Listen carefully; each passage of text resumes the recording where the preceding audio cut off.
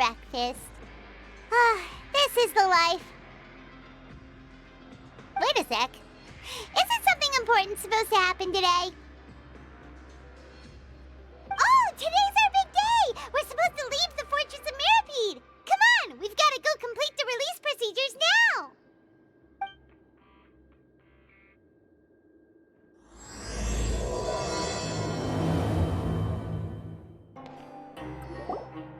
Please, sign here. This document will be effective immediately upon signing, and you two may exit the Fortress of Mirapede via the regular channels. It's been so long since we've been to the surface. Let's hurry up and... Huh? What's happening?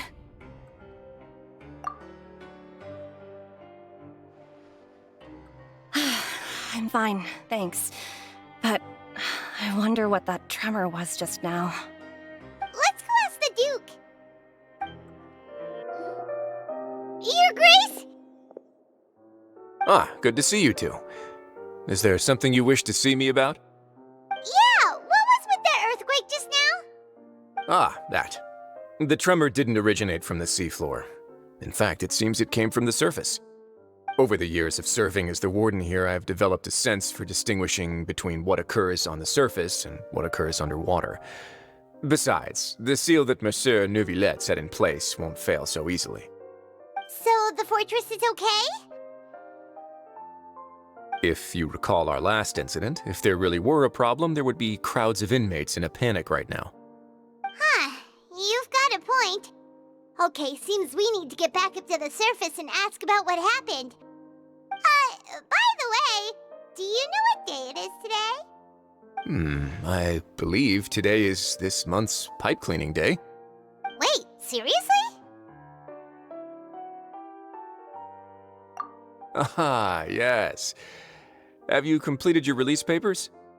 Yep. It's you two. Are you leaving now? That's right! Today is our last day in prison! But now that Paimon says that, it doesn't feel like we were confined here. It's actually been pretty nice! Oh yeah, Paimon feels fond of this place now! Then be sure to come back and visit. I'll miss you. If you've signed the release papers, then you're free to go. The guards will escort you out. You're not going to see us off? I knew you'd ask. All right, sure. Let's go. Well, you actually agreed. No worries, you must be busy. Paimon was just joking. Ah, so you do have a polite side, I see. After being down here for so long, I imagine you must feel like you're lacking companionship. Shall I come along too? Yeah, don't worry, we'll come back to see you. Paimon really likes the cafeteria here. The chefs sure do know how to make good grub. I hope you won't be here as convicts the next time I see you. We'll do our best to stay out of trouble. Well, it seems our work in the Fortress of Mirapede is finished. That's the end of another chapter in our journey. And since Neuvillette was the one who asked us to come here, we should probably go report to him now. Next up, the Palais Mermonia. You're going to see Monsieur Neuvillette? Please pass on our kind regards. I'm sure just your regards will do, no? I believe it would be the polite thing to do. You're right. I've heard the Palais has been terribly busy these days. Tell him that I hope he hasn't been overwhelmed by the recent string of troubles. The Palais Mermonia sure is buzzing with activity today. Halt! Huh? Oh, it's you two. Apologies. Monsieur Neuvillette did say you'd be welcome at any time. Excuse me, would you mind helping me take a look at this report? I'll be right there. Sorry, I've got my hands full here. You can see yourselves in. Everyone's so busy. Seems a lot has been happening.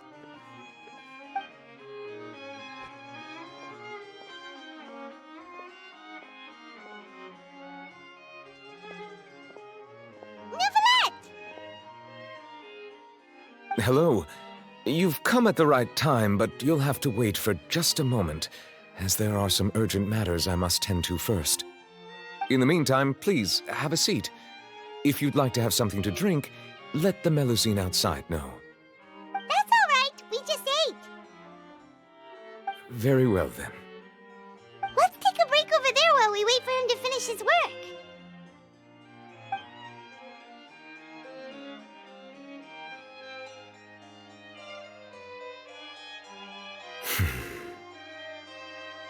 All right.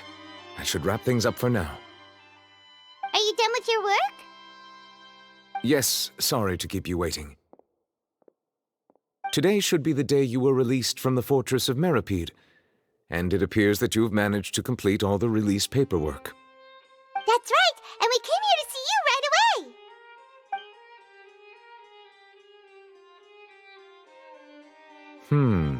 A massive whale. Do you have any idea what that might be?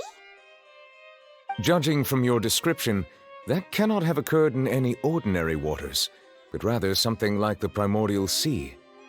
A whale of that size and shape cannot usually be found in the waters of Tevat. Therefore, we can only assume that Child is presently immersed in primordial seawater. Immersed in primordial seawater? But how? And is he okay? Most people wouldn't be capable of entering in the first place. I'm not completely sure how he could have gotten there myself. Yes? What is it? Ah, right! Paimon felt it too! We asked the Duke and he said it wasn't from underwater, so we figured you might know something about it. It turns out that I have just received a report about this particular matter. In fact, that's exactly what I was busy with a moment ago. The source of the tremor was here on the surface near Poisson. After the shaking stopped, the water levels in the Poisson area rose at an alarming rate. The water levels rose? Oh no! What about all the people there? Fortunately, the water levels only rose for a short period of time and have already returned to normal now. However, I still have a bad feeling about the whole phenomenon. If the change in water levels is connected with the leaking primordial seawater, then the situation in Poisson may be much worse than it appears. Navia should be in Poisson, right? We need to go check on her! I would also like to go there as soon as possible, but I'm afraid I can't leave just yet. We must immediately formulate disaster prevention plans for the surrounding coastal areas to avoid potential catastrophes. I'll have to ask you two to go to Poisson first. I'll meet you there to check on the situation once I finish things here. There's no time to lose! Let's get going! Please be careful.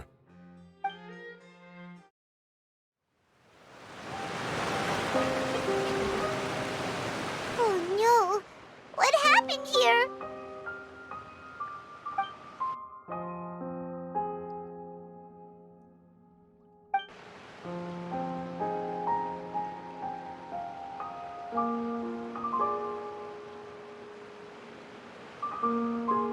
Navia should be around here, right? We need to make sure she's still... Paimon means we need to check on her.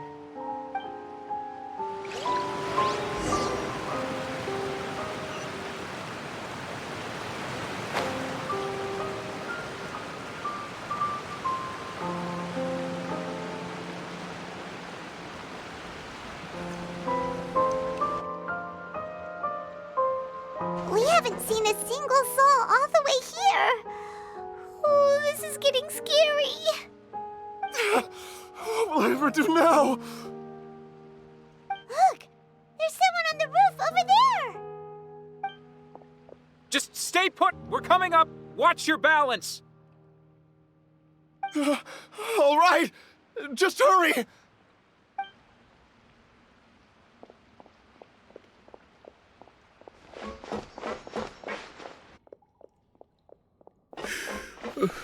I'm not young anymore. How will I survive on my own? My Desiree! Oh, pretty sad. My leg! My leg! How could this have happened? It hurts! Just hang in there. Help is on the way. You can hold my hand if it makes you feel better.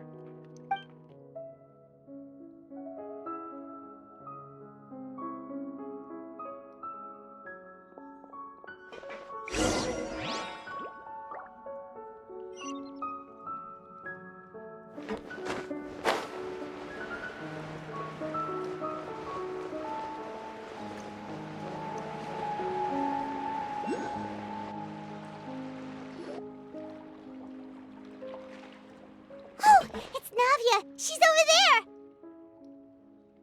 Hey, Navia, are you okay?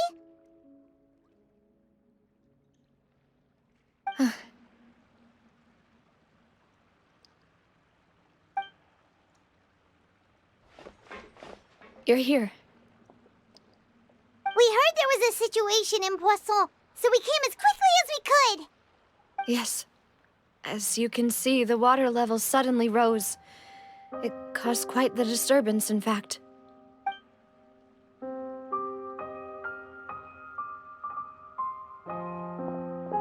Demoiselle!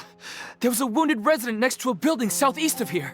We've already transported him to safety, but we've run out of medical supplies. He's wounded? How badly? He fell, so it's probably a broken leg. He's pretty shaken up. When the water level rose, he desperately climbed up to the roof. Once the water receded and he saw the ground, he became terrified and eventually... He jumped down then. Find the leader of Squad 1 and tell him to take the wounded resident to see a doctor. He should know where to go. Understood. I'll take over his search and rescue mission in the meantime. All right, you'll be in charge. I'm sorry. Where were we? The situation in Poisson? Ah, right. Allow me to explain. A little earlier, we suddenly heard a loud noise. At first, everyone thought that something might have exploded on an aquabus. But before we knew it, water started pouring out from everywhere. The rushing water seemed a little odd, almost like the unique color of primordial seawater. Some people didn't realize the danger and thought it was just ordinary water, leaking from somewhere. Everyone on the street who happened to be close to the water didn't have a chance to escape. As the water levels rose, they suddenly disappeared. They were all dissolved.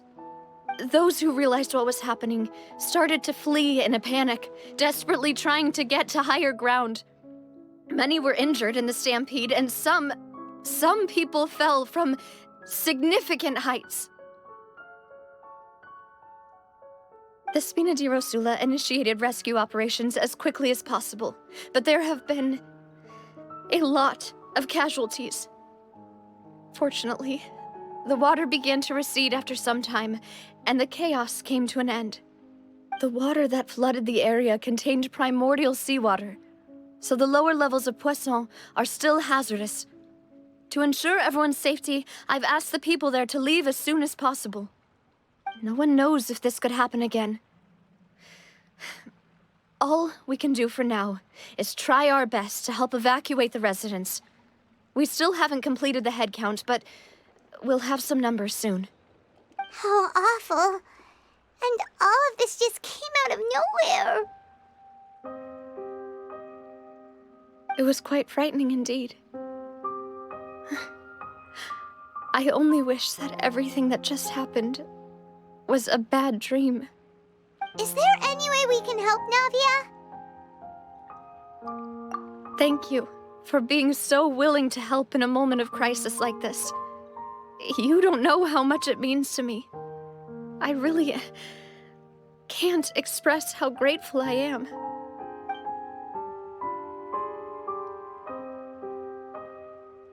Don't say that, Navia. That's what friends are for.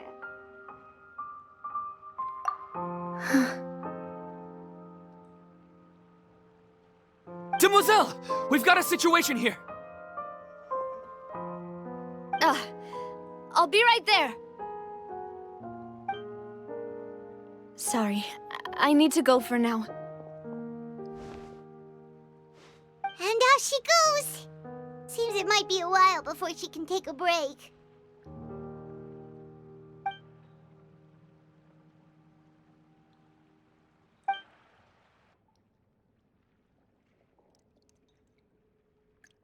Okay, the wounded are being tended to, and we finished a preliminary head count.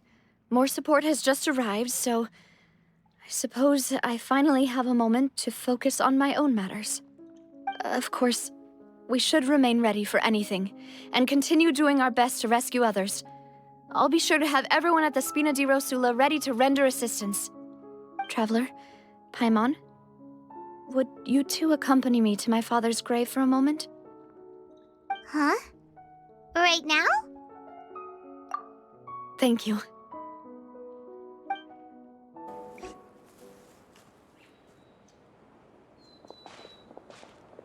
Not a lot of people here, huh? Well, given the time of day and the whole situation in Poisson, Paimon doesn't think there'd be a ton of people here visiting graves. Right. That's how things are now.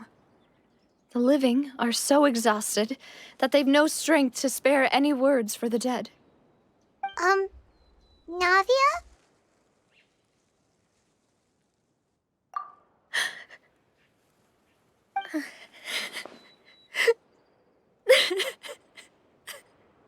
Navia, what's wrong?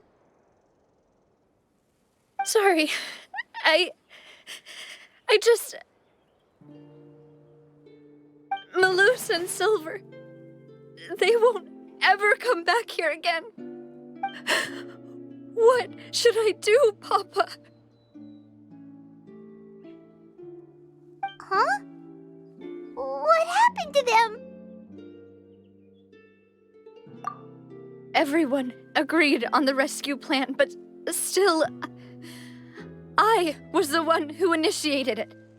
They were helping evacuate the residents, but they couldn't leave in time. And they were caught in the seawater.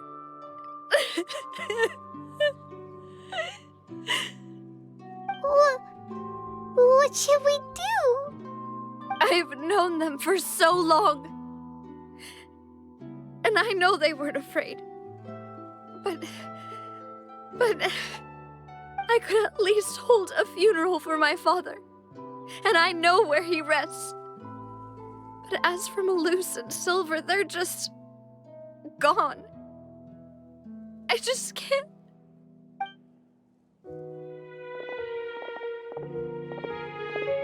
Everything looks so clean after it rains. Even the gravestones. I didn't expect that you'd enjoy a glass of red wine in front of Master Callus's grave. I can understand. Besides, the scenery here isn't half bad. See, it's not just me. I always want to bring something when I visit Papa. Perhaps we might even have a picnic. He wouldn't be angry, would he? How could Master ever be upset with you, Demoiselle? Yet the cemetery is the home of those who have passed, is it not? Everyone ends up here sooner or later, no matter who you are. Buying yourself a plot in advance, are you? No need yet. But when I do, I hope you'll let me be buried beside Master Callus, Demoiselle. Hey, stop joking around. I'm quite serious. That way, it'll save us both the trip to see each other whenever you visit your father's grave. That makes sense. In that case, could I be buried on his other side?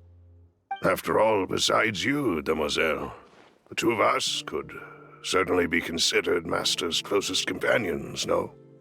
Personally, I believe we fill those shoes just fine. Why are you bringing this up all of a sudden? Seriously.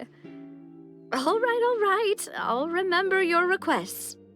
But I'd really prefer not to talk about this stuff. And What do you mean by saving me a trip?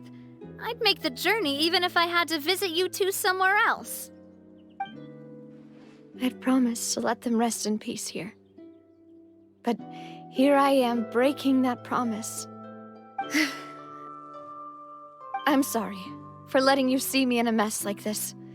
I don't usually cry, really. Paimon doesn't know how to help you feel better. But, well, she understands how you feel. I had always thought I could make my wishes come true. But now that I think about it, that never solely relied on me. Many things can only be accomplished with someone else's help. Malus and Silver have helped me so much. But by contrast, I could do nothing for them. I'm so sorry. You can spend as much time as you need here, Navia. We'll stay with you. Thank you. Right now, you don't know how much that means. By the way, you can have a look at this. It's a list of victims from the incident that took place here.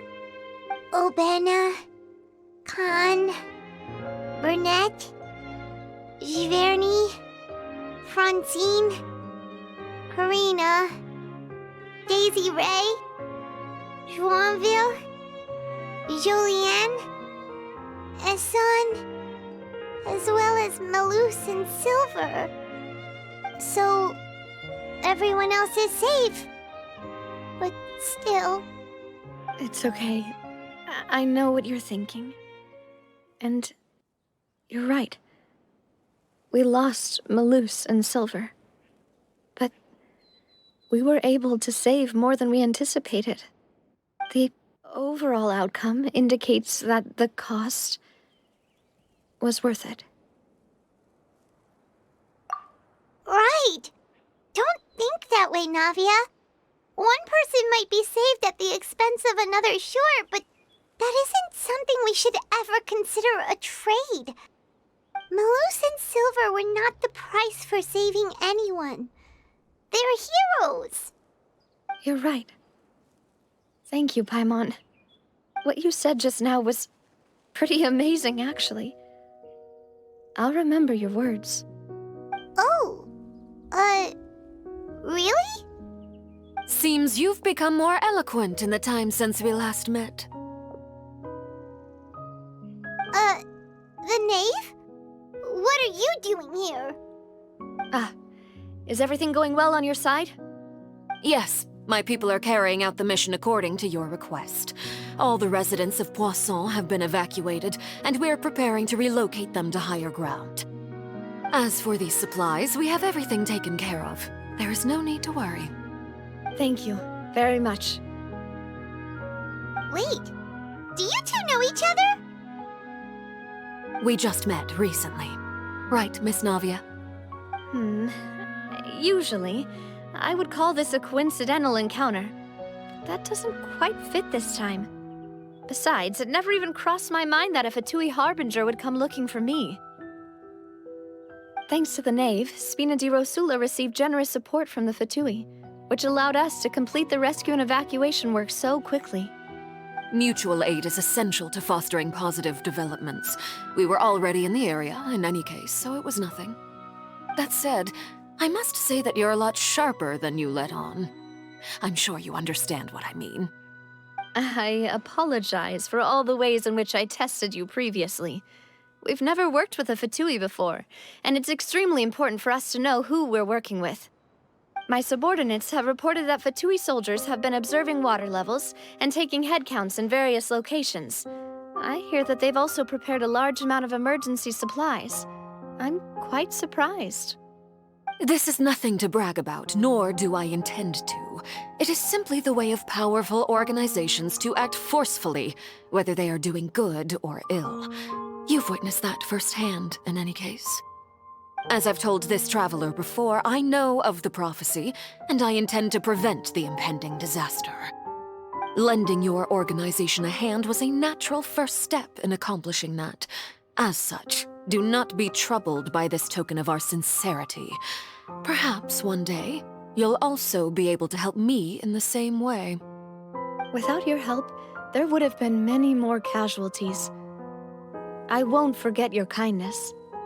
Furthermore, I sincerely regret what happened to Malus and Silver. I only wish that my people could have arrived a little earlier to prevent this from happening. Don't say that. You and your subordinates did everything you could. As Paimon said, Malus and Silver didn't choose to sacrifice themselves for any specific person, and they weren't the price paid for other salvation. They chose to become heroes themselves. I've never liked hearing people put it that way. It's like trying to relieve pain by saying some noble-sounding words. But right now, there's nothing more suitable. They really did become heroes. You're right. I'm sorry for your loss, Miss Navia.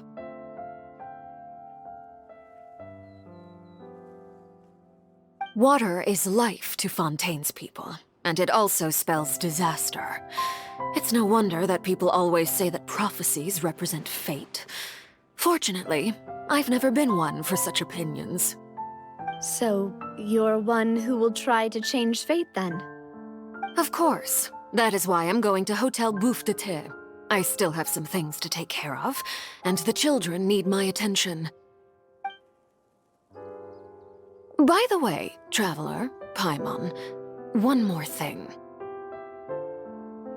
Alright, then we'll just... Huh?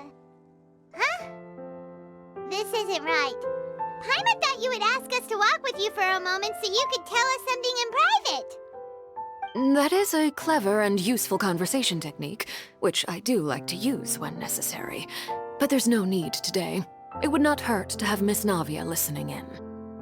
Traveler, I'm sure you remember that I said we could work together when we had the chance. You and I both know that there may be issues with the Primordial Sea. Previously, it was the Fortress of Meripede's sluice gate, and this time it was the water levels in Poisson. These are both signals. Indeed. Allow me to share the latest intel I've received from the House of the Hearth's intelligence network with you. During some recent investigations, a child claimed to have discovered some ruins near Poisson. The ruins date back to ancient times, and seem to be worth investigating in many ways. Judging by the dating of the ruins, they may be related to the prophecy and the coming crisis. The situation is becoming more urgent, so any pertinent information will prove extremely precious. My people initially came to prepare for ruin exploration. Unexpectedly, this disaster struck, and at present, we're all busy prioritizing the rescue effort. So that's why the Fatui were already in Poisson. I wanted to take the children along, but unfortunately, Linny, Lynette, and Fremine have all been dispatched to higher ground to assist affected residents. Linny told me that outside of the house, the person they trust most is you. Which is why I want to give you this task.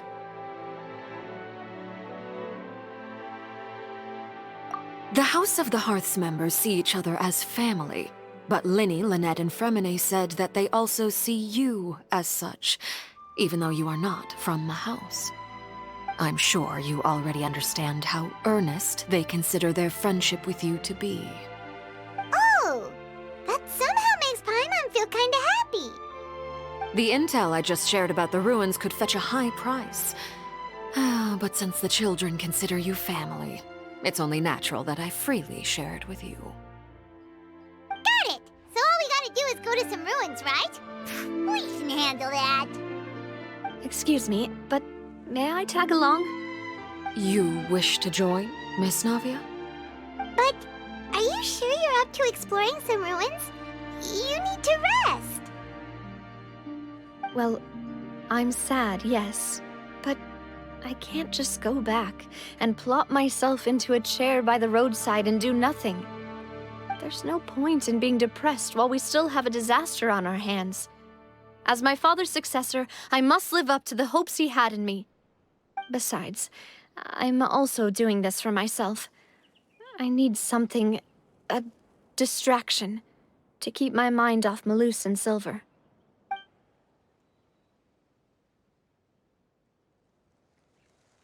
Since you put it that way, I have no objections. What do you say? All right? The ruins are to the south of Poisson. Here's the map. Okay, the three of us will handle it. Come on, let's pack up and get going. So, are these the ruins the knave was talking about? Whoa, talk about old. They seem to be pretty ancient, all right. Let's go in and have a look. Just be careful.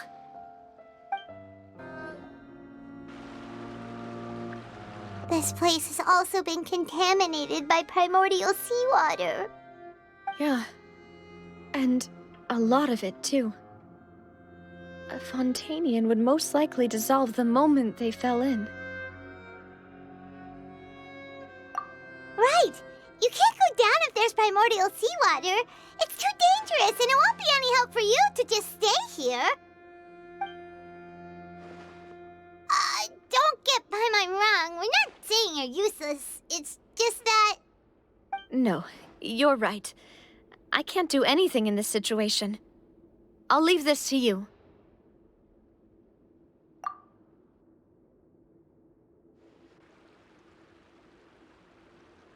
That complicates things. Maybe the only way left is forward. In that case, do you want to wait for us here? The water levels here are unstable, and there's a chance the water will rise. So staying here wouldn't be safe either. I'll go together with you. Perhaps we'll find the exit just up ahead. All right. Come with us for now then, but please be careful.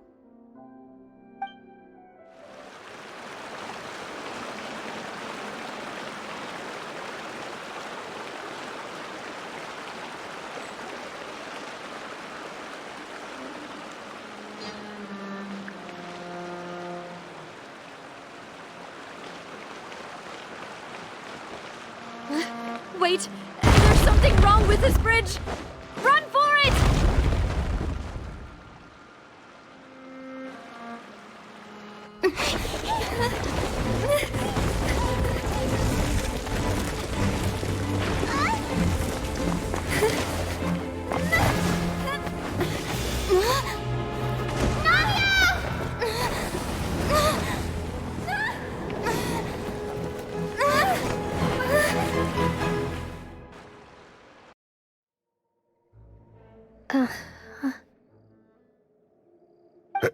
Demoiselle?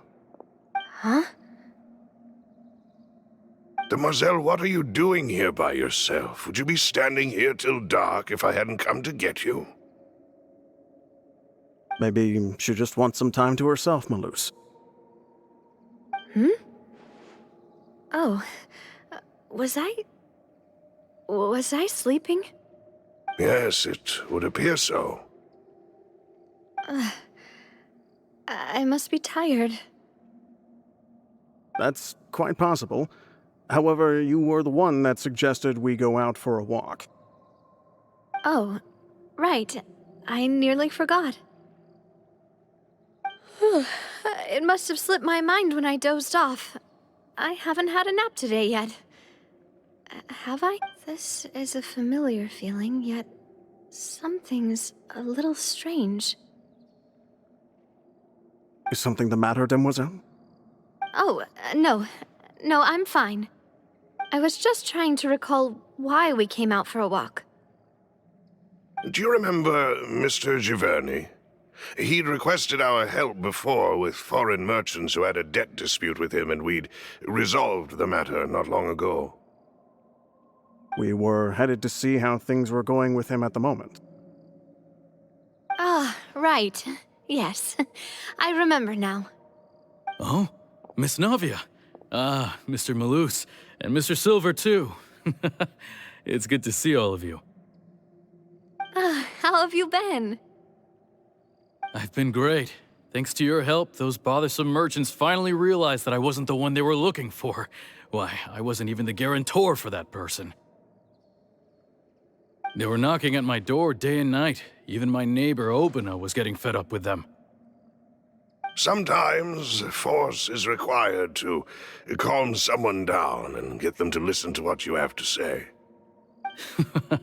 That's right. Oh, by the way, Burnett, what was it that you wanted to give to Miss Navia again? Oh, yes. One moment, I have it right here. Miss Navia, these are some flower seeds that I prepared.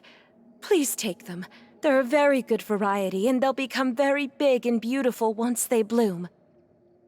I don't know what we would have done without your help, so this is a little token of our appreciation. I hope you won't refuse. Ah, did you cultivate them yourself? Thank you so much. I'll certainly take them. Malus, we do still have some empty flower pots at home, right? Why, we can have as many pots as you'd like, demoiselle. Perfect. In that case, we'll swap out some of the decorative plants for some of Mrs. Burnett's flowers. Very well. Wait. Something seems to be off here. Excuse me, madam. If I'm not mistaken, your name is Burnett, correct? That's right. Is something wrong? No, it's nothing. This is the first time we've ever met, but your name seemed familiar to me. I must have heard it when I was discussing things with your husband previously. I've heard this name before. Sometime recently, I'm sure of it. And why are there so few people around here? Where did everyone go? We must mind the time, demoiselle. We still have important things to attend to today. Huh? We do? Like what? Well, now, did you forget? Miss Navia, here you are. I've been looking for you. Please, come to the Opera House. Your trial is about to begin. My trial? Wait, why would I need to go to the Opera House? Yes, she's right, demoiselle. It's just about time now, so we should get going. Oh? All right then.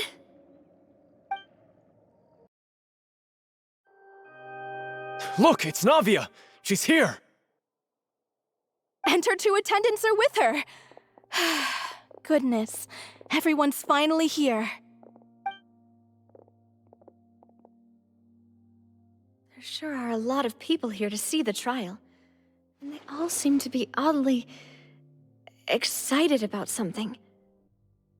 I even know some of these people. Karina, Desiree, Joyville, Jolien, Essen. Why are so many people here? And why do I have no recollection of this case? And as for the judge... huh? Where's Monsieur Neuvillette? Please sit in the defendant's seat. Don't worry, Silver and I shall accompany you. All right. But are you sure you can stand behind me? Typically, it wouldn't be allowed, but today is an exception.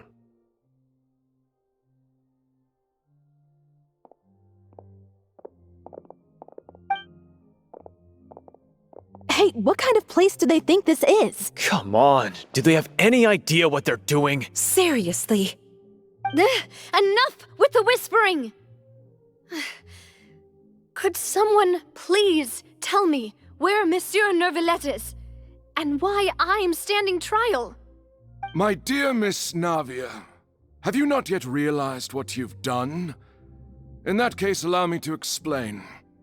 As all here know, you are Master Callus's successor, the head of the Spina di Rosula, someone held in high regard by every soul in Poisson. After you took over the Spina, you treated all of us just like the late Master Callus had. If anyone in need reached out to you for help, you responded. Not only you, but your butler, your subordinates, Nearly everyone in the Spina di Rasula fought for the well-being of those in Poisson. Wait a moment. Aren't you just proving that I'm a good person? Yes, correct. Absolutely right. And that is why you stand accused. You have helped so many people get through so many difficulties. You are one with us. We are inseparable. We are one big family, all of us who are from Poisson, inextricably linked. And with you being so important, we couldn't possibly do without you. Therefore, this fair and honorable court shall declare you guilty, and you shall stay here. You will be together with us forever. Huh? What are you saying? Everything you have said is correct. I have indeed done a lot for my hometown, and I would be willing to be with you all, but what is the purpose of having me stand here like this? What is there to discuss? Ah, well, if that's what you think, then I have no further comments. How wonderful, Miss Navia!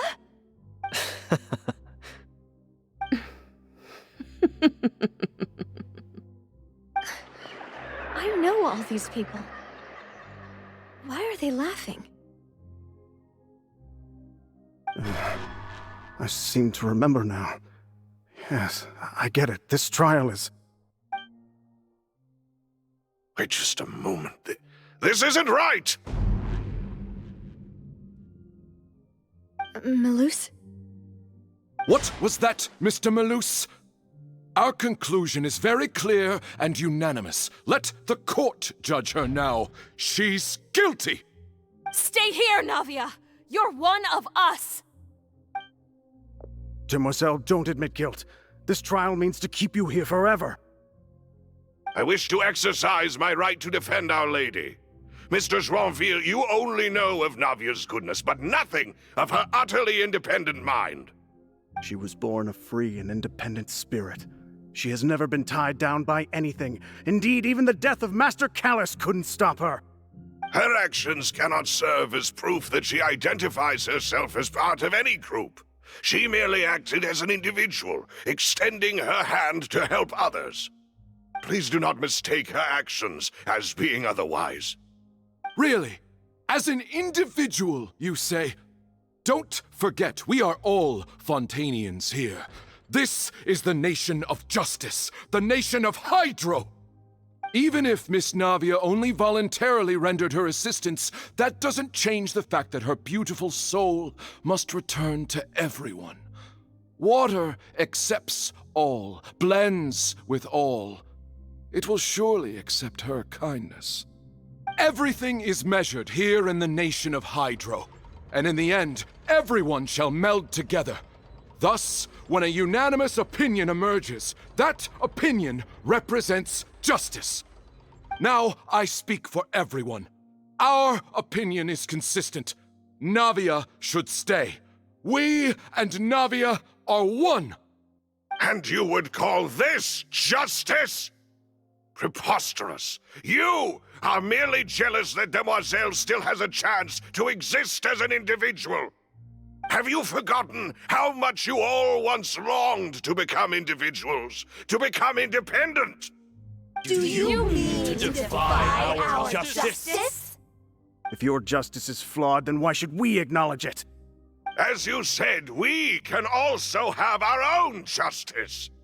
Silver and I shall defend Demoiselle. And that is how we will enforce justice. My head... It hurts. Demoiselle! Silver, it hurts. My head is spinning. All I can see is stars swirling in front of me. I remember now. Everything that seemed odd from the very beginning.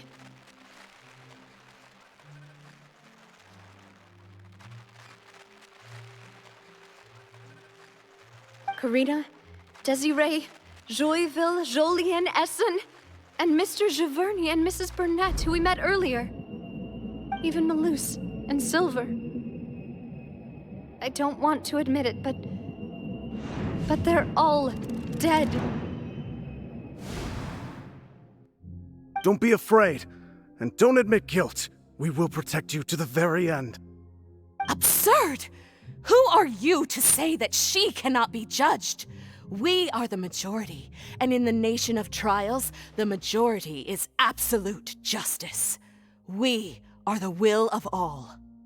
Don't let them escape! We shall keep Navia here with us! Mr. Malus and Mr. Silver, must you be so stubborn? How could the two of you possibly hope to stand against the collective? Do not resist. This judgment is fair and just. Navia belongs to us. After all that happened, she should not be left alone in Poisson. What are you saying? No more excuses! He says we're jealous. Jealous? How could she possibly be an independent individual? What's with these people? Who's jealous of her? She belongs to us! Miss Navia, she... Silence! That's...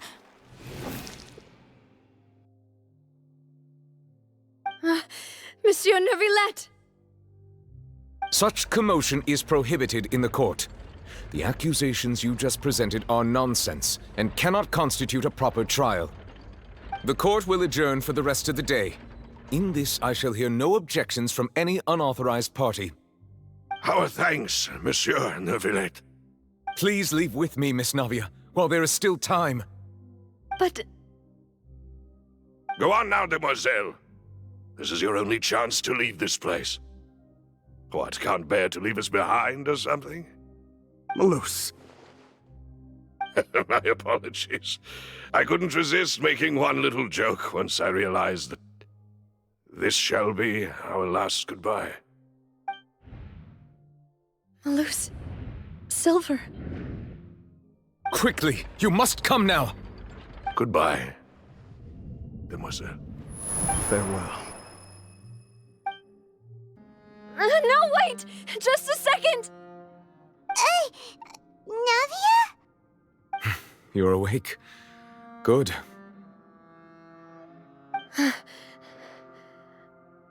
I must have been dreaming. Malus and Silver were still alive, and they were defending me at some insane trial. It looks like you're all right. Did all the sad feelings cause you to have a nightmare? Paimon could give you a hug. The ruins you were exploring suffered a cave-in. When I arrived, I found you falling toward the water. You were just about to be dissolved within, but I...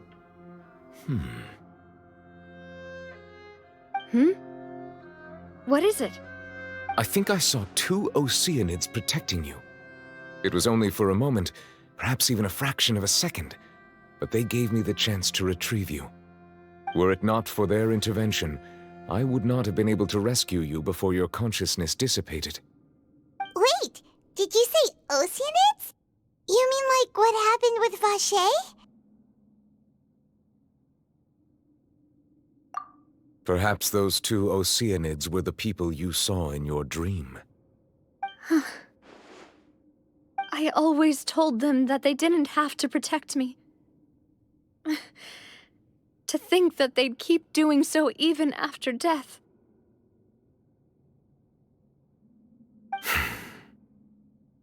Please come with me.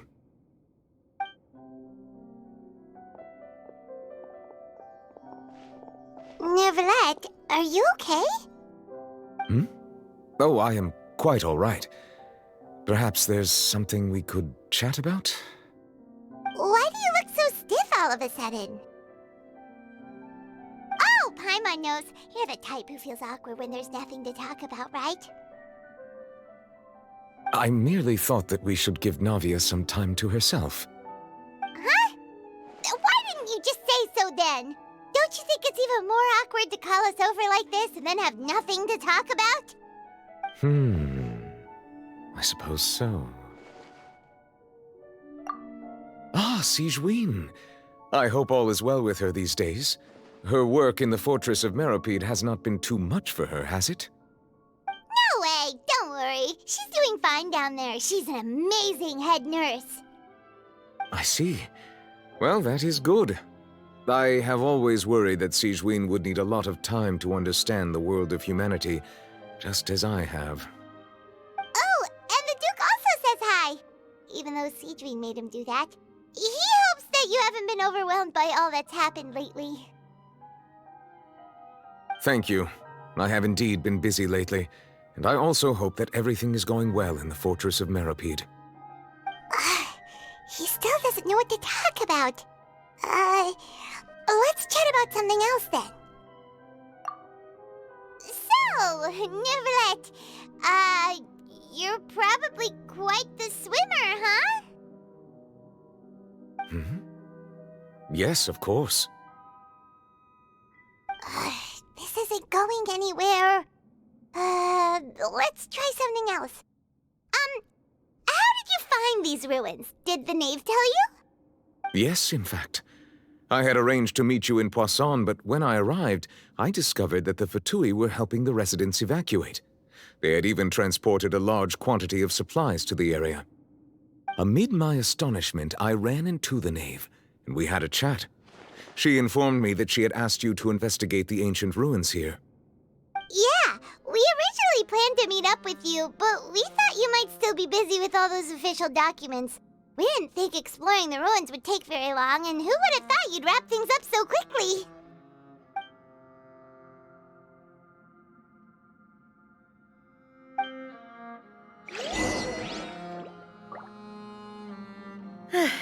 I'm sorry to have kept you all waiting like that. I'm feeling much better now. I guess we should get going again. Will you come with us, Monsieur Neuvillette?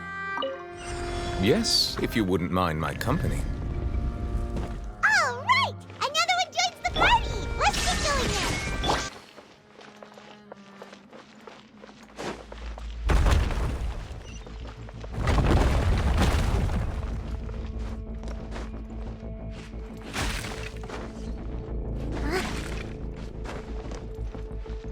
It seems we're almost at the top. Keep it up!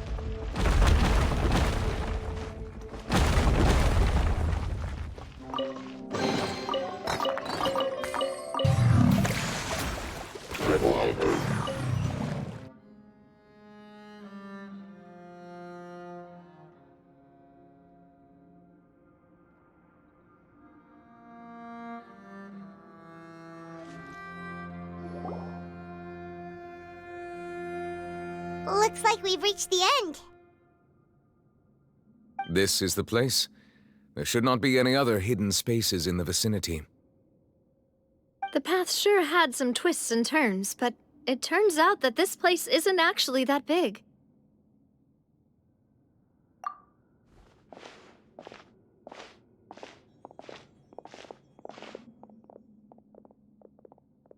Stone slates? It seems like they were put here as an offering. Could we take them down and have a look? Perhaps we should just leave them be for now. There are 4 locations in total, but only 3 stone slates. The slate that should be in the first empty spot is missing. The surrounding walls also show signs of damage. There's something written below. Let Paimon see. Reason dictates that this nation be destroyed. I shall record the history of its future here in its past. Say what? It feels like someone left these slates and these words here for a purpose. But does he mean that Fontaine should be destroyed? That would fit the circumstances dictated by the prophecy, yes. Indeed, the slate's contents correspond to it. Take the second slate, for example. There's a person kneeling here.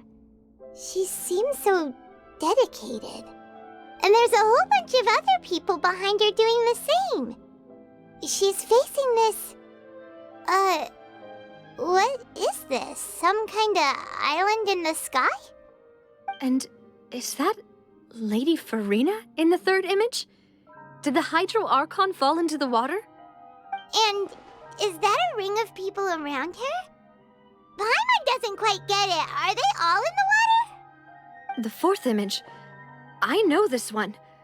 This exactly matches the content of the prophecy.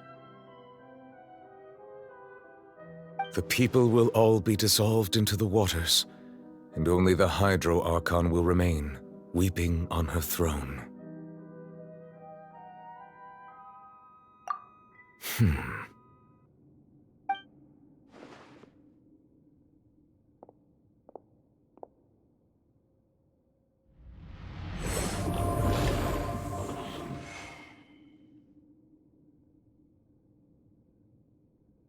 More information should be hidden in these slates, but I fear I cannot easily uncover it, most likely due to us missing the first slate. I am very sorry. Don't blame yourself, Monsieur Neuvillette. Deciphering ancient stone slates isn't one of your duties. Ooh, Paimon's getting the chills just looking at these slates. This says that it's the history of the future, right? That means the prophecy's sure to come true. I really hope it doesn't mean that. Still, Paimon feels like these images are kind of weird when you look at them together.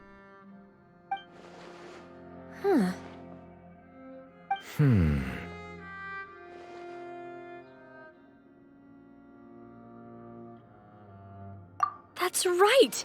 If the images are in chronological order, shouldn't the fourth, the waters drowning Fontaine, come before the third, where the Hydro Archon herself falls into the water?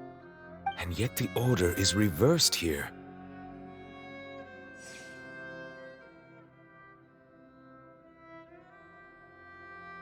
If we go by timing, Lady Farina only emerges in the third image. That means that the person in the second image might be the previous Hydro Archon. Egeria, then.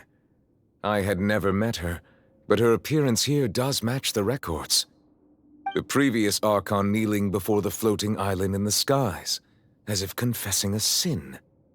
Did she herself commit that sin? And if not, why would she be in such a posture? Also, I'm still wondering why these ancient stone slates are here at all. Judging from their contents, could this place be the origin of the prophecy? Does that mean that someone, or some people, once saw these slates? But who would have created these slates and left these words here?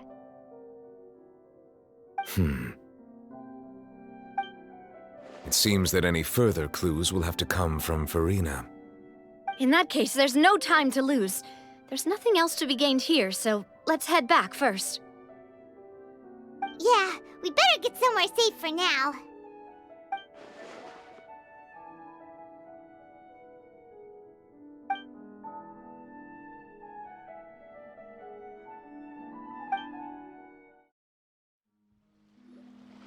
Let's split up here. I'm going to check on what's happening with the Spina. You know how it is. There's some things you just need to be there for yourself. You still have energy for that, Navia? Paimon's already beat. Just head back to the Fleuve Cendre and have a rest then. Thanks for keeping me company all this time. I'll depart as well. Thanks for your hard work today. Rest well, everyone. Traveler, I will go talk to Farina tomorrow morning to ask about the stone slates. I'm sure that you're concerned about this matter as well. If you have time, drop by my office. I will share the results of our discussion with you. Are you really gonna talk to her about this directly? Will that be a problem? Paimon's getting a little scared now that it's come to this. She has long been harboring secrets and will not give them up easily, which makes it all the more my duty to ensure that she understands the present situation. All right, we'll leave it in your hands then. You're probably the best person to talk to her anyway. I will be carefully considering my words tonight. Traveler, Paimon, our safe house at the Fleuve Cendre is always open to you as ever, so please don't think you're an imposition. All right, I'll be on my way then.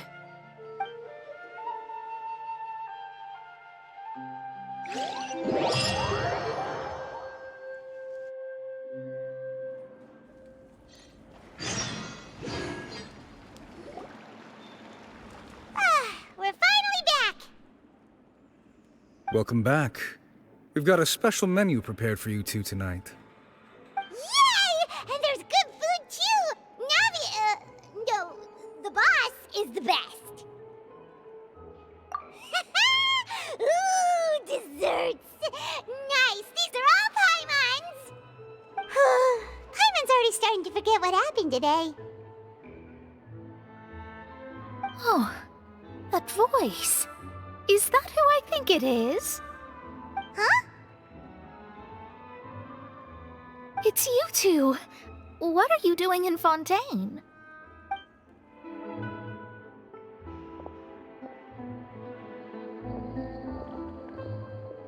Mona?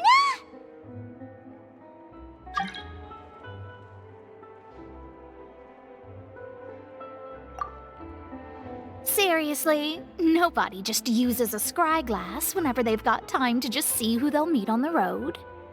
Still, we didn't expect to see you here.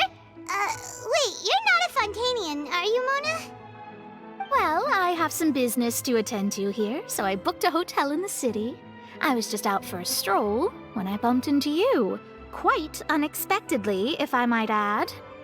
Why did you think I was from Fontaine, though? Is that because Magistus doesn't sound much like a Mondstadter surname? Yeah, let's go with that. Well, I used to have my own surname, which was, well, some other thing. Either way, the old hag told me when she took me as her disciple that the first step to being a great astrologist's pupil was to change that name. There was nothing for it, really. She really is amazing at astrology, so I changed my name to what it is now according to her wishes. To my surprise, however, Magistus is not the name of some ancient house or clan. It isn't? Nope. Although it is used by us in place of surnames, it generally just means great. Wow! Imagine including a boast in your name. Wait, are you gonna have to put that into your genealogy as well? I reckon so. In any case, I'd give my disciple a name like this as well, if I were to take one. Astromancer Barbeloth Trismegistus. Whoa, that's a long one. Does it also mean great or something? My name means Mona the Great Astrologist. As for the old hag, hers is, in plain speech, the thrice-as-great Scholar of the Stars. Just take it as a title specific to astrologists. Thrice as great? That's so petty. I know, right? That's just how she is. She used to call herself Magistus, actually, but when she took me in, she changed her name to Trismegistus. Talk about excessive. Magistus is thus the calling card of our school, so to speak, which makes it about the same as a surname. It's all right if you don't get it. You can look into it further should you need to study astrology more deeply. That sounds terrible! But anyway, you're not Fontanian, are you, Mona? You're from Mondstadt, right? Well, I was born in Mondstadt, yes. My parents migrated to Dornman Port, and I traveled with the old hag for a while, after which I settled down in Mondstadt City. Oh, that's a good thing then. At least we know you won't be dissolved by Fontaine's waters. Speaking of that, I'm sure you're aware that a bunch of things have happened here in Fontaine, right? I know you're not a local, but I'd avoid getting too close to any water that looks strange all the same. There's something ominous about it. Well, the water, I mean.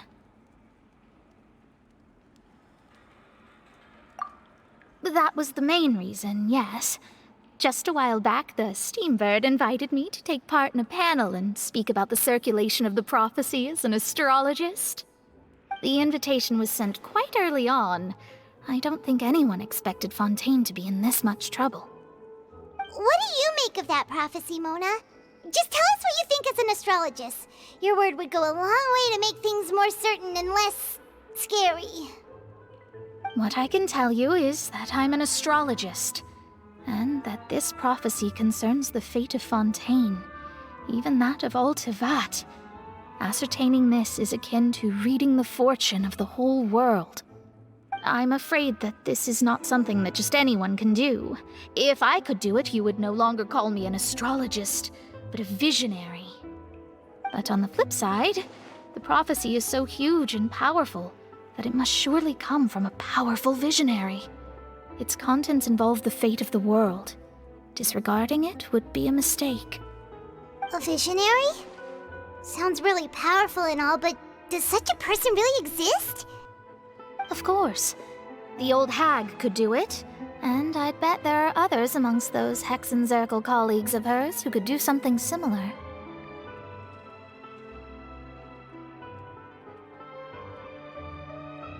Huh? Are you sure? All right, I'll help you. It isn't often that I see you with such a serious look on your face. I'll tell you once I hear back from her. Thanks, Mona! You're amazing as always! Oh, well, this is something only I can do after all. So yes, your praises are quite welcome. That's the greatest of astrologists for you! Of all the people we know, you know the star's the best! Indeed. That's the spirit. Oh, sorry. I came to see what all the commotion was about. If there's anything you need, do not hesitate to inform the Spina di Rosula. Oh, whoops. Guess we were getting a little too carried away there. Well, I'll go tend to my own business now. If I receive any news, I'll be sure to come find you two again. And there she goes, quick as rushing water. And here we are with the Spina guy giving us suspicious looks. Right, but we were able to recruit Mona's help, didn't we? Our Fontanian friends will thank us someday.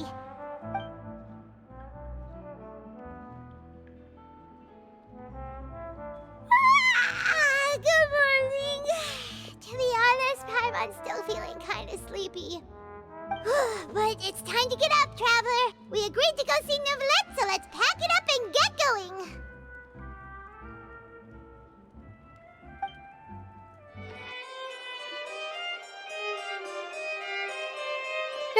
You're here! Finally! Is something wrong? Monsieur Neuvillette and Lady Farina, they seem to have gotten into a dispute. Please go see for yourself.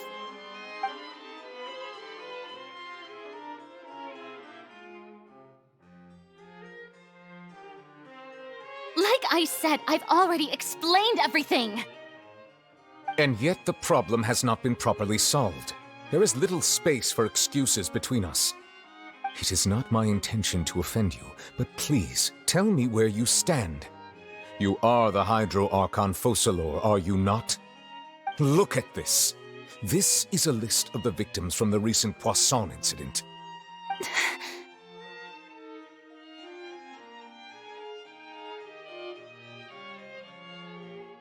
You mean...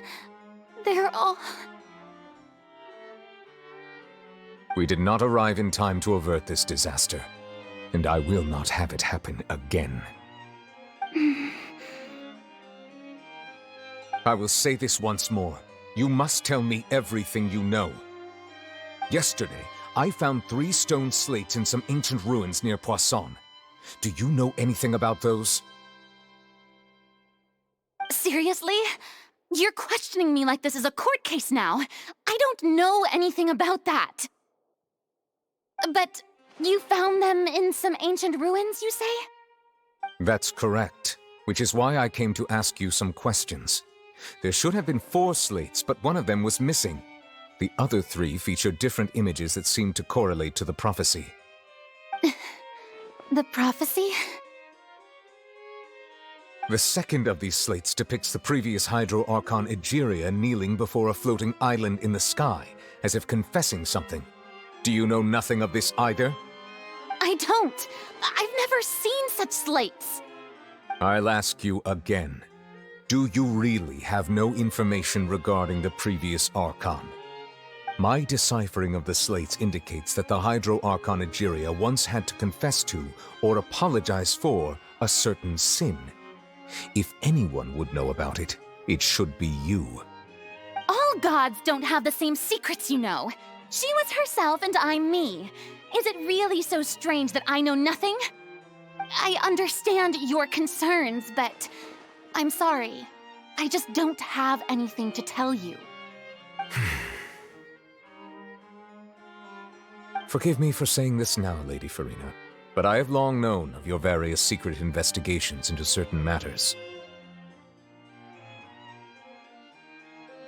There are several indications that you have been investigating the prophecy on the sly. This is not strange in itself, considering that you are the Hydro Archon. But it is strange that you should also claim to not know any of Egeria's secrets, as well as do nothing following your inquiries. You have never been as superficial as you have presented yourself to be, nor are you a fool. And yet, your behavior is very inconsistent.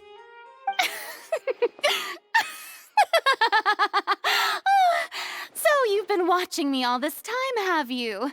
I didn't think you were that type. You... Well, since you know about my secret investigations, then you should know I'm actually working to take care of it. There's no point questioning or suspecting me. You're the Eudix, but you're still my subordinate. You should be following my lead. Just trust in me, you're Archon, and do as I say. Never mind whether you can truly convince yourself to or not. It'll all turn out fine.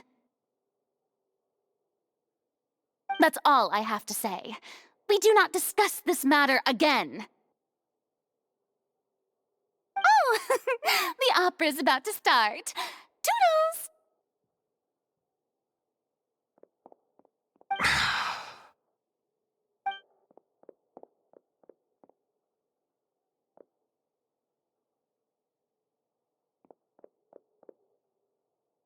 Did Farina not notice us standing by the door?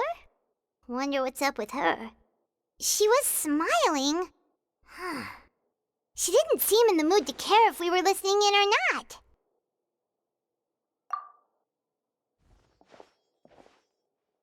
I assume you've been outside for a while now? Oh! You noticed! Seems Farina didn't even realize we were here. She was in a great panic, though I cannot discern the reason. Our discussion reached impasses time and again, a state of affairs that we cannot allow to continue. Still, I do not understand.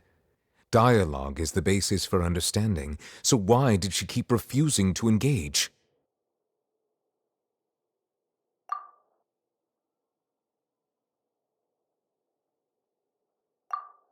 Everyone in her inner circle has noticed that she is hiding some secret.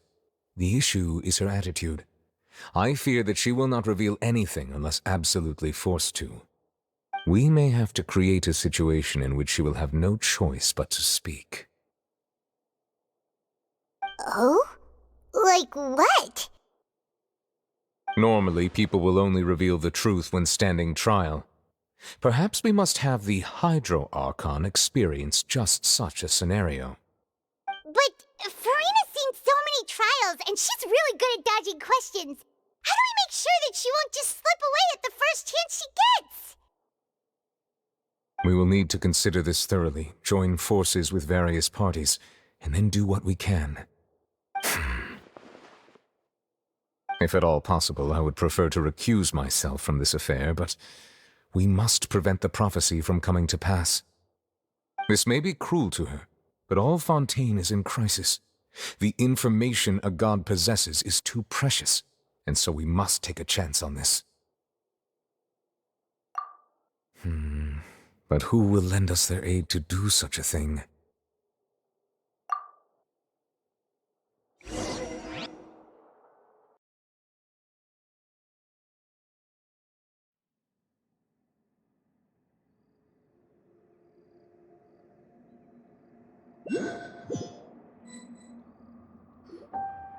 Well, that's everyone, huh? Speaking of which, it was pretty smart of you to think of hiding here. Poisson was just involved in a disaster, so it's presently devoid of people. That naturally makes it the best choice. And here you are drinking tea like it's the most natural thing in the world, huh? That's what family should do. Sit and enjoy a leisurely time together. It's nice to enjoy tea here, you know? Care for a cup?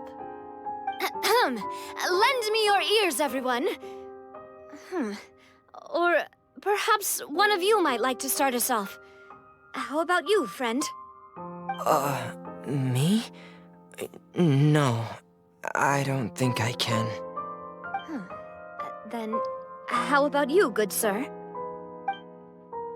I fear that I will cause the mood on this boat to become as somber as it is in court. Well then, I guess we're lucky we've got a local like me to organize things. Wonderful, the spotlight at last. I guess I'll be facilitating things from here. That was a little long-winded, don't you think? Oh, you might be right. Anyway, to cut to the chase, our friend here, the Traveler, has brought us together to discuss something. As for what that is, well, let's start by saying that we'll be pooling our efforts together to create a series of traps. Oh, how intriguing. Well, it's just an expression, really. One that I just learned from Chlorand, and used on the spot. So, let's invite her to explain in detail. A round of applause, please.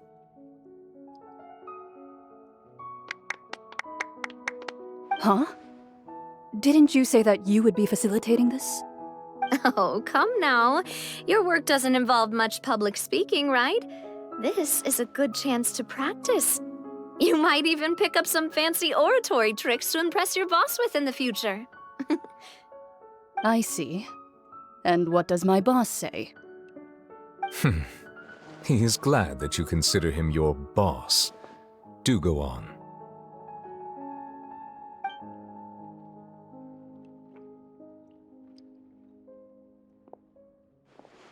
In that case, do any of you have experience hunting? Not that I recall. Fremine and I once used a wooden stick in a basket to catch wild rabbits when we were younger. As for Lynette, oh, right. You were sick that day, weren't you? I've also gone diving to catch some fish before. Does that count? I'm afraid not. You may or may not have heard, but Fontaine once played host to a group known as the Marechaussee Hunters. Though that was their name, they did not hunt animals, but rather various monsters left behind by the ancient dynasty of King Remus. Today, Fontaine's monster population has already thinned greatly, so the hunters have blended back into society, taking up arms in other lines of work. They even left a unique methodology of hunting in their wake. A trap comprises of the following components: bait, a trigger, and a containment device. Sometimes a lethal implement will also be necessary to deal with the prey. So, if we were to build a trap together, right now, what would you choose to build it with? For me, I would prefer something basket-shaped. Pigeons and rabbits will see the bait and naturally enter the snare. Our line of work requires a deft hand, and we're some of the best in the industry, so you can count on our techniques.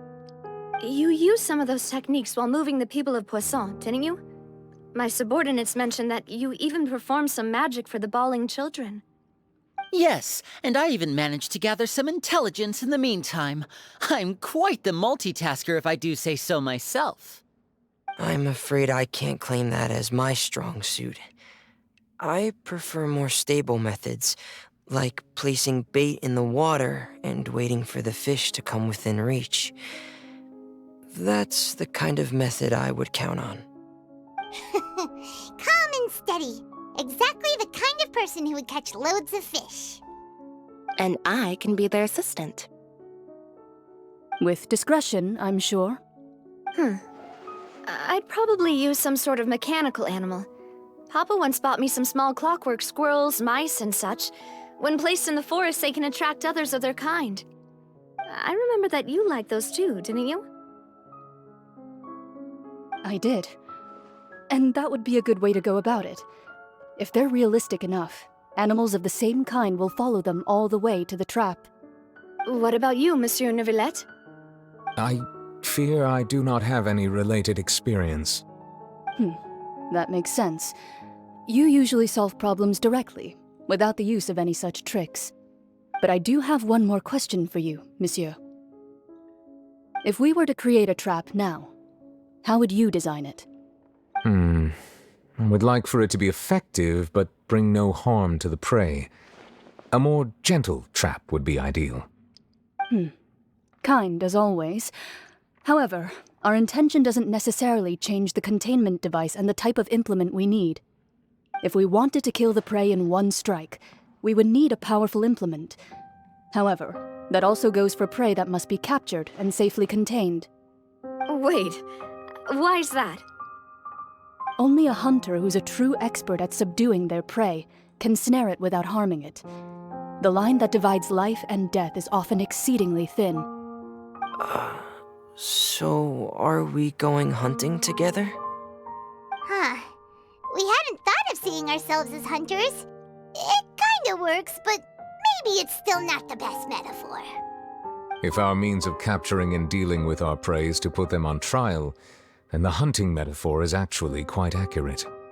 But we shall require much more courage than any hunter to judge a god, a being whose seat is an exalted throne. Oh, so that's what's going on. Sounds very interesting.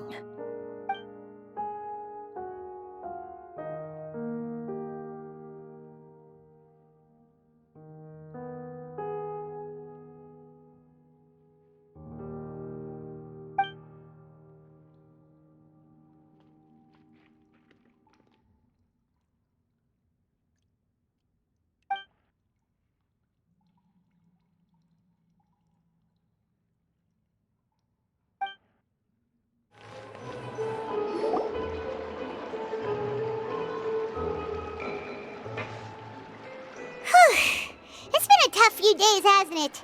So much has been happening. Paimon didn't think the meetings would go on for so long, but everyone seemed pretty fired up, huh?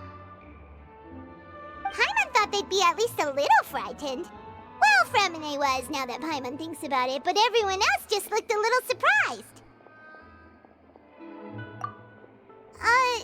Well... It's hard to say. Paimon doesn't have any experience with this sort of thing. But with you around, Paimon sure will do great.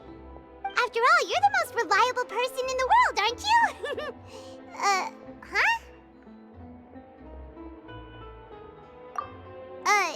Did you just pour some tea? Paimon didn't notice you doing that at all. Then what's that? Paimon's never seen that cup before.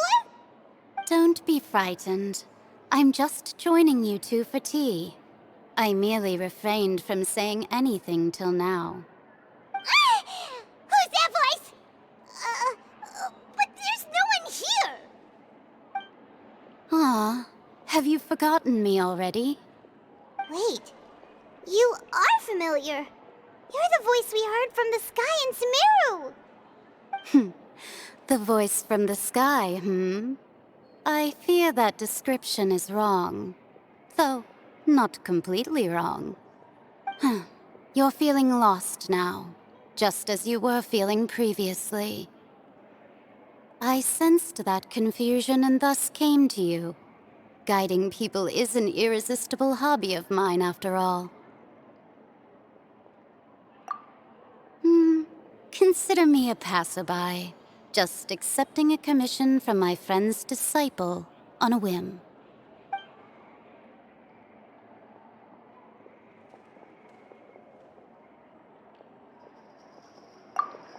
The prophecy. Yes, what has been prophesied will be fulfilled. You may view such things as the history of the future. What? Then is there any way we can stop it? I believe you have witnessed a failed attempt with your own eyes. Can everything in Tevat so easily be changed? Ah, so you've caught on. Just as prophecies are usually only the future as seen from the perspectives of the gods, could things be happening in hidden corners where the gods' gaze does not fall? Are the things that you shall see different from the fate that the gods perceive?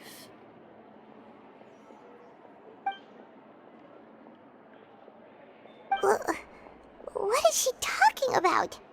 It all sounds really impressive and important and stuff, but it also sounds kind of scary.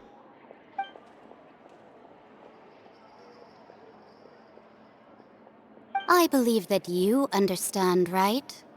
Some things are insignificant, but others you must reach out to change.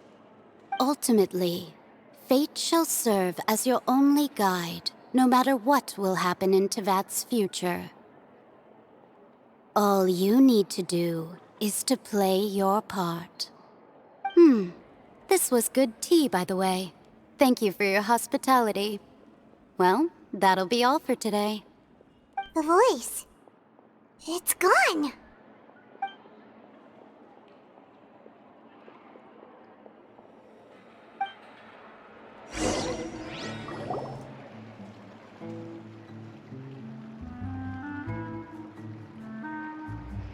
What? I want to hear someone talking. Alright, coming! Hey, it's you who's getting lazy, okay? Well, I see I've walked in on some lively banter. Luna! Fine, just fine. I went to take part in that Steambird panel. It turned out to be more interesting than I expected. Not all Fontainians are pessimistic about this. One journalist mentioned that sitting around and waiting for the end to come would be wrong, and that they should make their own rescue preparations. I agreed, so we had a brief chat with her. Did she have pink hair by any chance?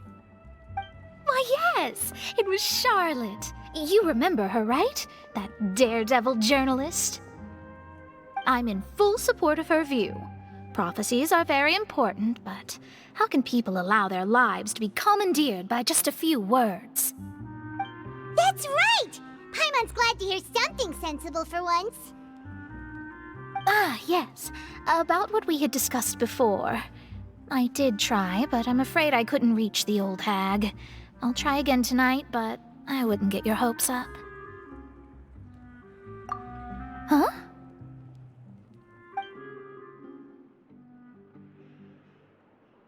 Goodness gracious. Are you serious?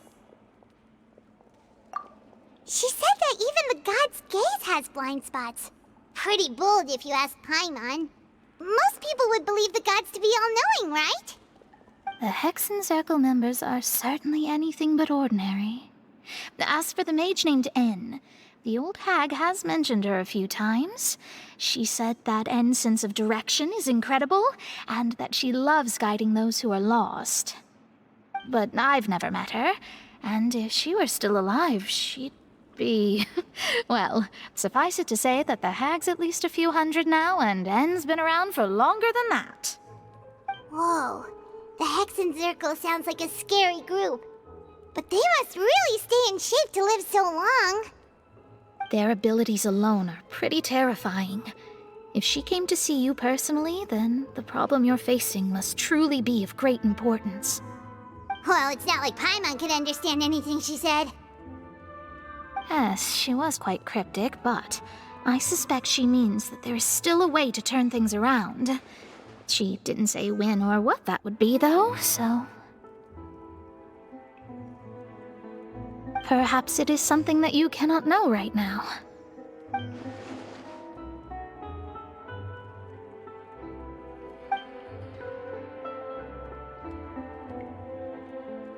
Traveler, Paimon, are you two all right?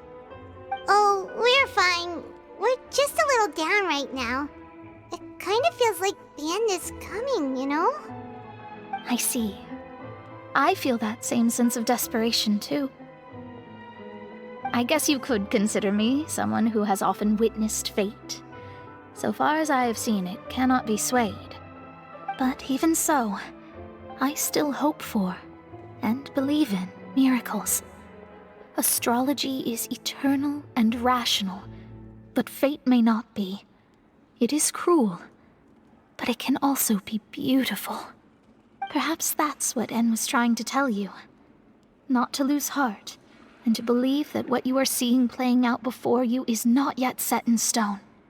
I did originally think of steering clear of all this, but I couldn't. Even if this is all futile, I still wish to help everyone. If we don't struggle to the last, then how can we face the end when it comes? Huh. You do have a point. There I go, talking about astrological principles again. Sorry about that. The moment I start talking about work-related stuff... I need to get going. It was worth trying to comfort you, even if only a little. I believe that you'll help those who are struggling in the same way I did. I suppose that might be why we always seem to meet by coincidence. Paimon feels kinda moved by what Mona said. But also kinda sad, too. Hey, Traveler. Paimon suddenly feels like going outside for a walk. Let's go. Let's walk around the city, shall we? There's a few spots we always like to walk by. Huh? Our names are written in this newspaper. What's going on? Let Paimon see! The underwater stronghold, the Fortress of Meripede, has continued in its noble autonomy, but that does not mean that others cannot interact with it. My recent attempts to enter the fortress bore little fruit. Huh. Guess Charlotte still hasn't given up on that.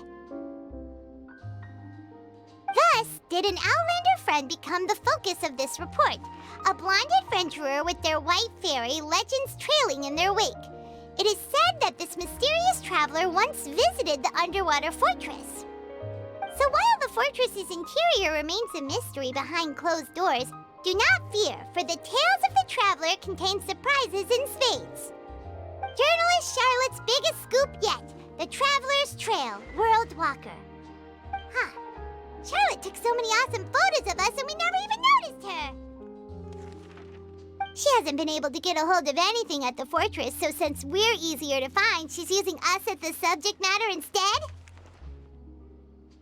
Ugh, seriously? Well, fine. Those headlines and photos do look cool, so Paimon will forgive her this time.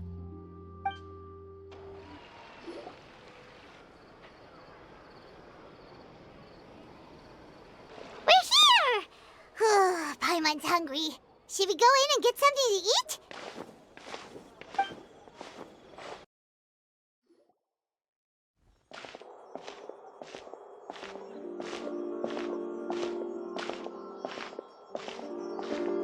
Hey, quick! Look! That's the limited edition only 16 slices a day cake! It was so delicious the last time we tried it! Despite the tense situation we were in, let's give it another go. Paimon's sure it'll be great. 1 slice of cake, please. Someone showed up after all. Oh, wait, you're the one from the Palais Mermonia. Oh, are you here to buy cake too? It seems Monsieur Nervalette was right. You really can eat. Wait, did he really say something like that? That's right. Even he has his own preferences when it comes to food. As for me, I love the cake and coffee here. Do you come here often? Usually every day. Every day? It's part of my daily schedule, apart from work. I shall have my cake and coffee. Then what if someone told you one day that this place would be closing soon, and you wouldn't get to eat cake here anymore? What would you think? But why would it close? Well, Paimon doesn't know either, but maybe the waters will rise tomorrow. You know, like in the prophecy. Oh, the prophecy. To be honest, I haven't paid much attention to that. No, still, even if there'd be no more cake tomorrow, that wouldn't keep me from having some today. No, it's the same for eating in general. You might not be able to eat tomorrow, but if you can do so today, then you should carry on. That's what people call living, you know. Huh. Don't be sad. Excuse me, could I have 2 more slices of cake to go? These 2 slices are for you. Sijuin said that this kind of expression you're making is what humans call being sad. Oh, you know Sijuin?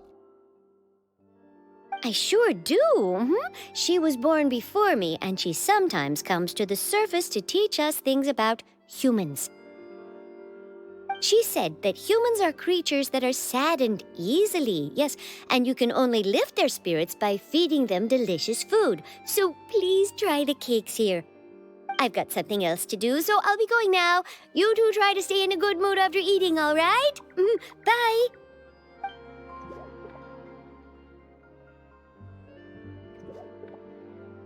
And there she goes. All right, let's dig in. I'm sure this cake will be delicious.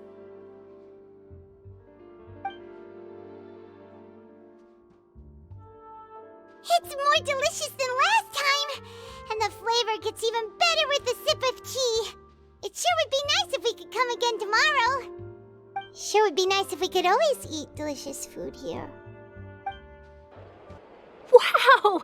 If it isn't the Traveler and Paimon! Oh, have you seen the article I wrote about you? Ha!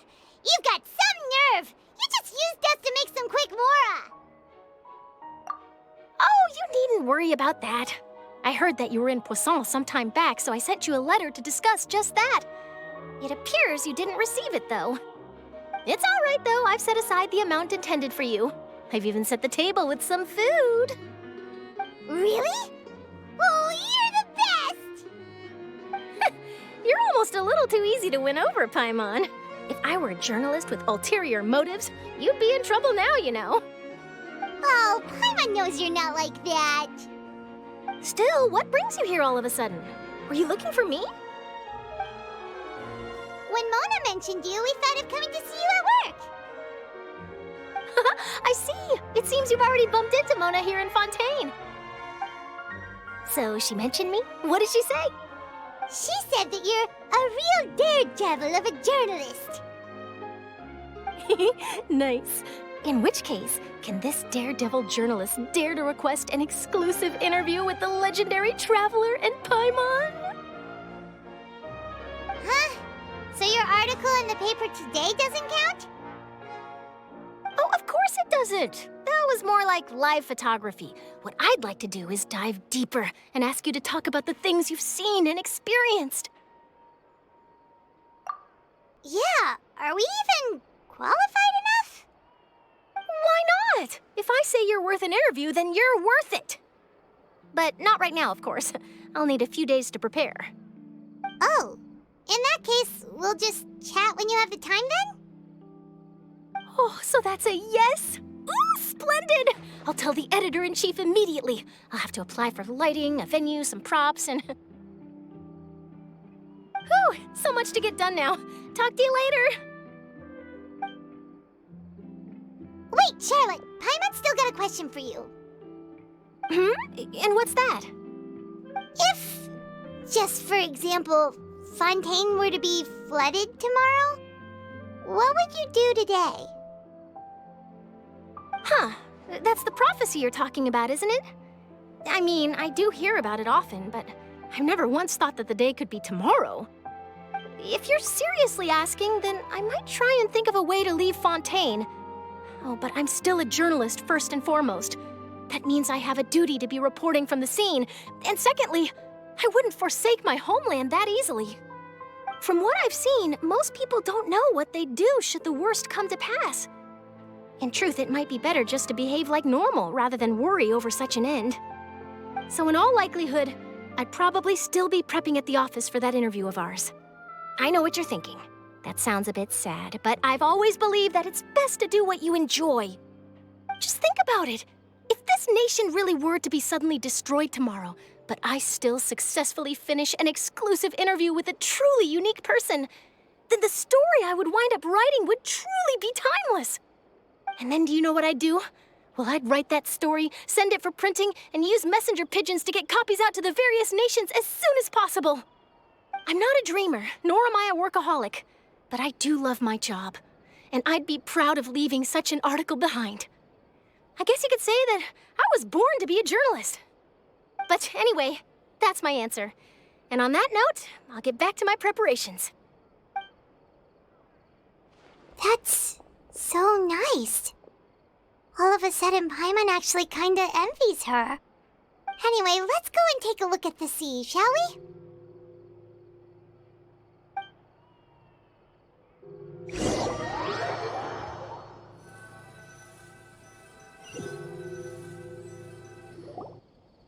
The sea breeze and scenery can be a pretty soothing combo, huh? Paimon's been thinking. If it wasn't Fontaine, but all of Tevat that would be destroyed tomorrow, where would we go and what would we do? No, Paimon should ask, if you could choose, what would you like to do?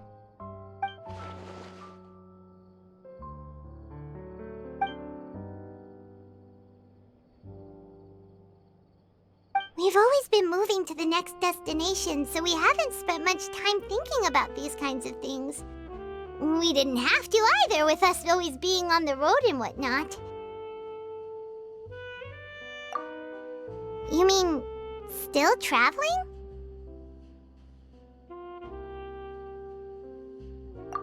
Huh. Wait, isn't that what we've always been doing?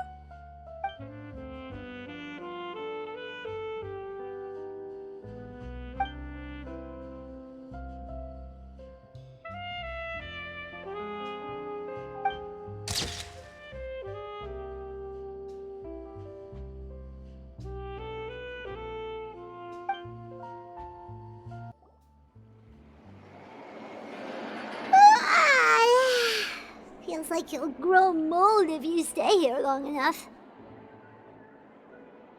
But it's still better than the Fortress of Meripede, that's for sure. It's not only damp there, but salty too. Ah, so the two of you are still here. Wonderful. Oh, you're from the Palais Mermonia, aren't you? Yes, I'm Isadora. Monsieur Nervillet sent me to look for you two before. I heard that afterward you went to the Fortress of Meripede. Not at all. I'm well aware that you're friends of his. Actually, I'm here to pass along a message from him. Yes, inside the Opera House. The Maréchaussée Phantom has declared the incident a small-scale riot. A riot? Well, that said, I don't personally think it was that serious. Lady Farina was watching a performance at the Opera House, and while she was resting during an intermission, some other audience members suddenly started harassing her, loudly accusing her of doing nothing about the prophecy crisis. And before she could respond, others started to join in. The crowd continued to grow, and protests against the Hydro Archon started to break out. So people have started to put the blame on Farina.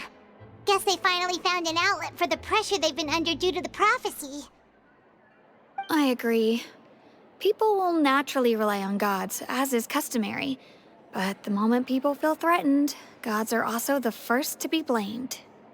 So what happened after that? Is Farina okay?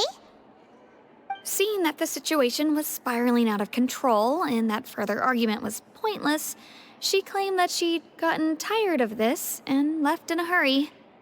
The Maréchaussée Phantom had their hands full maintaining order and did not catch where Lady Farina had gone.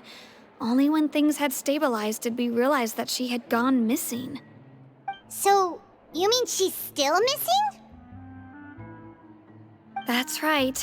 The Maréchaussée has dispatched many people to search for her, but we don't have any leads yet. That said, I don't think there's much to worry about. She is a god after all. Even if she were to fall into the hands of rioters, what could ordinary people do to her? Good. Monsieur Nervillet sent me to tell you about the situation, but he didn't say anything else. Don't worry, this is more than enough to go on. Thanks for keeping us informed. Ah, is that so? Well, alright then. In that case, you two take care. I'll be heading back to the Palais now.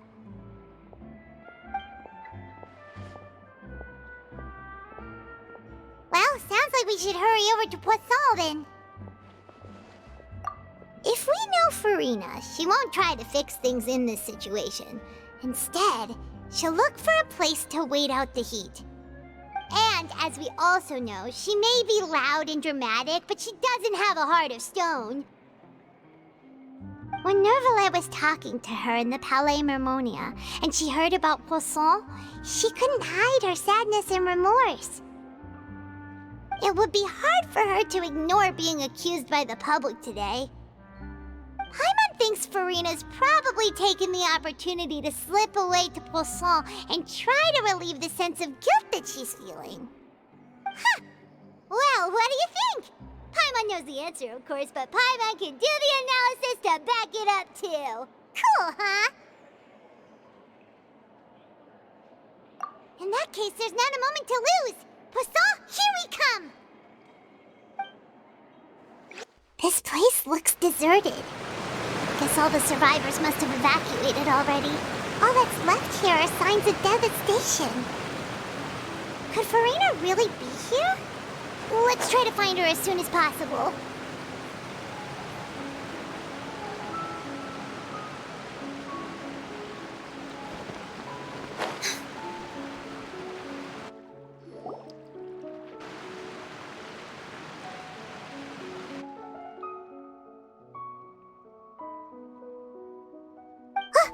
That's Farina, right over there.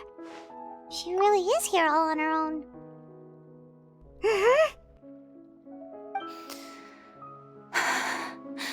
Should I just give up? This is all meaningless. What was meant to happen did happen after all. Everyone's dead. I'm sorry. I'm so sorry. Give up, Farina. There's no point in holding out. I'm sorry. But what can I even do other than to repeat meaningless apologies over and over? Who's that? Don't worry, Farina. It's just us.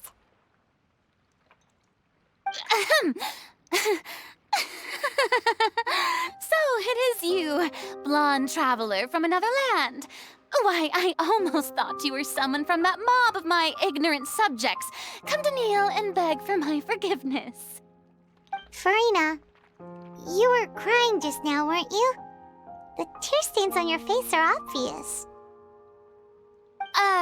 What do you mean, tear stains?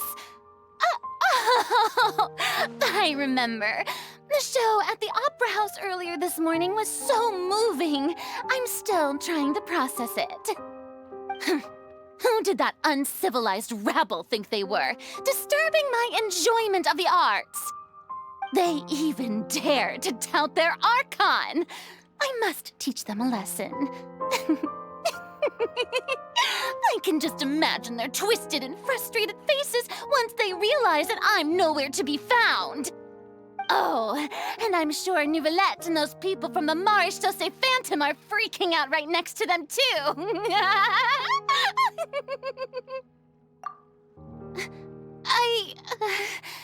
Of course not. Hey, there she is! The Hydro Archon's over there! Quick, after her!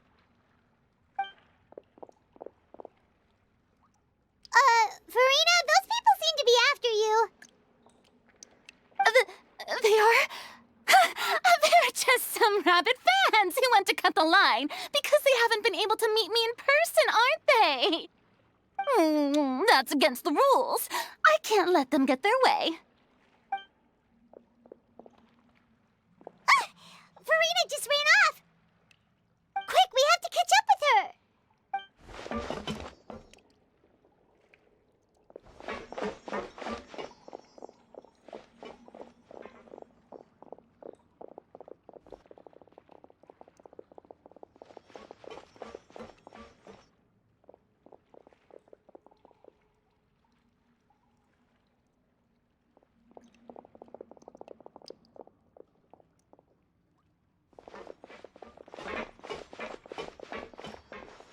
This should be the place, right? Hey, Farina! There's a good hiding spot over here. Quick, come to Paimon before the rest of them catch up to you. What is this place? Hurry, they're almost here! Fine. I suppose haste is warranted. Lead the way.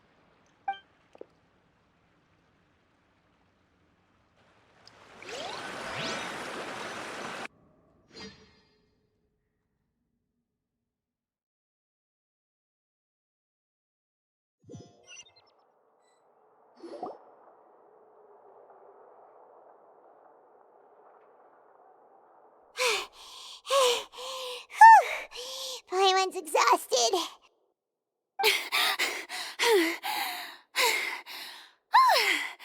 I'm so tired. I totally thought they had caught me. No, I mean, I merely gave in to the sheer enthusiasm they displayed.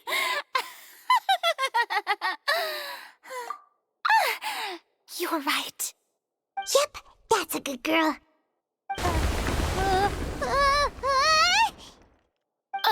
What's happening? The ground's shaking. Is it an earthquake? Yeah, a quake of this kind preceded the flooding in Poisson, didn't it? It can't be. It's happening again. Well, there's no need to worry too much about that. Neuvillette made some emergency plans, so the evacuation should go a lot smoother this time. Yeah, I hope you're right. But the people of Poisson, they've already...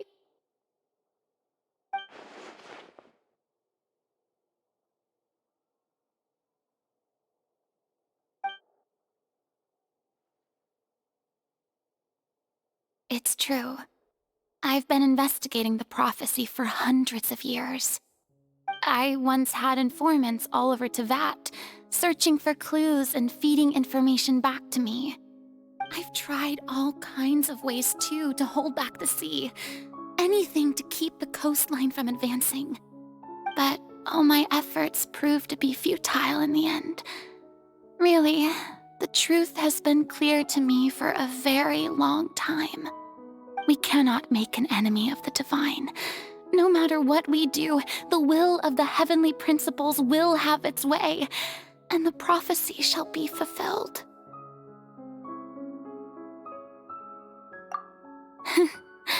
Give up. I do love the sound of that phrase. It would mean finally coming to terms with fate, but also for me to finally be free. Indeed, I've thought about giving up so many times, especially after we almost lost Poisson. Fate is really unreasonable, isn't it? It has no heart and obeys no rules. The prophecy has only just started to come true, and so many people have already lost their lives. But just now, it all became clear to me. I still don't have the right to come to terms with fate on behalf of everyone else. As long as the final moment hasn't come, it's still not too late. Don't worry. I will keep hope alive for everyone until the very end. Well, that's enough for now. I got the impulse to play the stricken maiden, but honestly, considering my rank and station, that wasn't a good fit at all. Don't take any of what I just said seriously. How could I possibly let Fontaine fall to the whims of trivial prophecy? Come on! Paimon could have sworn you were actually being honest just now.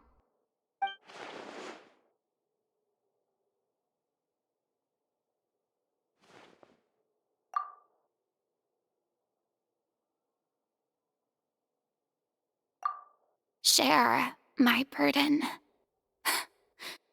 That's impossible. It was fated right from the start that this would be my duty alone.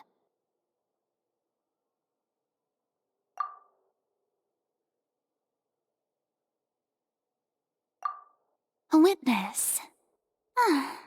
Yes, I've heard that you came to Tevat from beyond the stars, yes.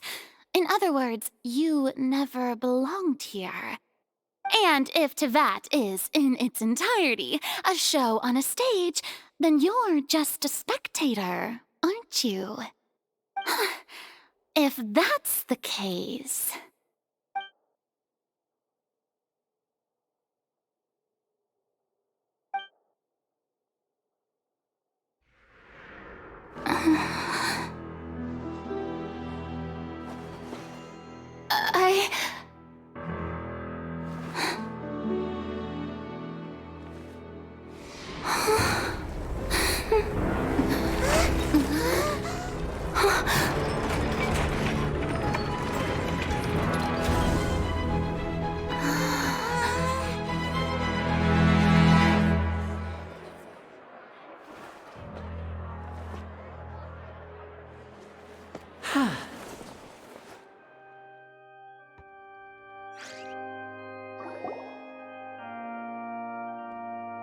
Ladies and gentlemen, this concludes my opening performance.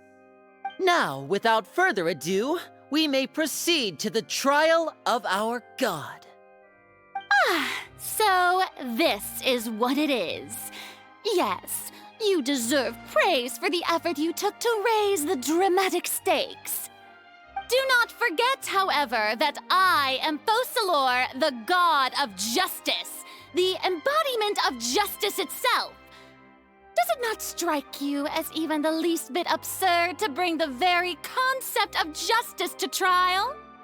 May I interpret these words as your refusal to stand trial? In that case, you will have the opportunity to defend your honor through a duel. You would draw your blade against a god?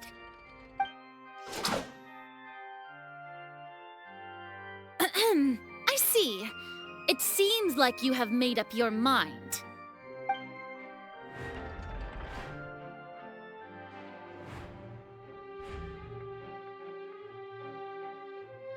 Paimon can't believe it.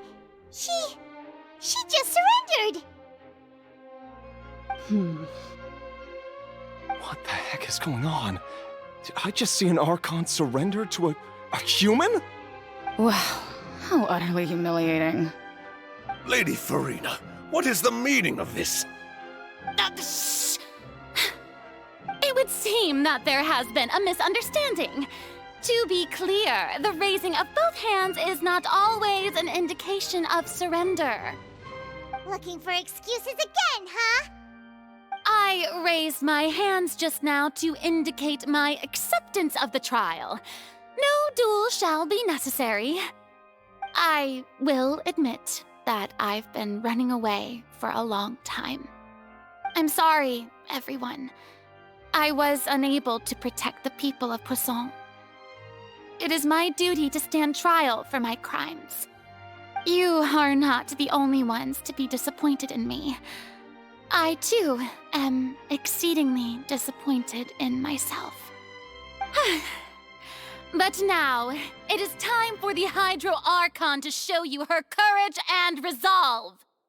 I, Farina, will use this trial to show the world the true meaning of justice.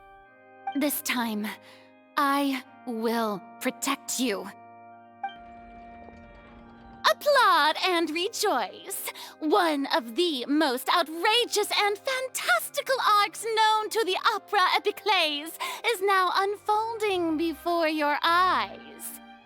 Mark my words, this shall be one of the most exhilarating and brilliant shows ever to grace the stage of Fontaine. The trial of the Hydro Archon, Fosalor, will now begin! Woohoo! Oh, now we're making history! Why does it feel like Farina just took over the whole thing? Like, come on! Didn't she just get forced to stand trial for her crimes? Also, even though she's still acting super dramatic, she is taking this seriously this time, right? All right, then. Who will be my opponent in this trial? The court asks the prosecutor to please take the stand. Is that so? Very well. Then please speak, witness of Tivat, my accuser and fated opponent.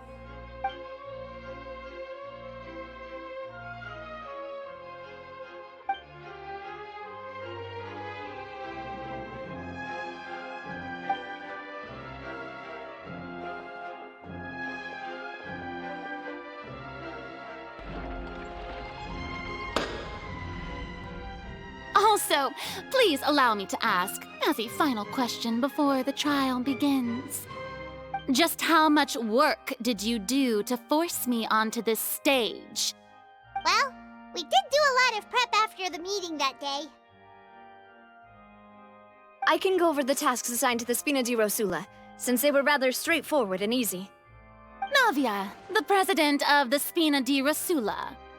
Most of the people who participated in the disturbance this morning were my subordinates. They changed into plain clothes and came to the Opera House as regular audience members, waiting for the perfect opportunity to incite insurrection against you. The people's resentment against their Archon has been building as more and more of the prophecy is fulfilled. A spark was all we needed to turn smoldering anger into a flame. Moreover, according to our understanding and analysis of you, when something like that occurred, you would likely flee the scene and head to Poisson by yourself. So, we arranged for a second group to lie in wait there.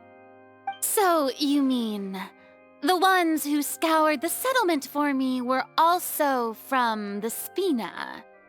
And their goal was to force you to step into the giant magic box so you may personally participate in the greatest magic performance in all of Fontainian history. That's right. That house was a magic box, rather than someone's residence. As the super ultimate version of the setup that I used when I first performed at the Opera Epiclese, the volume of the box was increased by a whole order of magnitude, and the distance it traversed was the entire gap between Poisson and Aranias. Its cargo, of course, was an Archon instead of a human. My thanks, Farina. Without your help, we could never have pulled off such an extraordinary performance. You're welcome? Of course, this performance was only made possible with Father's support. The House of the Hearth spent a massive amount of labor in Mora to pull this off. We had to select a location, construct the giant magic box, dig a tunnel, and open up a path through the water. It was a lot of work for all of us. So, in other words, the earthquake that we felt within the giant magic box was just a normal tremor from the transportation of the whole house? That's right. It wasn't a sign of another disaster to come. Then, I can guess Nervilette and Cloran's parts. You gathered a crowd, prepared a stage, and made sure that the champion duelist would be immediately ready for a fight. Also that as soon as I appeared on the stage, the trial may commence without a hitch. Am I right? Yes, that is correct. Well, Clorand, I must commend you for your courage. Only the most outstanding champion duelist in all of Fontaine would accept a duel with an Archon without flinching. Thank you. As for you, Traveler, I suppose your role was to keep me distracted with conversation once you found me in Poisson. You'd make sure that I didn't notice anything amiss before revealing yourself as my prosecutor once we'd arrived onto the stage. Oh?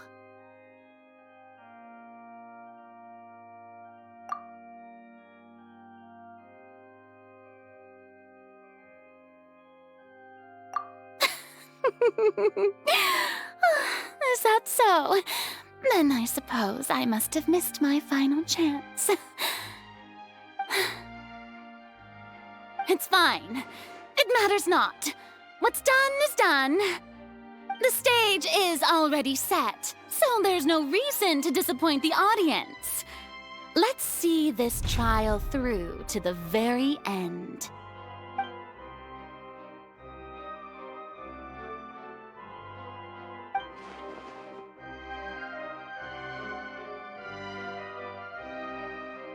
Madam Prosecutor, please allow me to pass this along. This is a document that Miss Charlotte applied for and received permission to share with you during the trial. According to her, it should speed up the proceedings. Huh? Charlotte wanted to give us something? Oh, so she's here too! Hey, Charlotte! Oh, let Paimon see. Isn't this the exclusive interview that she did with us before?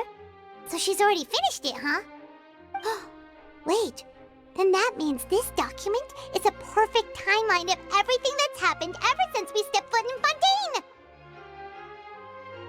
So in other words, we can refer to this anthology of evidence every time we want to use something from our journey as evidence for an argument! Let's quickly confirm the information in it. Just think of it as a refresher, alright? You defeated the Hydro Archon in the very first duels you took part in at the Opera House. That's one for the history books, all right. I didn't think that you'd wind up getting to the bottom of the case I'd been following all this time. I guess you could also see this as a happy coincidence. This is the first time Monsieur Neuvillette had a difference of opinion with the Oratrice. Even the Hydro Archon can't figure it out. A Fatui Harbinger. She's an extraordinary person. Her instinct must mean something. The fortress of Meripede was almost destroyed in a single day. That I didn't witness that scene personally will always be a source of professional regret, I think. According to Monsieur Neuvillette, both Child and that whale should have been in the primordial sea at that time. I nearly lost my awesome friend Navia. To be honest, that still gives me shivers. The words of someone as extraordinary as a witch can probably only be truly understood when something surreal happens to you.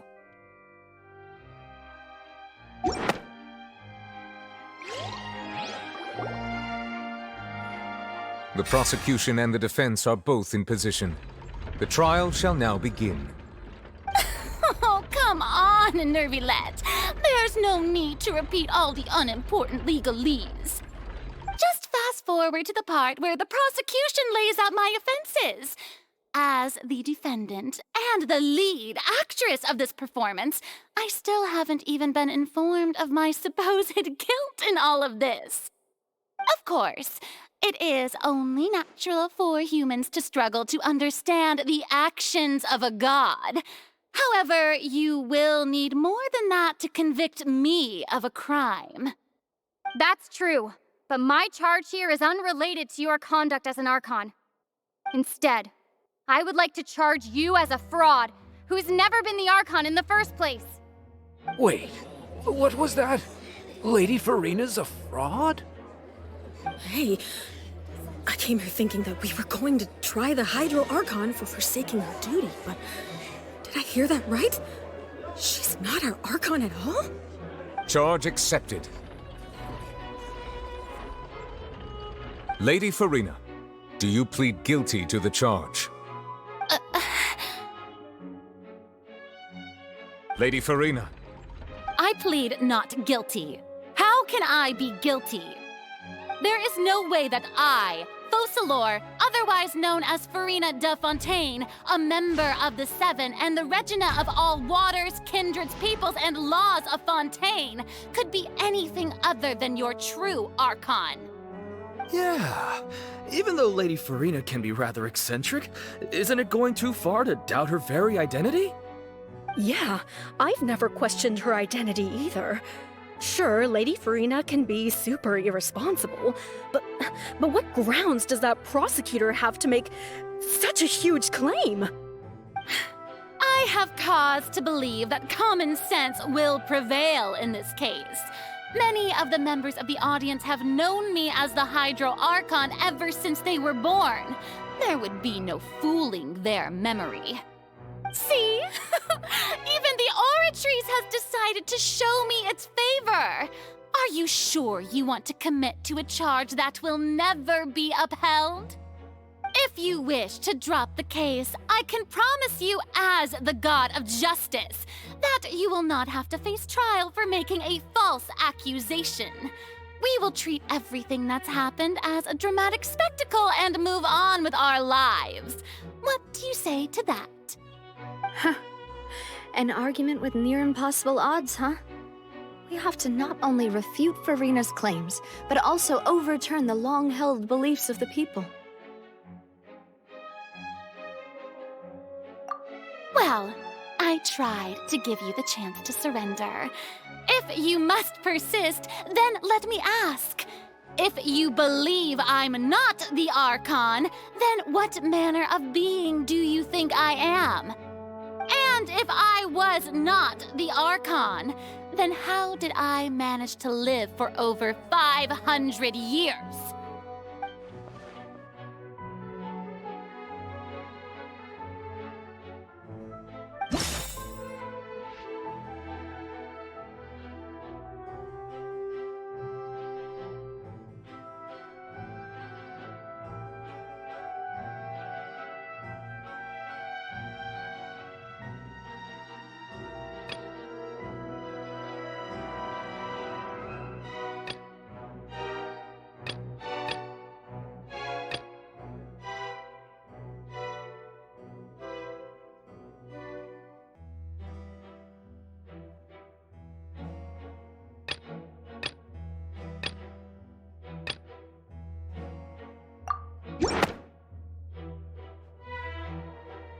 First of all, you may be a member of another long-lived race, which would allow you to naturally possess an extended lifespan.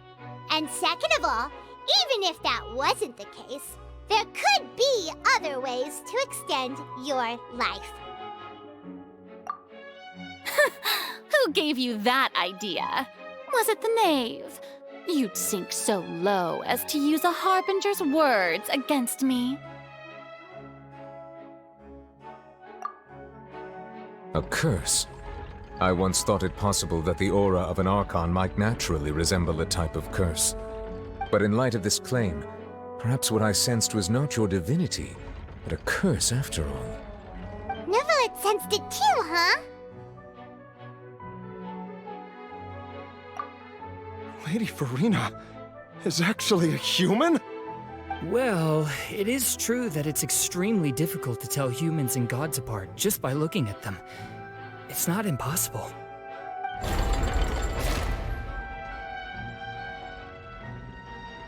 Well, don't start celebrating too early now. Even if I have been carrying a curse like you said, how does that prove that I am merely a human being? Besides, everyone knows that the main difference between a human and a god is the possession of authority. Gods can do what humans cannot. That's why they're worshipped as gods. For centuries, manifestations of my authority have served the nation of Fontaine. One need only to turn their eyes towards the Oratrice Mécanique d'Analyse Cardinal in this very opera house, or consider the indemnitium that is used in every aspect of life.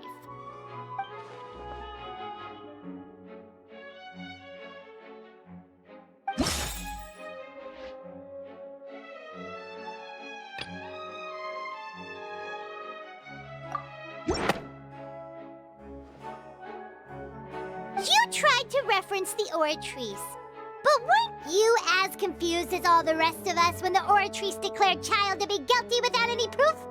Otherwise, you should have come up with a good explanation for that by now.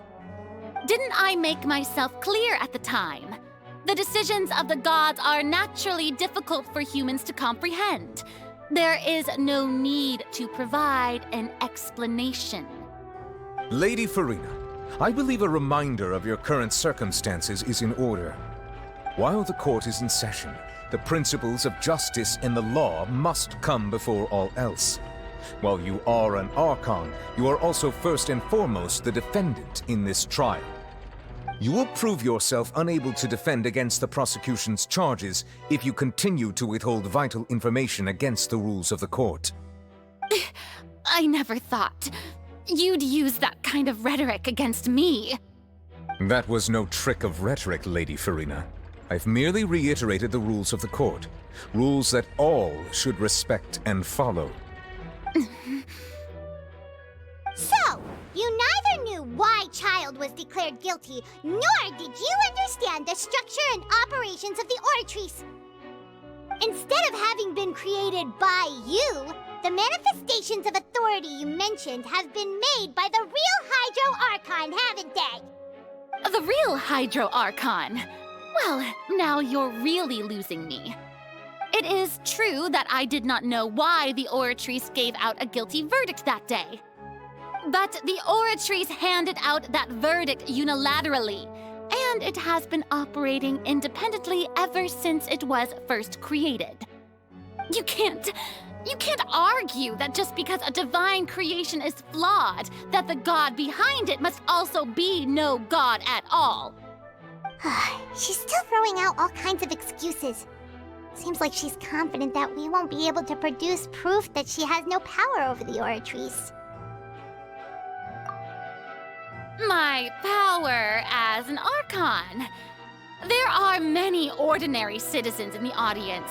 How can I just carelessly demonstrate the formidable power of an Archon? If that poses a concern, I'm prepared to extend my protection to the audience. You don't need to go that far.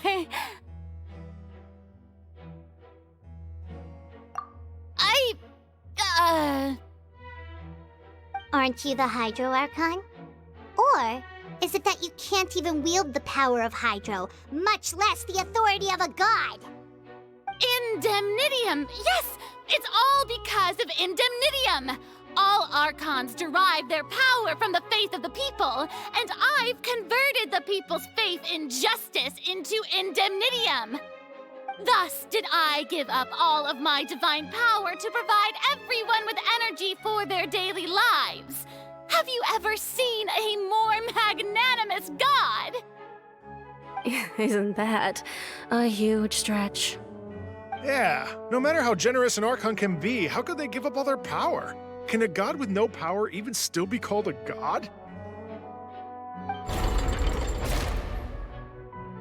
It seems like nobody's buying Farina's excuse.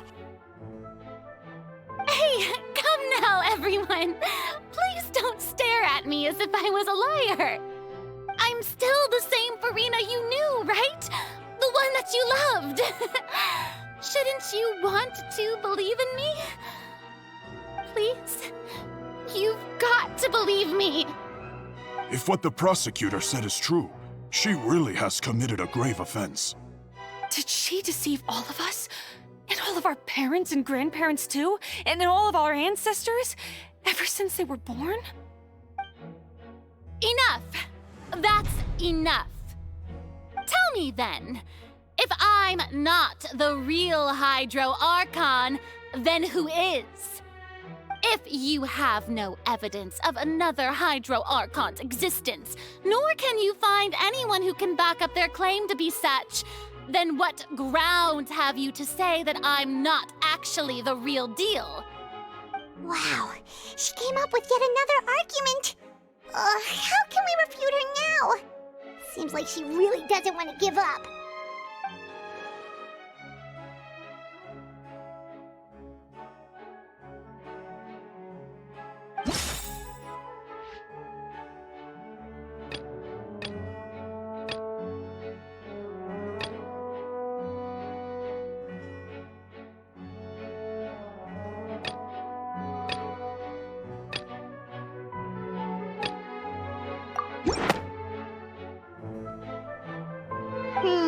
That doesn't sound right.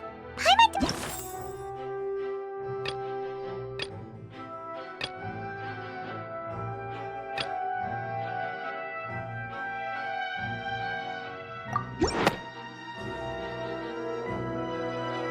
It has been established that all Fontainians can dissolve in water from the primordial sea.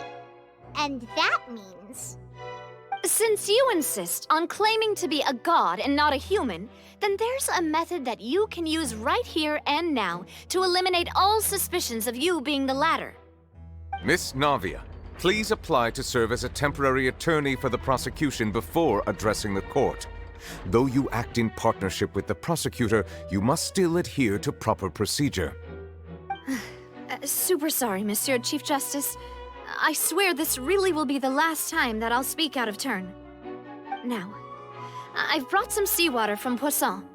As everyone knows, a massive flood struck the area not long ago, taking many lives, including those of some of my closest friends.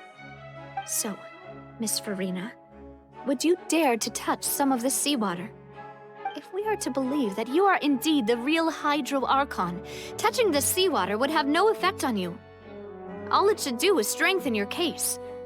But if you don't dare to touch it, then we would have basically proved the reverse. Oh, and I must remind you that after the disaster at Poisson, nobody wants to see any more people dissolve. I do hope you'll act prudently and choose the simpler path of admitting guilt. Navia from the Spina di Rasula.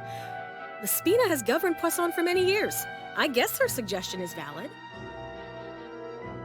If Lady Farina is indeed just a human, she's probably Fontainian like all the rest of us. Would she really dare to try?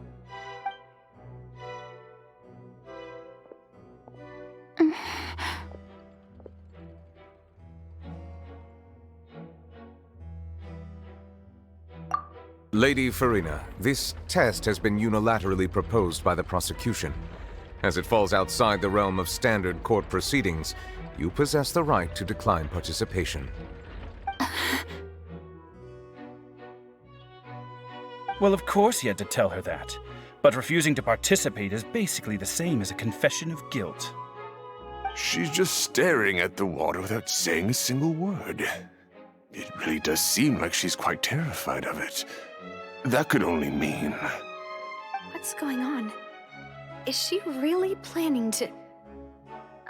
that's not what we thought she would... Due to the inherent risk of the test, Lady Farina, you may...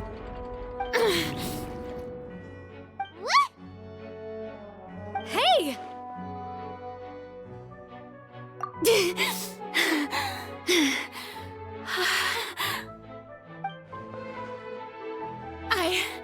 I'm fine! Look at me, everyone! My hand is still here! I haven't been dissolved! Will you believe me now? I really am your Archon! I'm nothing like a normal human who would fall apart as soon as they touch this water! Really? Was this not the most obvious thing in the world? Miss Siegewien? If you're present, Miss Siegewien, please come forward and attend to the defendant. Siegewien? Don't be nervous. It'll just take a few seconds. Let me see. That should be enough. Please announce the results of your evaluation to the court, Miss Siegewien. As everyone doubtlessly saw, Miss Farina was displaying symptoms of hyperventilation and flushed skin. These indicate that she was experiencing the adverse effects of exposure to primordial seawater. The extent to which she was affected is the same as other humans when exposed to primordial seawater of a similar concentration. Thank you, Miss Siegewien. Lady Farina, you may return to the defendant's stand. Oh, wait. What did she just say? I didn't get dissolved! Shouldn't that be enough to prove my innocence? Well, considering your tendency to run from your problems, we did originally prepare a direct sample of the seawater around Poisson. However, after extensive discussion, we exchanged it for a sample that is not concentrated enough to dissolve an actual human. After all, on the off chance that something entirely unexpected might occur, we don't want anyone else to lose their life to the sea. Yeah, so out of regard for Farina's life, you secured a low-concentration sample and asked the head nurse to serve as an expert witness. It's a great thing that the direct sample wasn't actually used. Farina could have... I can't believe... You...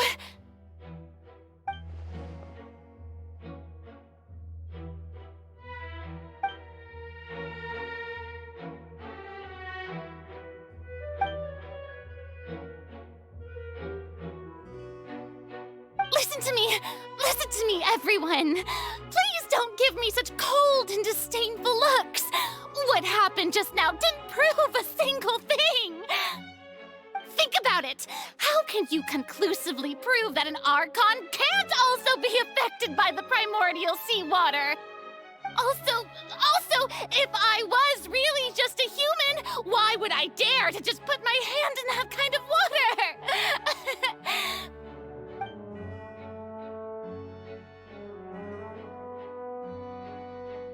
Please, anyone, just listen to me!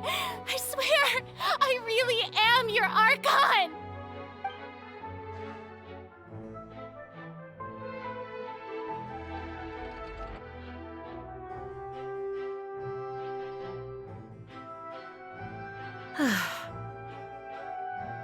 I don't think anything she says at this point will sway anyone.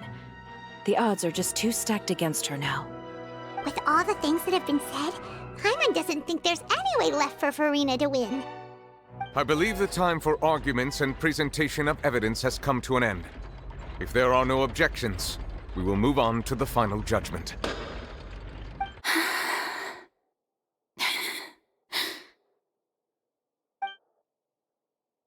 I don't think anything she says at this point will sway her. She's too stacked against her now.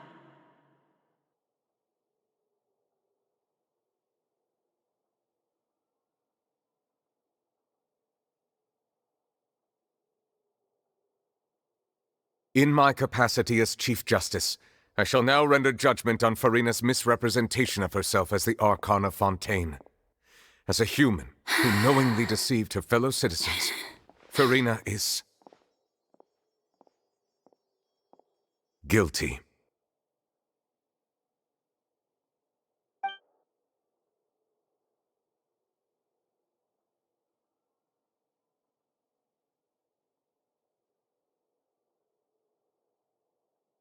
We shall now turn to the Oratrice Mécanique d'Analyse Cardinale to render the final verdict on the charges.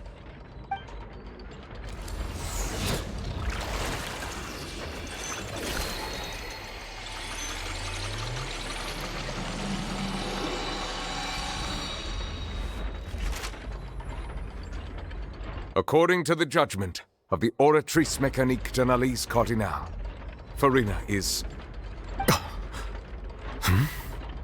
Well, what's wrong?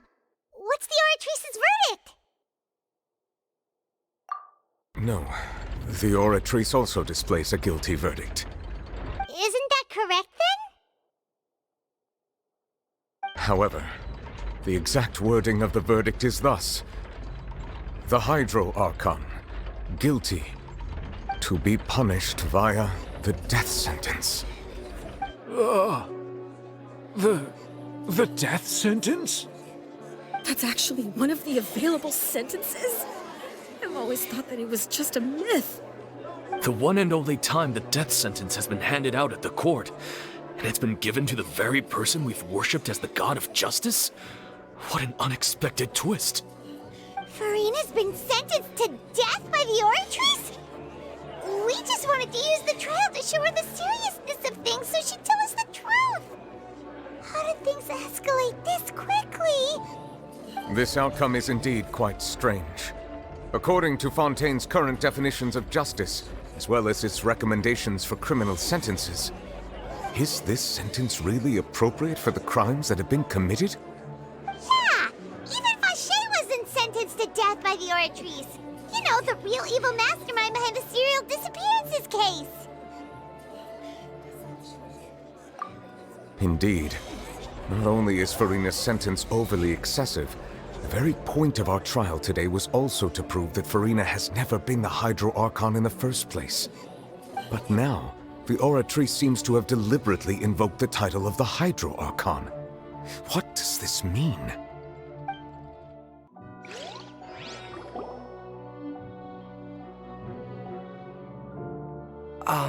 Excuse me, if I may interrupt. Is the trial still going? Fremine! You finally made it. I assume this means you've completed your mission? Mm-hmm. Any mission Father assigns to me will always be top priority.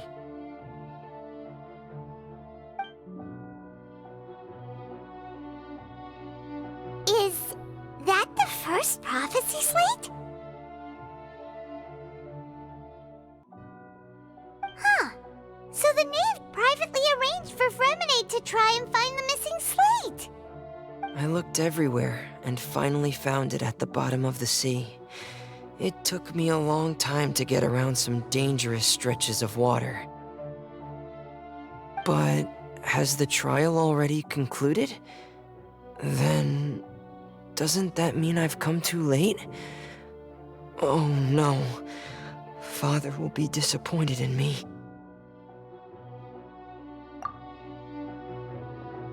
Thank you for your hard work, Mr. Fremine.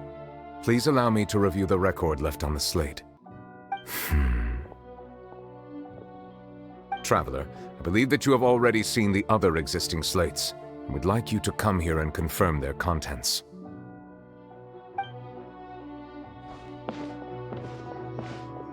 Huh? So what do you see? What is it?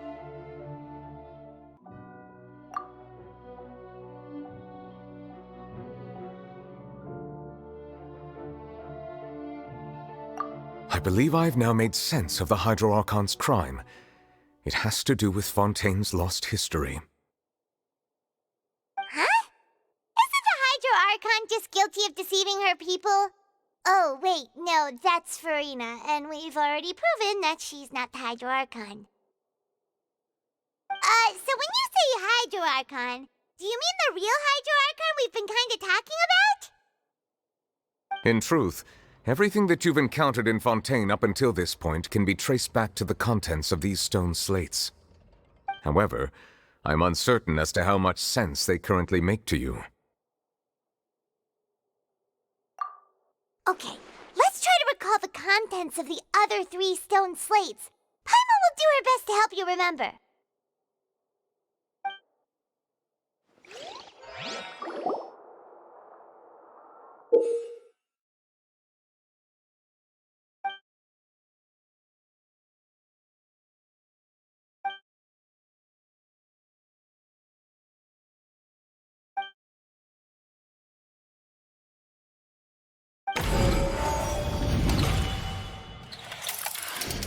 The first stone slate describes what you just said. It seems to show the previous Hydro Archon using her divine power, and then the Oceanids turn into humans. Does that mean that Fontainians are transformed Oceanids? Oh, Paimon wasn't expecting that. But if Oceanids can turn into humans, then perhaps this process can be reversed as well. The second stone slate shows Celestia floating in the sky, and the Hydro Archon and her people worshipping it together. But the heavens still brought judgment down upon them. This must be the point when the Hydro Archon and the Fontainians were branded with their original sin. Does this mean that the original sin and the Hydro Archon sin are the same thing? The third slate shows the Hydro Archon sinking into the sea surrounded by many people. That reminds Paimon, didn't we also watch that happen to someone else? Well, the fourth slate is the prophecy the Fontainians have been talking about. People dissolving into the sea, the Hydro Archon crying on her throne, and so on. We didn't believe that such a crazy disaster could happen at first, did we? But after that incident, it was just a question of when and not if.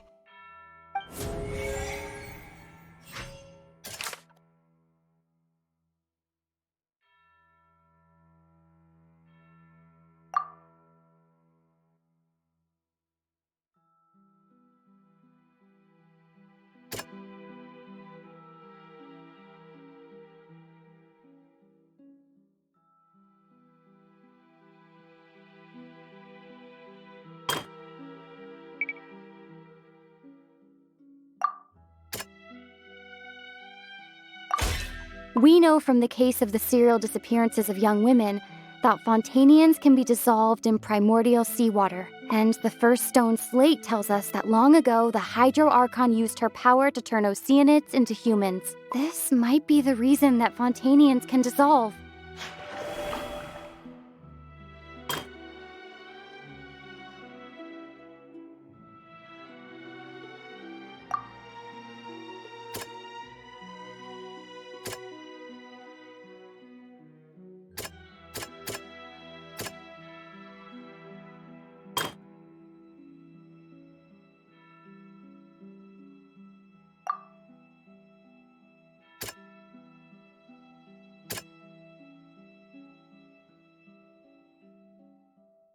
That doesn't sound... It's not as simple as falling into the sea. When Navia fell into the sea, her consciousness was subjected to judgment. The stone slates show the people gathered around the Hydro Archon in the sea. Could that be alluding to the same thing?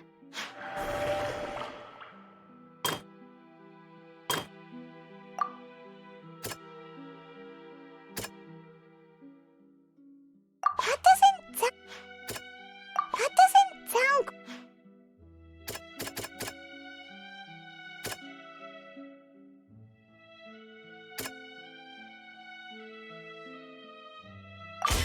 Perhaps what is about to take place has all happened before. The true sin of the Hydro Archon that Nervilette mentioned, and the original sin cast down on the people of Fontaine by Celestia, as recorded on the stone slates.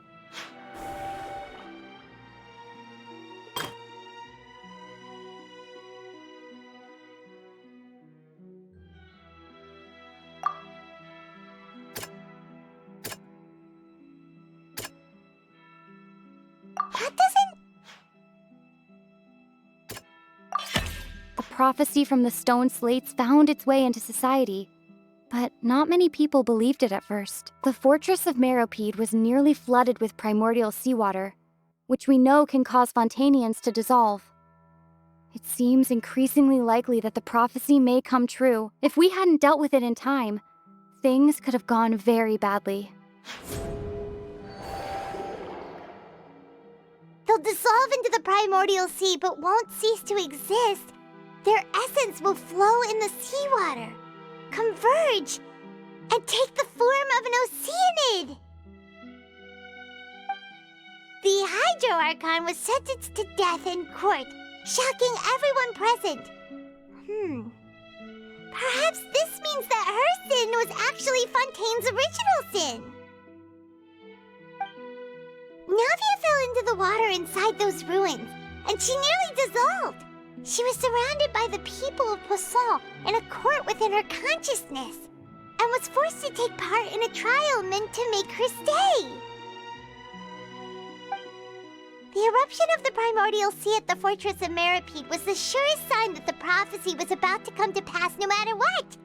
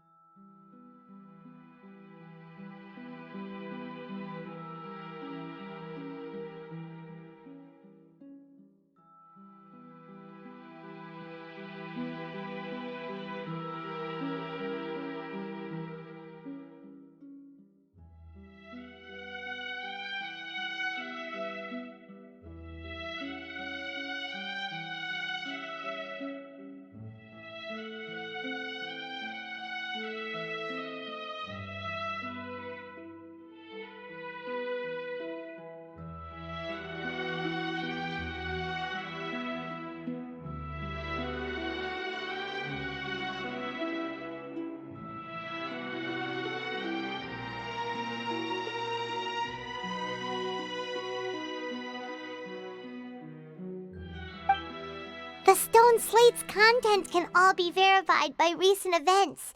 If we combine what we know together, loads of truths should come to light.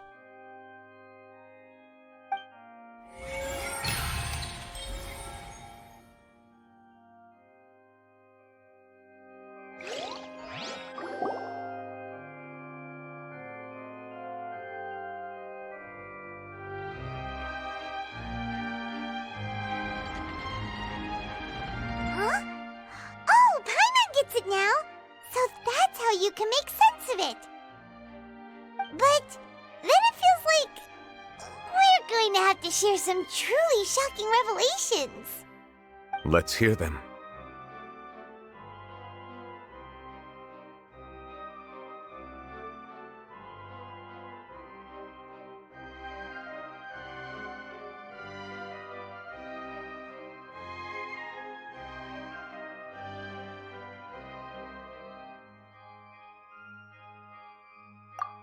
Incredible! Linny, did you hear that? We're not real humans. All Fontainians were originally created by the late previous Hydro Archon, with Oceanids as their basis. The evidence for that can be found in how only Fontainians could dissolve in primordial seawater, and how all the girls Vacher dissolved were also turned into Oceanids. Oh, and according to Navia, when she was about to get dissolved, she also saw everyone gathered around for a trial, all of them in the shape of Oceanids. Indeed.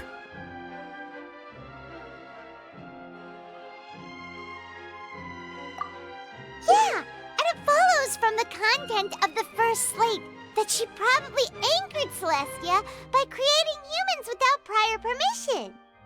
That could also explain why the Oratrice judged the Hydro Archon to be guilty. It's to account for that ancient sin.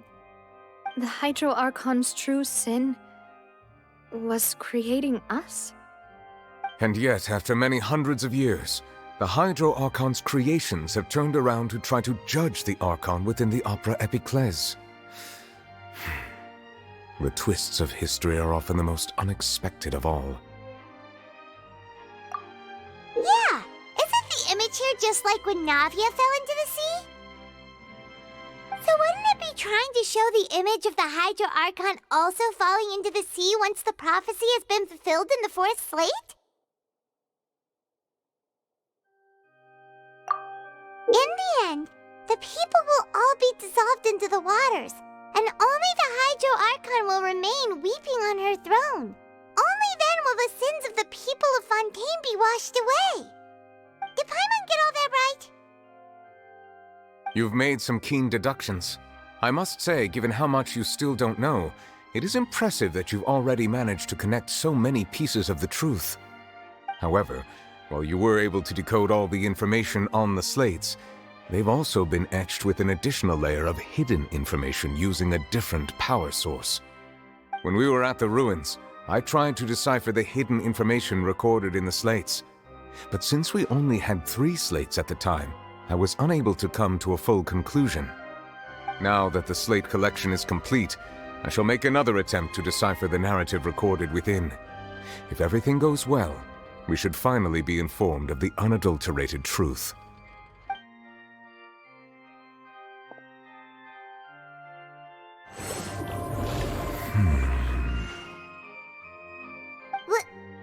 Well? Did you get it? I believe I should share this truth not only with you, but with all the people of Fontaine as well. I will try to briefly summarize it for you.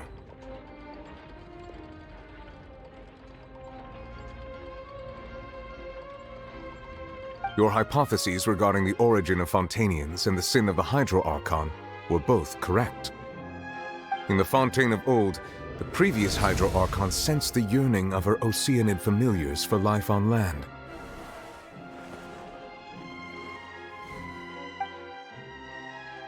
The Oceanids were enamored with the beauty and romanticism of human beings, and wishing to have those experiences for themselves, expressed to the Hydro Archon their desire to become of a similar kind.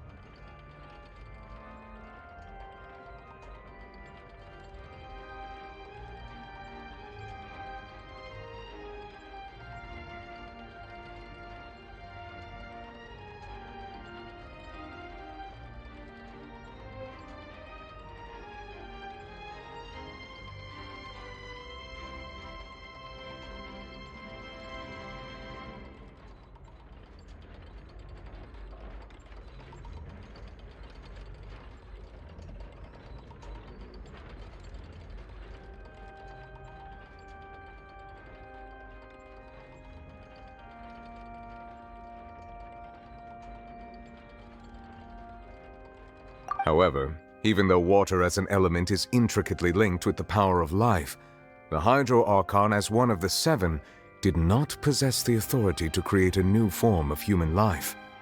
Not one to give in, she eventually found a way to create permanent humanoid bodies for her familiars by appropriating the power of this planet's primordial sea. She poured primordial seawater into the Oceanids' blood vessels, creating humanoid mimics in the process. But if Fontainians were to ever come into direct contact with water from the primordial sea, the power within their bodies would escape these artificial restraints and return to the sea. As a result, their forms would collapse, and they would be reverted to their original forms as Oceanids. Of course, the Hydro Archon never received permission from the heavenly principles to create a new human race.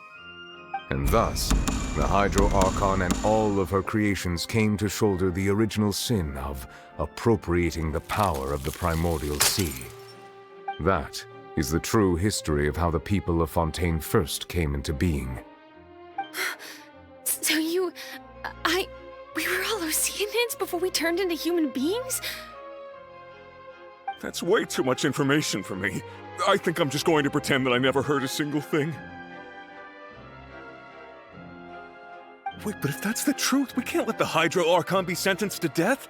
After all, her only sin was creating us. This really might be too much information for your regular Fontainian, but it does answer a lot of our questions. Alas, your hypothesis regarding the 3rd and 4th stone slates was inaccurate. The slates' respective positions are, in fact, correct. A key point of the visual on the 3rd slate is how all the individuals depicted in the water are humans rather than Oceanids. They have not been dissolved, which implies that the water depicted in this slate is not water from the primordial sea. The nation of Fontaine is the nation of Hydro, as well as the nation of trials and justice. Instead of being the literal element, the water in the scene symbolizes judgment and justice. You may also recall Navia's experience. When she fell into the sea, her consciousness was surrounded by that of many others who intended to hold a trial to determine her fate. Therefore, the meaning of the 3rd slate is that the people of Fontaine shall try the Hydro Archon at the court of justice. Yes, it refers to our present situation. I think I'm following now. So, what you're saying is, even though we decided to put on this trial to avoid fulfilling the prophecy, in truth, everything we've done has happened exactly as the prophecy foretold. So now, it seems, we're the ones making sure it comes true. What should we do? Huh. No matter what, the prophecy will be fulfilled. Is this what it feels like to be a prisoner of fate? If that's the case, does that mean the scene in the 4th slate will also be fulfilled soon? Traveler, I would like to point out another small fallacy in your deductions. About the 4th slate, you probably thought that the eruption of primordial seawater beneath the fortress of Meripede served as the surest sign that the prophecy was about to come to pass, yes? However, I believe that rather than being a sure sign, that eruption could in fact only be a small warning of something far worse to come. As for the root cause of the catastrophe, I believe you've already encountered it once before.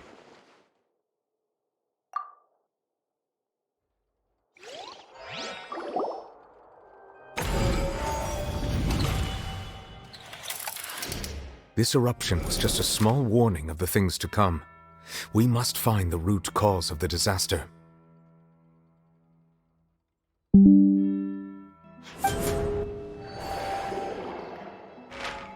If we're talking about a true culprit, that could only be that thing inside the primordial sea, right? The truth, the original sin, the trial, and the root cause of the disaster.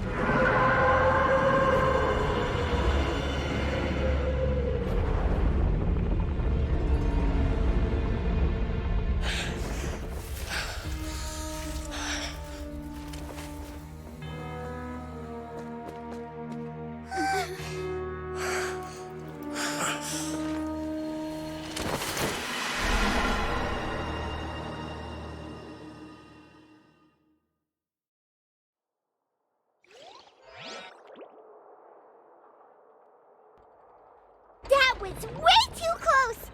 How did that thing just burst into the Opera House?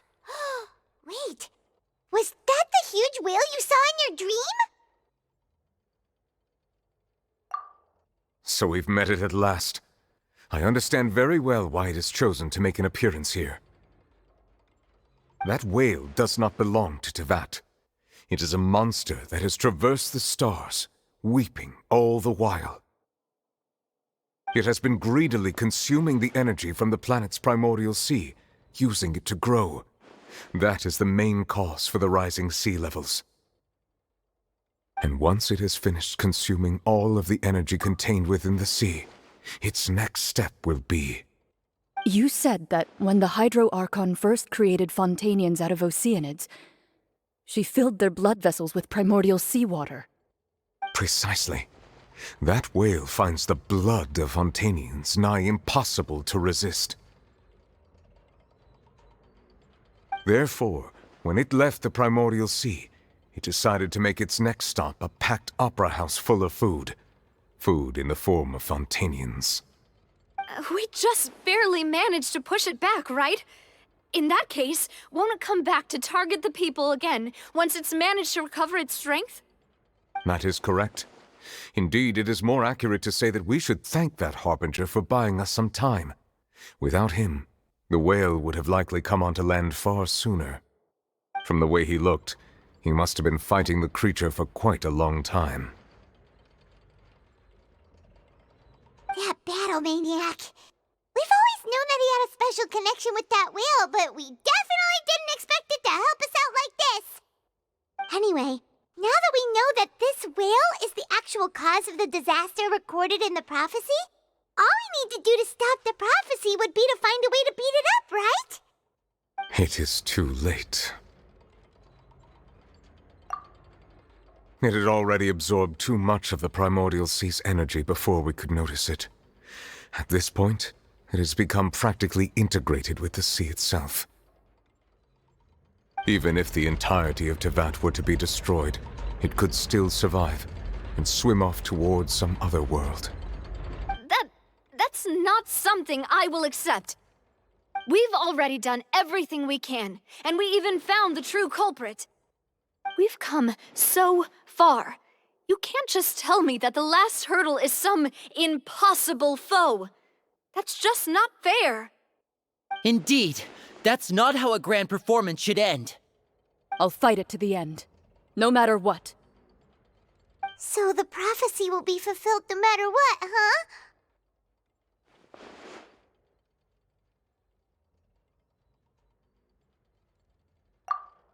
The prophecy.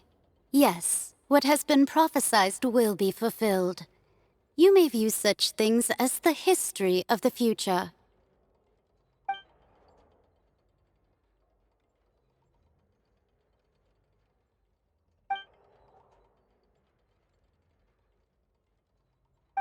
Just as prophecies are usually only the future as seen from the perspectives of the gods, could things be happening in hidden corners where the gods' gaze does not fall?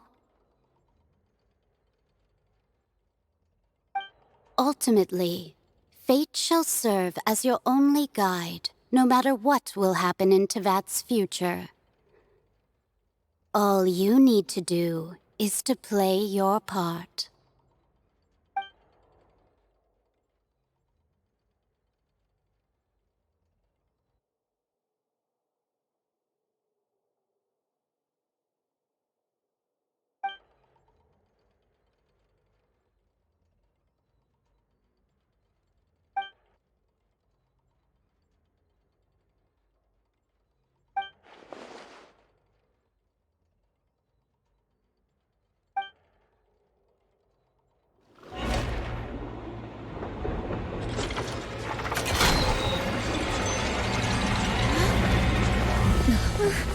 What's happening with the oratories? I believe it is preparing to carry out the death sentence.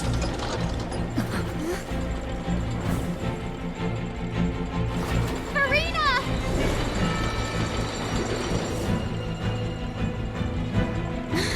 No, I still need answers.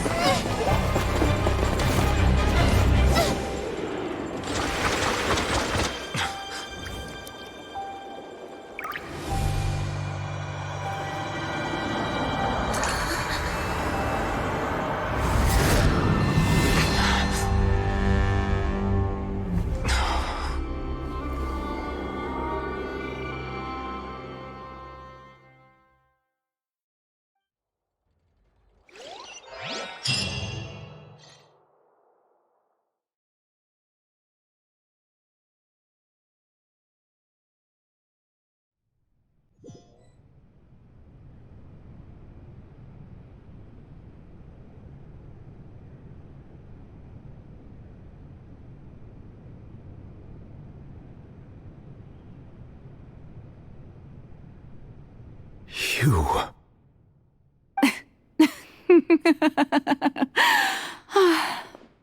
Sorry. That shocked expression on your face is just too amusing. I couldn't help myself. You are not Farina. Who are you? Ah, the sweet sound of bewilderment. Marvelous.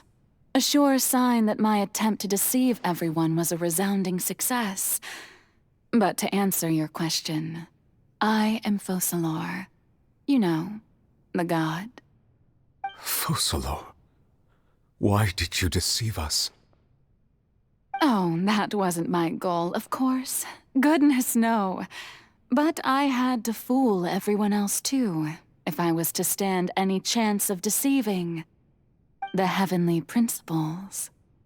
Deceiving the heavenly principles? It's all because of that pernicious prophecy. Dreadful, wasn't it? Everyone doomed to dissolve. Fontaine condemned to be flooded. One was not amused. In fact, one was positively bemused when that problem was thrust upon me by my dearest predecessor. That's the former Hydro Archon Egeria for the uninitiated. It hardly gets more disastrous than a preordained national catastrophe, now does it? She knew full well that the prophecy would surely come to pass.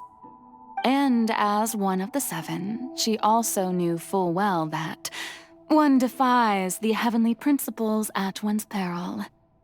So yes, as you have no doubt surmised, it was a rather impossible situation that I found myself in.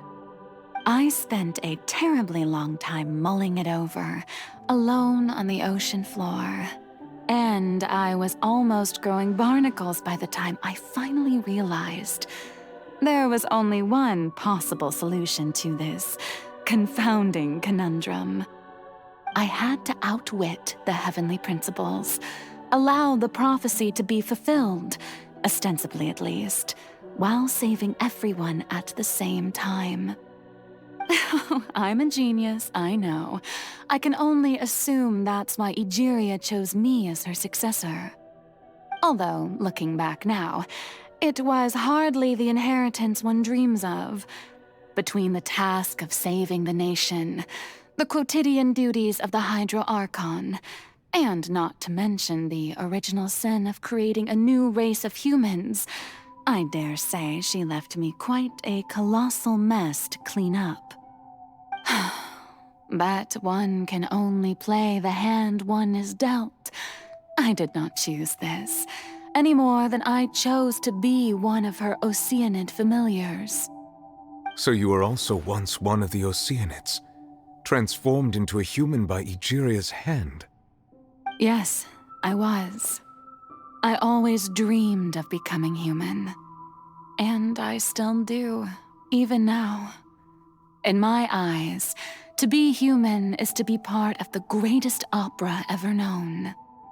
After becoming a god, I separated my divinity from my body and spirit, leaving behind only a self that was as naive and bewildered as my past self on her first day as a human being. The me you see before you now is that divinity. And the human counterpart I left behind, I named Farina. She could feel joy, sorrow, and everything in between. She could be as vain and conceited, or as meek and vulnerable as she wished. Her strengths were of a kind only a human could possess, as were her shortcomings. But in my eyes, Farina's humanity was what made her perfect. She was perfectly human in every way. The person I always wanted to be. Anyway, so then I cursed her. All part of the plan, of course. The plan to deceive the heavenly principles. Do you still remember the final scene of the prophecy? The Hydra Archon alone, weeping on her throne. In order that the prophecy might appear fulfilled, I invited Farina to be an actress. to play the part of the Hydro Archon in the prophecy. Under the curse I placed on her, so long as I, Focalor's divinity, continued to exist, she could not die. But nor was she free to live her life in the pursuit of happiness. Instead, she was forced to take the stage in the opera house, to embrace the role of leading lady, to forever play the part of the god from the prophecy, all to create a deceitful appearance of that prophecy coming to pass. I suppose now you probably understand why your court is called the Opera Epiclese. But Farina is only human, isn't she? Even though she has had a long life, her mind is no stronger than that of any other ordinary human being. I cannot begin to fathom what she has had to endure. It must have been torture for her. It has indeed. And although she is, in a sense, me in human form, I most definitely owe her an apology for it. It's been 500 years, and all along, she's been playing her part in the most unimaginably long, unbearably lonely, and agonizingly painful opera of all time.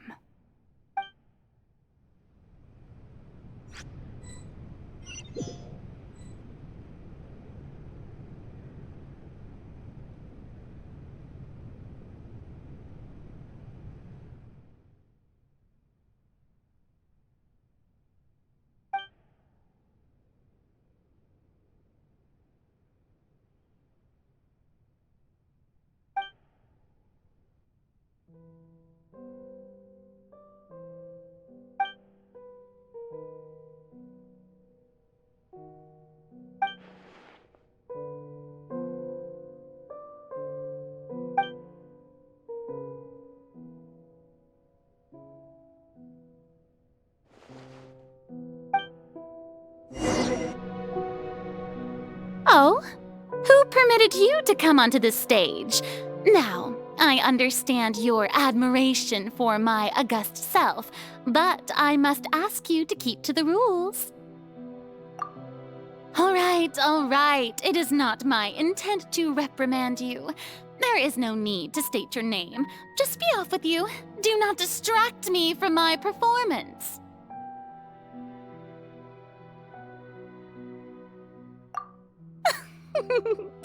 Oh, do not jest.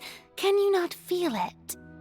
I am Focalor. The eyes of countless Fontainians are upon me. I must, at all times, display the utmost elegance and nobility.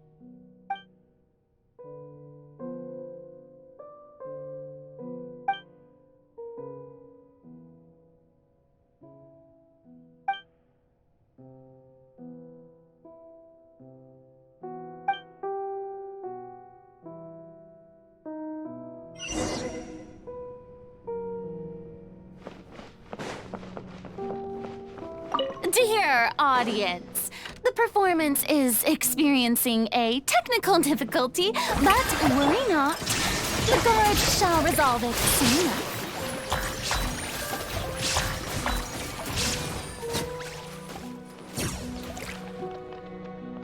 Hey, what gives? The audience is still watching me, you know. Guards? Wait, where are the guards? Guards!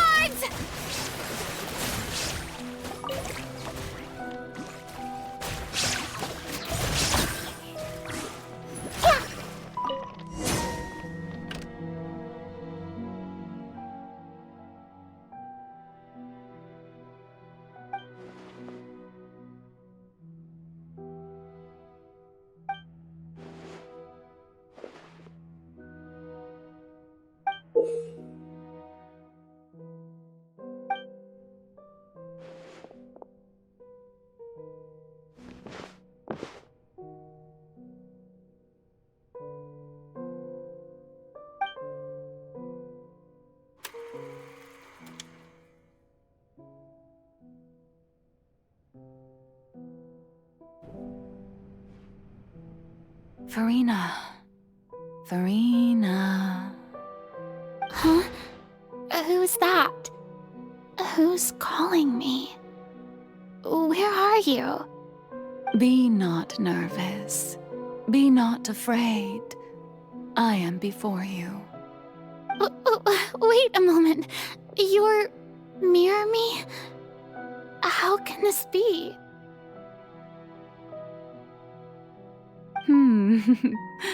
Mirror you, huh? You know what? That's not bad.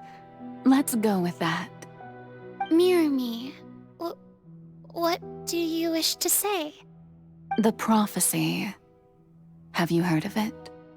What prophecy? Wait. I know. I think. I don't know why, but it's in my head somehow. The people will all be dissolved into the waters, and only the Hydro Archon will remain, weeping on her throne. Only then will the sins of the people of Fontaine be washed away. Oh, very good. You know it well. What's going on? I can't seem to remember anything clearly. The only thing I know for sure is this prophecy. Will it really come to pass? Yes, it will. And that is why I've come to you. Disaster will come to Fontaine sooner or later. Things will develop just as the prophecy declared. There is no escaping it. But doesn't that mean everyone will die? I'm a Fontainian just like them. Will I dissolve too? Oh, don't worry. Magical meetings exist in this world precisely to give people a chance to turn things around. It is the reason why you met me today. I will tell you how to save everyone, but you may have to suffer somewhat. Oh, so there's still hope after all. Goodness, you frightened me. You spoke so much and with so much certainty. As for the suffering, well, I will admit that the first thing that came to mind was, why do I have to be the one to suffer? But if the prophecy will come true, I'll also die anyway, right? So if I've already met you as my magical meeting in this world, if there were scales, with all the people of Fontaine on one side and my pain on the other, is it not obvious where the scales should tilt? You truly are the perfect human, my ideal. I suppose this would also be the justice that belongs to you. Huh? Don't worry, it's nothing. Listen well. Fontaine has just lost its Hydro Archon. I need you to play a role, that of the new Archon. Play as a god? That's right. You must begin a never-ending masquerade. You must never let anyone suspect your identity. If you can keep it up, then I shall have my way of defying this prophecy. But should your identity be revealed, then all hope will be lost. But how will I do this? A human assuming the role of a god without being exposed. Don't worry. What you must do is not to turn yourself into a real god. You simply need to play the role of a god as humans imagine them to be. Being a human yourself, I'm sure you already know what such an entity would be like.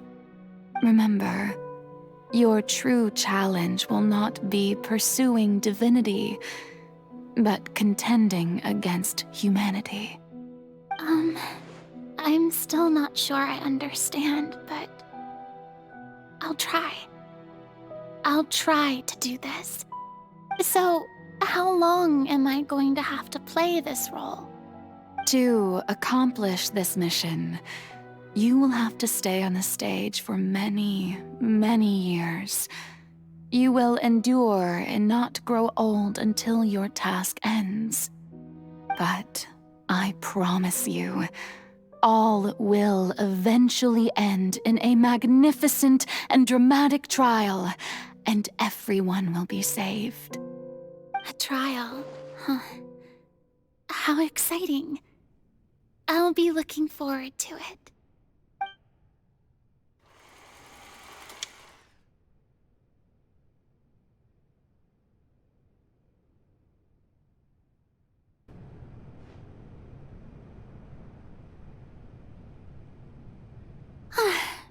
The Maison Cardinalise has announced my accession, but this is my first time facing the people. What should I say to most appear like a god? To be honest, I still don't know. Perhaps I should first try to act natural. Ladies and gentlemen, good evening, and welcome to the Opera Epiclese. I'm sure you've all heard about how I have taken on the role of Hydro Archon. Indeed, I am Verena de Fontaine, your new Archon. In truth, I know little about becoming a nation's new god, but it will be my honor to guide you all. As the god Focalor, the god of justice, I shall do all within my power to lead you into an age of fairness and justice. Once again, thank you all for coming. If you should have any questions or suggestions, please send them to the Maison Cardinalise. The future of Fontaine will require us to work together, after all. This should do it. I thought I might stammer, but thankfully, I was able to convey my thoughts just fine. Okay, and next. That's the new Hydro Archon. Is this some kind of joke by the Maison? I would have thought that a being that surpasses humanity would be a bit more assertive. Hey, did you hear that? She even told us to send her suggestions there at the end. Shouldn't gods be all-powerful? She's being so modest. What's the difference between her and an ordinary person, then? If you ask me, perhaps the succession didn't actually happen. She might just be a Maison back puppet. Wait, what's going on? Why is everyone suspecting me of being a fake? Oh, this is bad. If I get exposed here, there'll be no saving the people from the prophecy. Right. Mirmi said that I just need to play the role of a god as humans imagine them to be. Calm down, Verena. Think. What do the people want? How would they imagine a god to speak and act? Assertive, with a strong sense of presence. One who can dispel all doubt. That is the character I'm fated to play.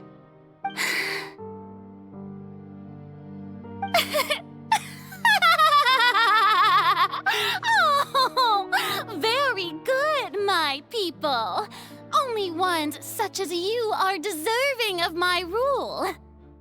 Now, I was wondering if some weak puppet were to one day come onto the stage and claim ownership of this opera house, would the children of Fontaine follow them? Well, it seems that you would all see right through them. Having passed my test, you are qualified to witness wondrous trials alongside my august self, here in this opera house. You may consider my previous act a door gift of sorts. I thought it was a debut that suited the atmosphere. Now then, let us be reintroduced. Ah, so that was just a performance. How could I have forgotten that we were inside an opera house? Her personality? It's quite shocking, to be honest. I suppose it's a better look than before. Such a fascinating and bold deity.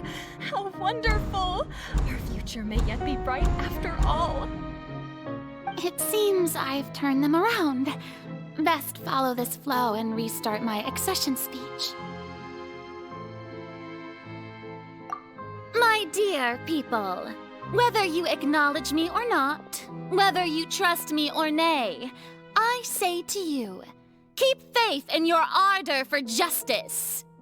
We have heard it said that this nation's sins can no longer be washed away. Well, I say that justice is most fragrant when it blooms amid sin. The scales of justice should not weigh heavy in the hands of its God. On one side, it must carry fairness and justice. And on the other, praise and applause. May law be the prayer on our lips. May judgment be our worship. Let us light the fires and drink to the future of Fontaine! There is no trouble in this world that justice cannot solve. All that is needed is for you, my people, to believe in it, heart and soul. So long as I, the Archon Focalor, stand within the Opera Epiclese, so long as I stand before the Oratrice, I shall even judge the gods of this world!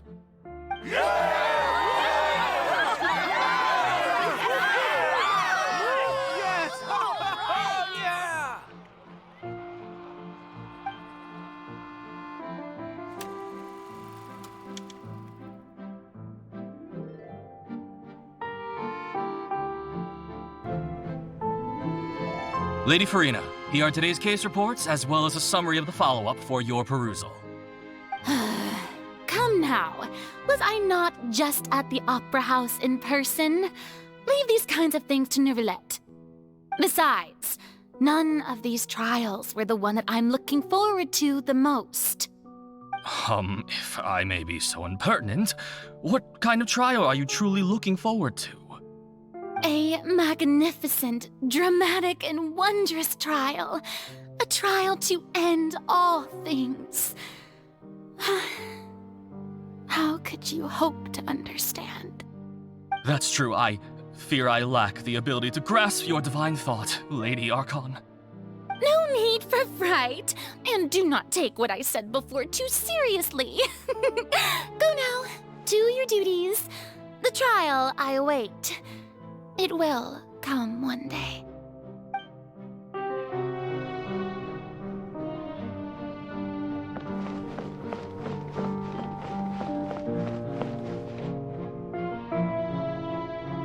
Lady Farina, I don't know what to say. Thank you for agreeing to see me. No need to thank me. Or rather, thank your own sense of perseverance instead. Long have you stood in line to meet me, have you not? Oh, I'm afraid that's just an inevitable consequence of my divine charm. All right, Deoteria, is it? How is your son's illness? You remembered me, and you knew of my family, too. He is doing much better now. In fact, he is far more of an ardent believer than I. He was the one who forced me to seek an audience with you, and to bring your words back to him. Oh, good. Very good. If this should happen again in the future, please do not hesitate to come and tell me. Going down to citizens' homes every so often, while not usual practice, should serve as a fine change of pace. Ah, you're such a gentle and wise god. Thank you once again, on behalf of my son.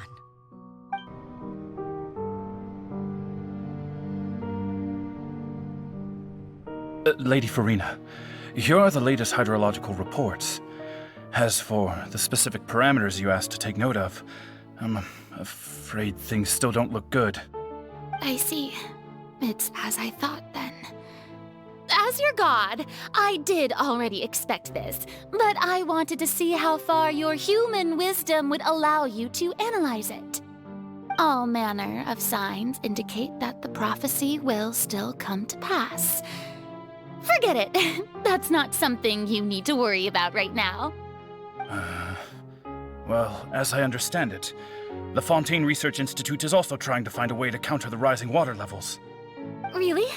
Have they found anything? I'm afraid that they haven't found any effective solution thus far.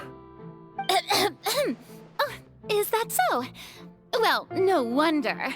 This issue has reached the realm of the gods, after all. Still, their spirit is praiseworthy.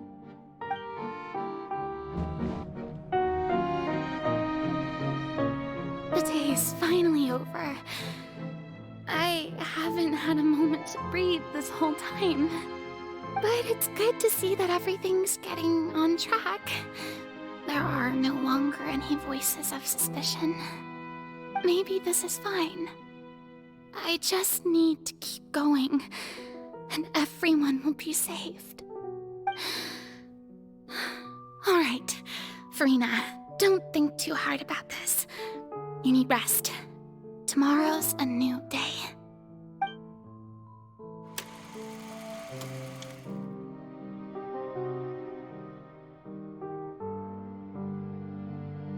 Lady Farina, here are the new trial reports for the latest cases, as well as a summary of the follow-up. There'll be no need for that. I've seen them already. There's no need to go back over scenes I've witnessed in person before. Lady Farina, I've waited so long for this chance to see you in Miss Manor. Indeed, my dear, loyal citizen.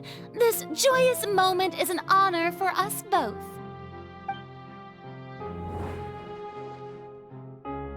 Lady Farina, we're detecting significant hydrological anomalies near Poisson. Understood. Keep monitoring. Keep me informed should anything come up at the Institute.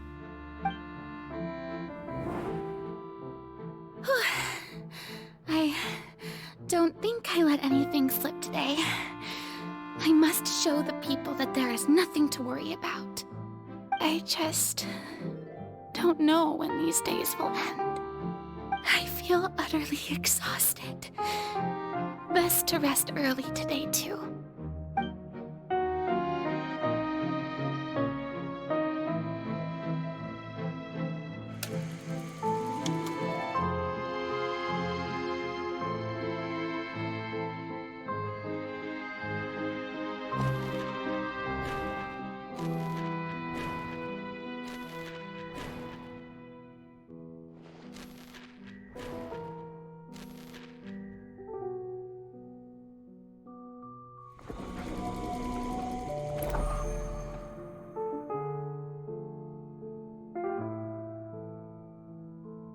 Lady Farina, it's like a dream being able to speak with you up close like this.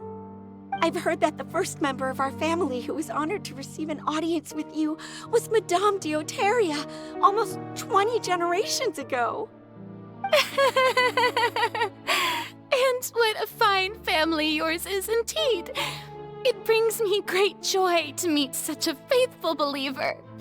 A descendant of a line most ardent. Surely you exaggerate, Lady Farina. My lady? What is it, good citizen? Oh, are you crying? Uh-huh. Oh, really now? I didn't even notice.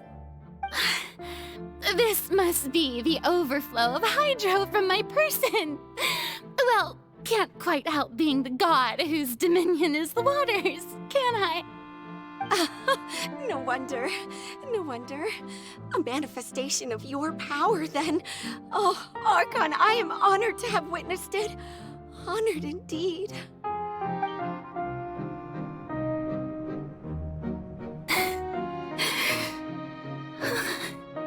So interminable. So lonely. Just how Hundreds of years must have passed by now. Perhaps the show must go on for hundreds more. I never imagined that it would hurt so much. Have I reached my limit? No. Perhaps I reached it long ago. Today I didn't even notice my own tears. I want to tell someone, anyone, about this. But would that not destroy all I've done so far? I've conducted so many investigations across the centuries.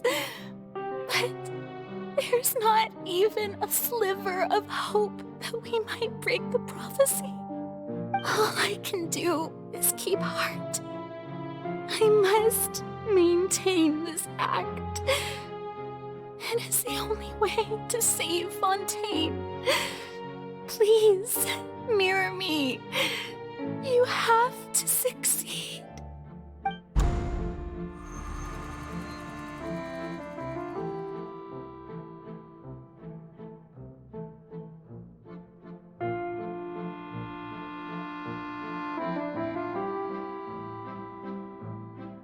Farina, you don't have to shoulder this burden alone. Although I don't know what you might be keeping from everyone, your people are more than willing to share your burden with you.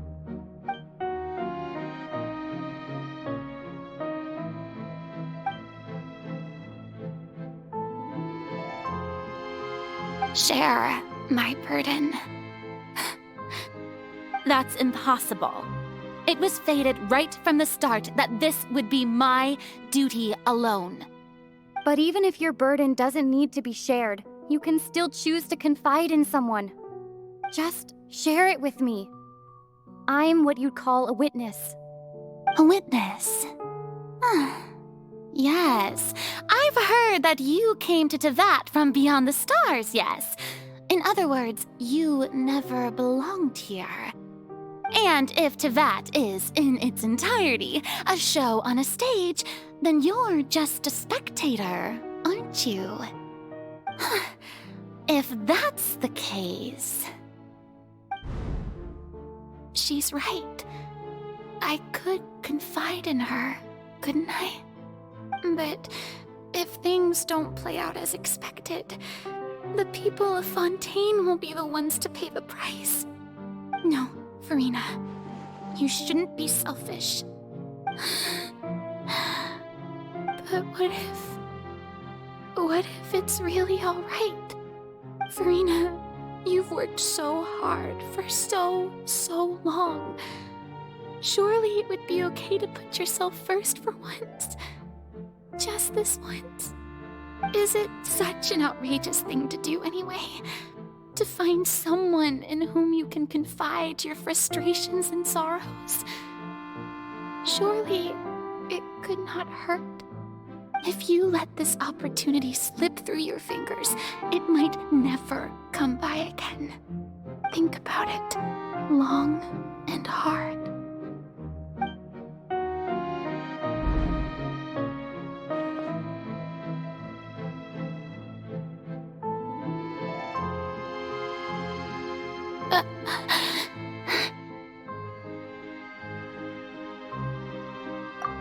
No, I have nothing to say. I am Farina, the Archon of Fontaine. Everything will surely get better.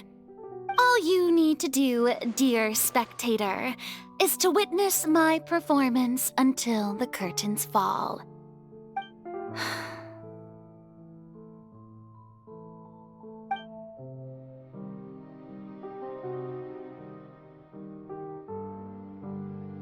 Fine.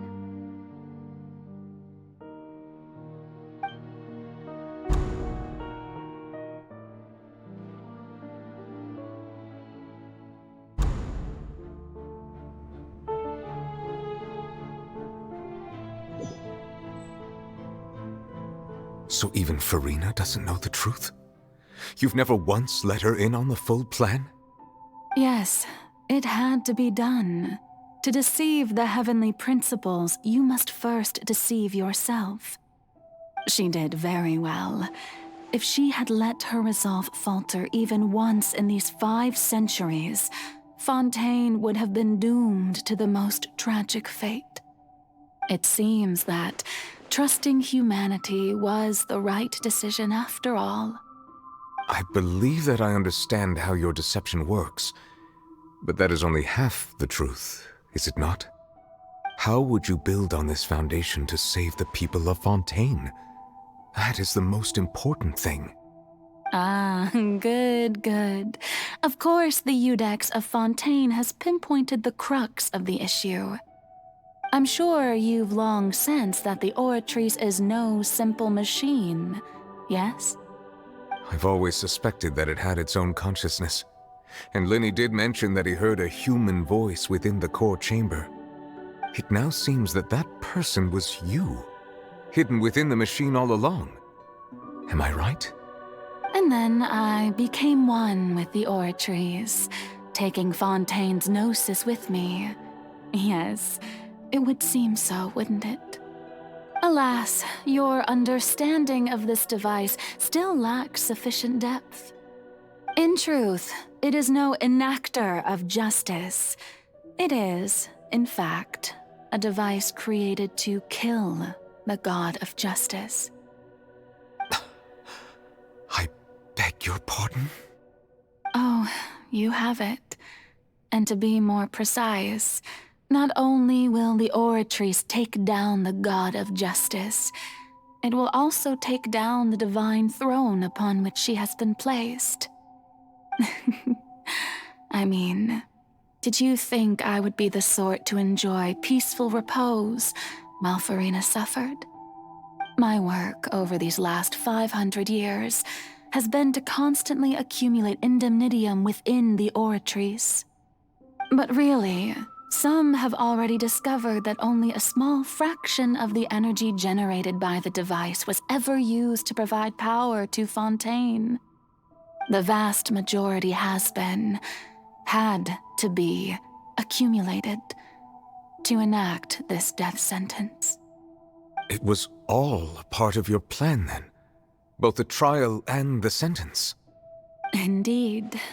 This power, accrued over 5 centuries, could have sustained Fontainians for millennia had it only been used for that purpose. Almost all of it has now been stored within the Oratrice. But only power of this magnitude could hope to destroy the Hydro Archon's divine throne, shaking the rules established by Celestia and breaking through the institution that is the Seven. So the Oratrice's call for death was for neither Farina nor Focalor, but for the Hydro Archon. The destruction of that divine throne. If I do not misunderstand your intent, you must be... returning what's rightfully yours to you, of course. In other words, this was all done to return the authority of the Hydro Archon to the Hydro Dragon of this planet. But...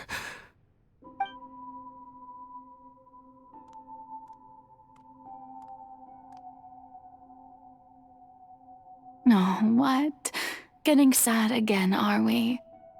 The authority of the ancient dragons shall soon be yours once more, O Hydro Dragon Sovereign. And this is the face you make. all you've done throughout the years is just so you can sacrifice yourself at the very end. I've never quite seen it that way, you know. Even now, I'm quite pleased at how well my deception worked.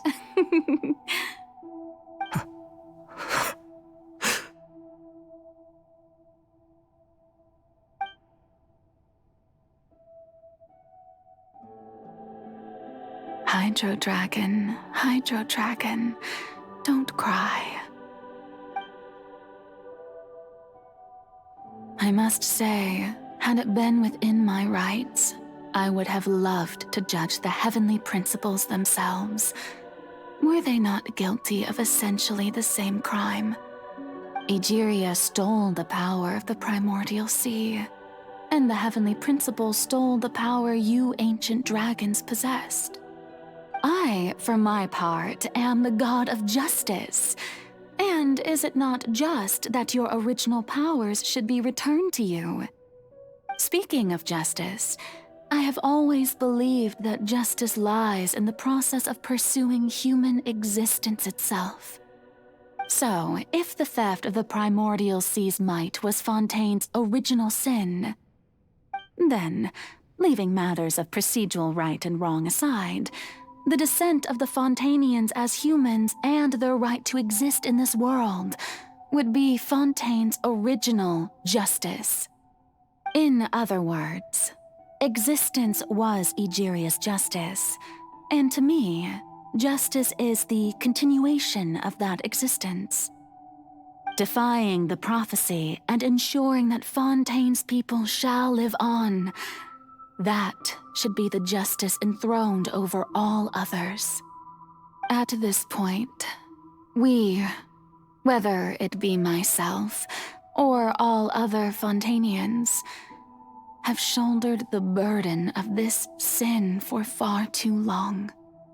Iudex Nervillet, the highest judge in our land, when you regain your full power as an elemental sovereign, what verdict shall you pass upon us? So when I was invited to the court of Fontaine to serve as Iudex, I see now that that was your idea too. At last, I now understand the true purpose behind this position. In the beginning, I was uninterested in human existence. But these 5 centuries of living alongside them have gradually brought about mutual understanding between us. And I have even attempted to feel as they feel. You are a devious one, Fussalor. Things being as they are, surely you know that I could never declare them to be guilty.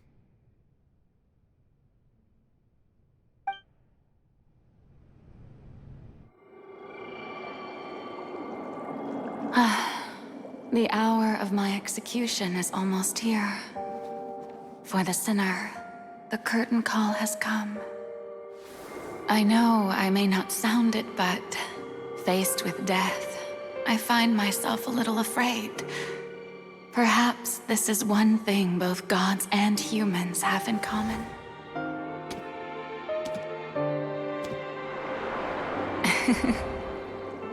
Farewell, Nervillet. I hope you've enjoyed the part you played these 500 years.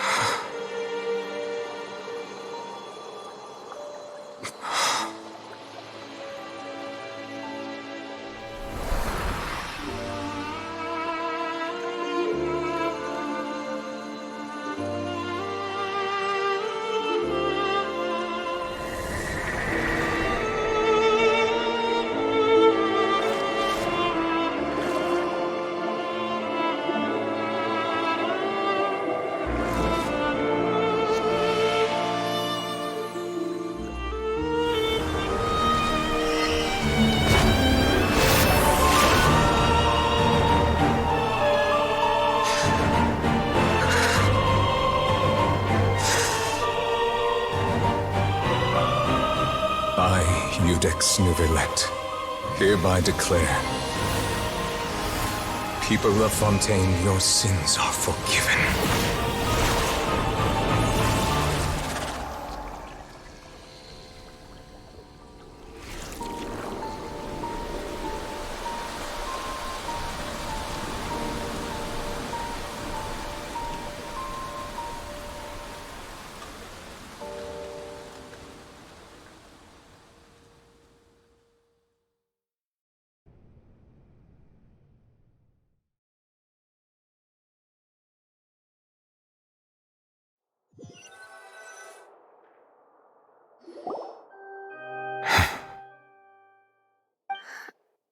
What just happened?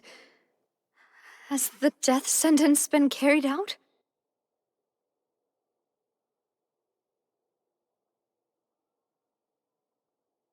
Was that bright light some sort of misdirection?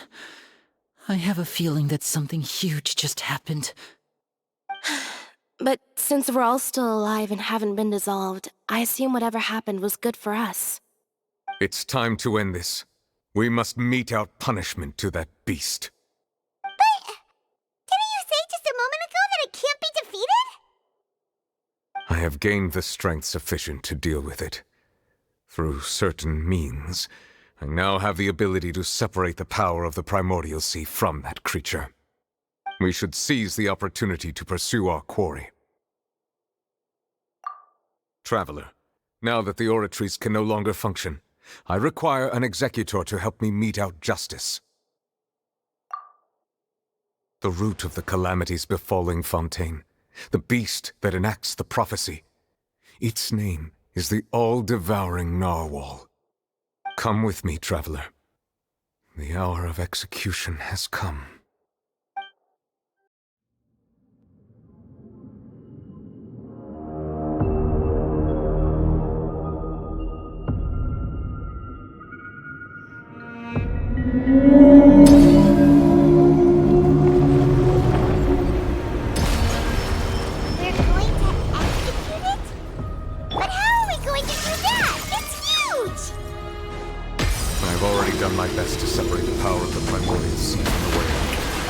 Considering the size of the beast, I cannot reach the power source. Unless we can find a way to attack it from within. We shall share a part of the ancient dragon. We shall look for an opening together. There is no escape! I can feel its sorrow turning into hostility.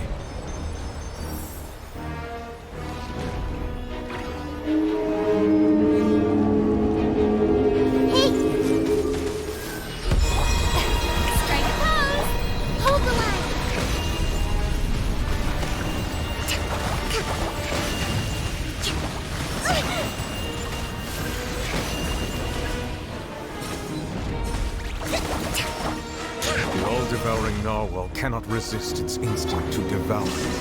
Continue to trigger its hostility. Chance will present itself.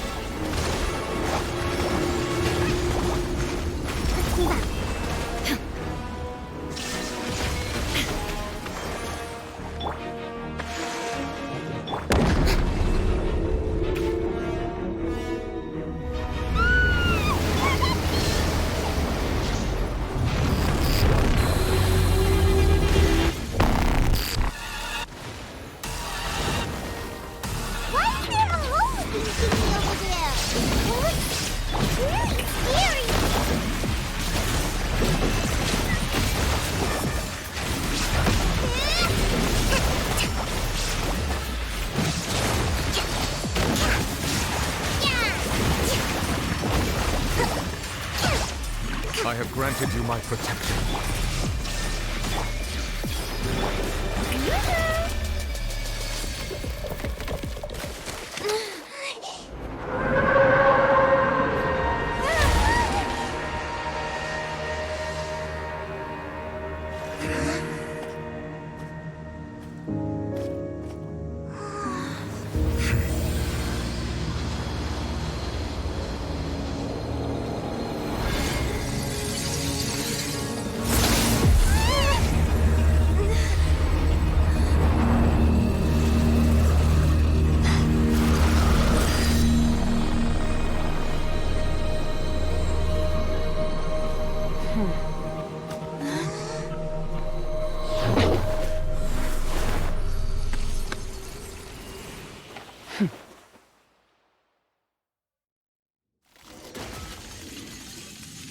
Thanks for helping with the cleanup. It should have been my job, but... oh well. It was just supposed to be a short private training session for me. I didn't think that my disciple and my master's pet would start brawling in the meantime. Well, actually, I had a feeling that it would happen at some point, but they bumped into one another earlier than I thought. What a blunder. I suppose I'll have to swing my sword 3 million times as penance. That power. Who are you exactly? Paimon has an idea. From what she said earlier, she must be Child's master. Skirk, right? It's just that he gave us the impression that she was the less talkative person. I simply did not have anything to say to the weak. But you, on the other hand, managed to defeat the all-devouring narwhal without using power from beyond this world. So you may speak to me as equals. I have to agree. It's a strange use of a planet's primordial waters just to raise an all-devouring narwhal. That kind of power is wasted on it. It's not cooperative. It eats too much. And I have more important things to do with my time than pet sitting. The only thing that creature has going for it is its looks. All in all, it fails as a pet. Miss Skirk? I think you might have missed the point. The point being? Well, being that this pet almost destroyed an entire nation. So what sort of person is your master? Well, Child's master's master. Wait, is that right? Oh, right. So you don't know him. Sorry, I assumed you did. His name is Sertologi. Huh? I am unfamiliar with that name. Huh. So Master is insufficiently famous. How should I describe him, then? Have you heard of the name The Fowl? The Fowl? Still nothing? Well, how about the Visionary? Vetterfulnir, then? Or Gold Rhine-daughter? Ooh, that one we've heard! Rhine-daughter's part of the Hexen Circle. She's Albedo's mom, right? Oh, so you do know that name. To be honest, I also heard all of those names and titles from my master. I don't actually know them either. But I suppose you understand now, yes? My master is likely a similar sort to Rhine-daughter. They are both pursuing some form of perfection. Wait! Didn't you also mention a visionary person? Paimon didn't quite catch their name. Actually, never mind that. I believe it expedient to inform you that the all-devouring narwhal used up nearly all its strength fighting you. Such roiling hydro energies will prove difficult for the planet's deep seas to digest. As such, the Fontaine back on the surface has most likely been thrown into chaos. In other words, the prophecy that you've been fretting over should now be in full swing. What?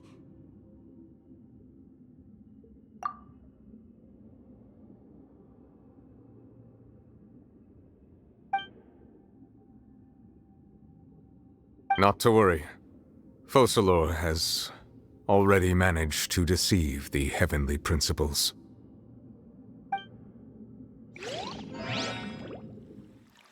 In the end, the people will all be dissolved into the waters, and only Farina will remain, weeping on her throne.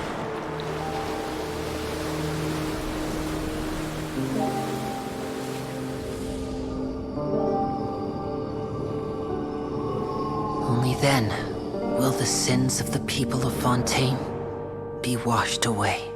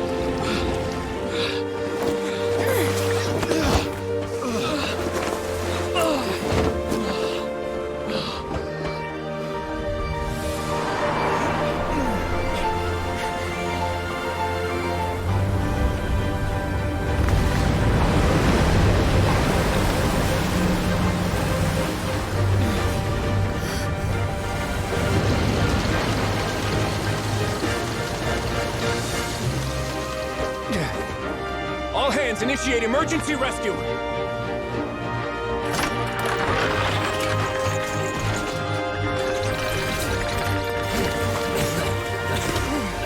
Hurry!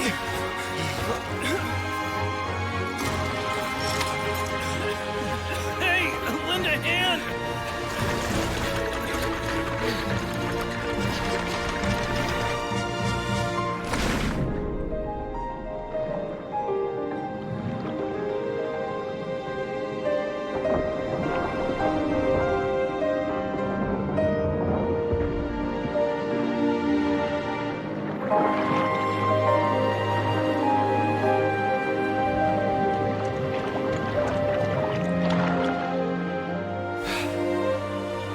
Look! The water's receding!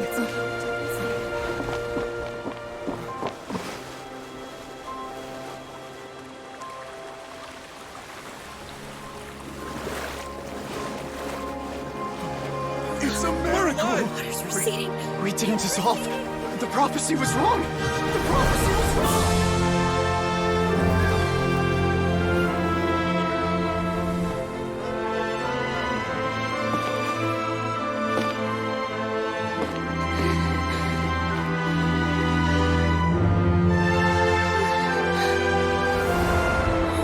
Are you right?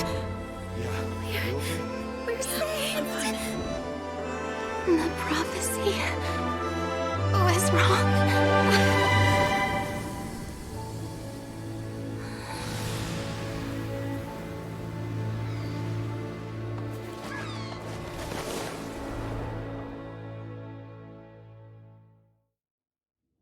Tea party.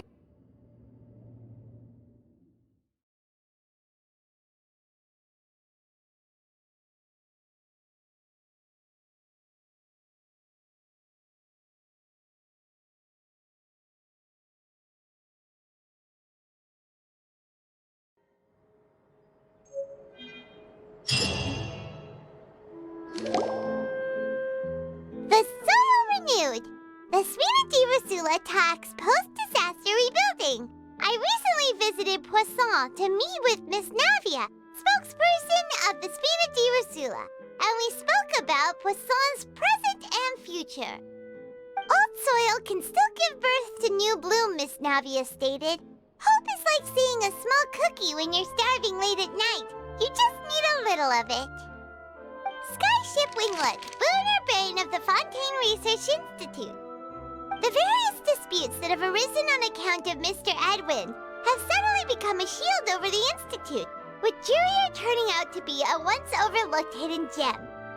People always call the first researcher mad, but few know what to call the second. And should that latter person achieve a miracle, they would find it all the harder to find a word with which to classify him and his team. Wow! Paimon barely recognizes the people in the reports. Are those really Jurier and Navia? They sound like real big shots. What do you think? Pretty enthralling, huh? The Steambird's idea was pretty simple. With the disaster just having passed, we would print a free edition packed to the margins with good news to calm people down. The value for these big scoops lies in their inevitable follow-ups. We'll publish further reports and go into the stories behind those people. Edwin's assistant, Jurier, created a true flying ship, while Navia is leading people in the reconstruction of their home. I'm sure that these stories could draw even your well-traveled eye. Paimon's curious too! Wait a minute. Didn't we watch everything happen from start to finish? What's there to be curious about? And that's exactly why I'd like you to come conduct interviews with me. You're the best incubators of news, if you haven't noticed. And also, with you around, I'm sure I'll get to see that Duke. Are you sure? Hasn't he turned you down several times already? Oh, this time will be different. Come on, let's head to Poisson first, and then make a trip to the fortress. There are some things you'll only know when you get there.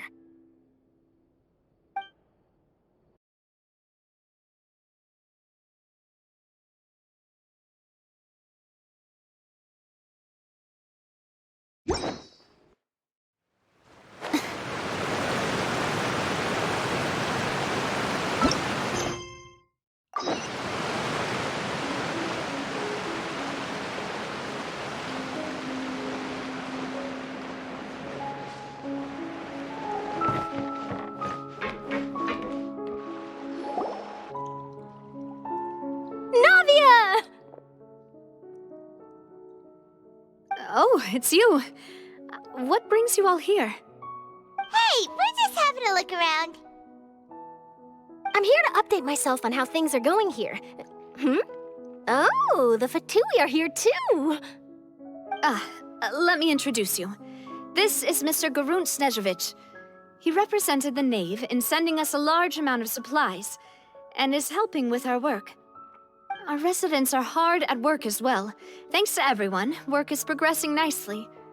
We've lost a lot of people, but we're moving forward. That will have to be enough. Hello, Miss Charlotte. I'm a big fan of yours. I especially like that article you wrote last year about Fontaine's stray cats. But if you don't mind, could you not emphasize our role too much in your report? It's not charity we're doing here. We just happen to share the same interests as the Spina.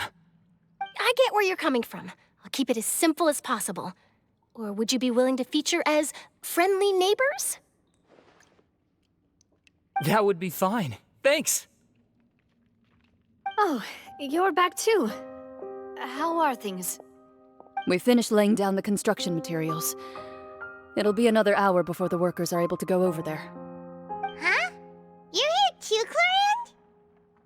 Well, her reputation's greatly risen after that whole duel business with Miss Farina. So she's here in Poisson to wait out the heat. All right. She really came here to help me out. There's too much to consider in the reconstruction of Poisson. The Spina has need of more decision-makers. And, well, I do already happen to be connected to Mr. Callis. Oh, wait just a moment. Do you mind me asking a few questions? You know, about how you felt before the duel, about what it was like facing down a god. There's lots of exciting material there, I bet. Forget it. I'm sure you can find a better theme than that, Miss Charlotte. I see you're the same as always. Couldn't you do me a favor, for Navia's sake?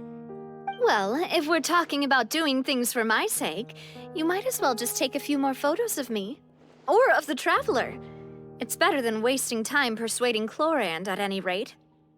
Of course I will. I'm not gonna let her off that easy. All right, then everyone who wants to be in the photo, gather up. And smile.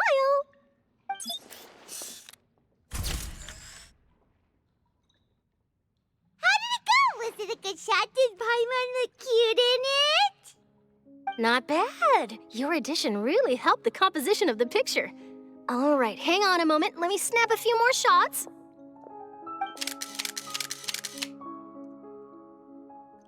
All right, that should do it. I'll be back here later anyway, so let's call it a day.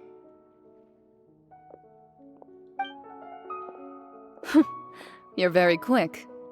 Speed is of the essence when it comes to the news, and freshness is the key. Also, not to brag, but I'm pretty good at building connections. Who knows? I might eventually get that interview with you after all, Miss Clorinde. Wow, you really do have that never say die spirit. I'm impressed. I'll hazard a guess that this is how you got that interview at the Fortress of Meripede. Whoa, you're well informed. Let me make a guess too. I asked Sijuin, who told Monsieur Nervillet, and he told you, right? That's a very complete information chain.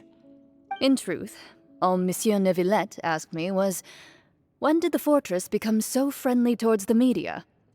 I told him that it was best not to speak too soon. There's no guarantee that Ridsley will make a personal appearance. You're right. I've got to treasure every moment I have with them. In which case, I'll be making a move first. Stay safe now. And tell me if you hear anything interesting. I'll treat you to afternoon tea in exchange.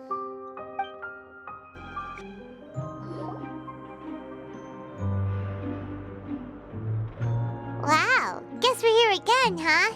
There's a real nostalgic feeling to this place. Looks like you've been missing us. Duke!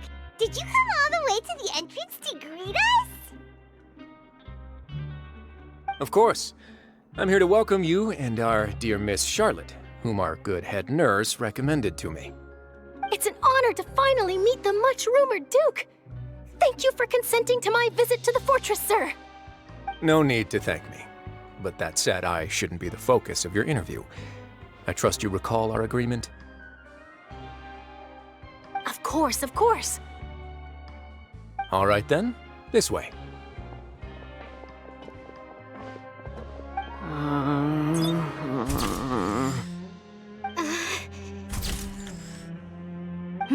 Hey, no need to be so nervous.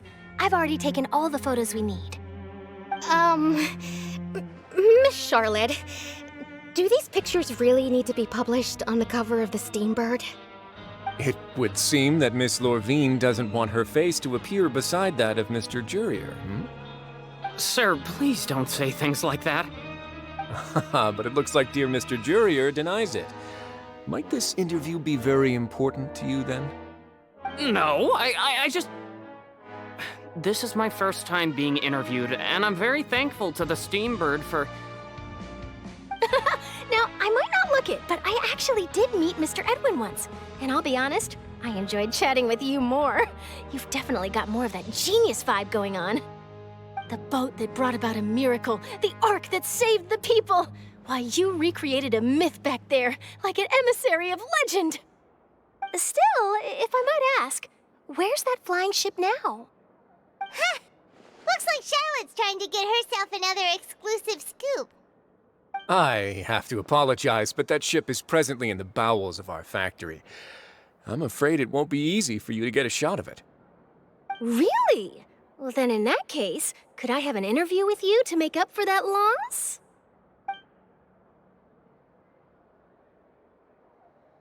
You already know my answer, I'm afraid. Best you interview our head nurse instead. Or perhaps you'd like to take another photo of this couple of researchers? Did you really have to use the word couple? Well, then, 2 solo photos will do. Is my hair messed up? Please, someone help me have a look. Things sure are getting pretty lively here. We've seen this kind of thing before. Oh, seems like everyone's here. Would any of you like to try this new drink I came up with? Ah, Sigewine. Hey, Miss Charlotte. Why don't you, take some pretty photos of our head nurse? Sure. Come on, Miss Sigewine, over this way. Let's find a brighter spot. Huh? Sure. Do I have to smile? So, how have things been at the fortress? Same old, as you can see. Fontaine's undergone some changes, but this place is still more or less the same. Other than that flying ship, it got a tad too much attention, I think. That's why I decided to let the interview go through. We should direct more public opinions toward the behind-the-scenes heroes. Am I right, Mr. Jurier? Miss Lorvine? You're too kind, sir. I believe that you too should have your day in the sun. Not that you would want that, which is a pity. I'll just leave the spotlight to you two.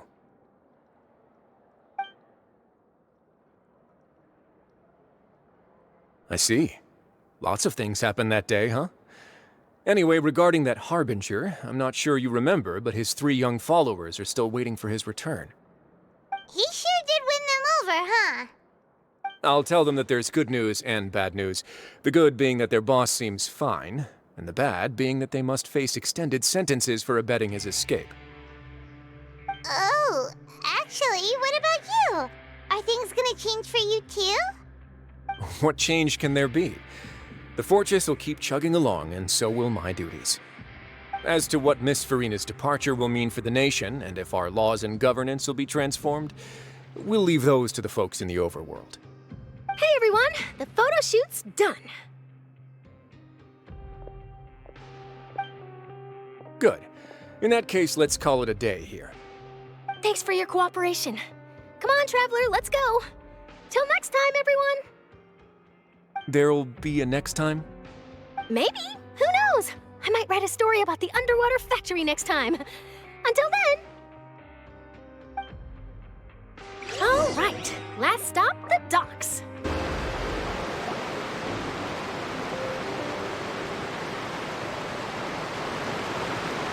I didn't see them! They really are here! How did you know? Navia mentioned that she stayed in touch with Linny and the others after working together. Apparently, they've been at the docks distributing these strange pockets the whole time since. Traveler, Paimon. Ah, and Miss Charlotte, too. Would you like a magic pocket? What sort of gadget is it? It's a wondrous bag that can be used to carry many things. The water level has returned to normal, but if you see any of your things floating around, you can use this to carry them. Or you could trick a friend into doing it for you. Trick a friend? I wonder which of my friends would fall for that.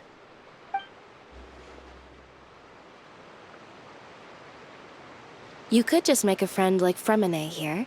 Isn't that right, Fremine?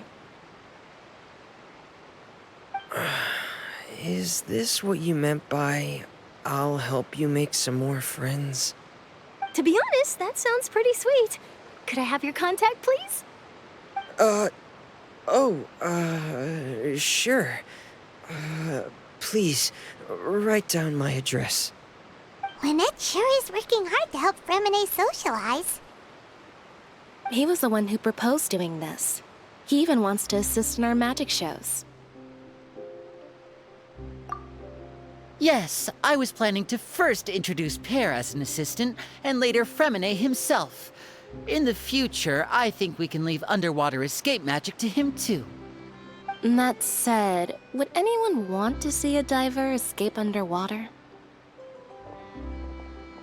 Oh, it'll work out. Every journey begins with the first step. He'll become a part of our show eventually.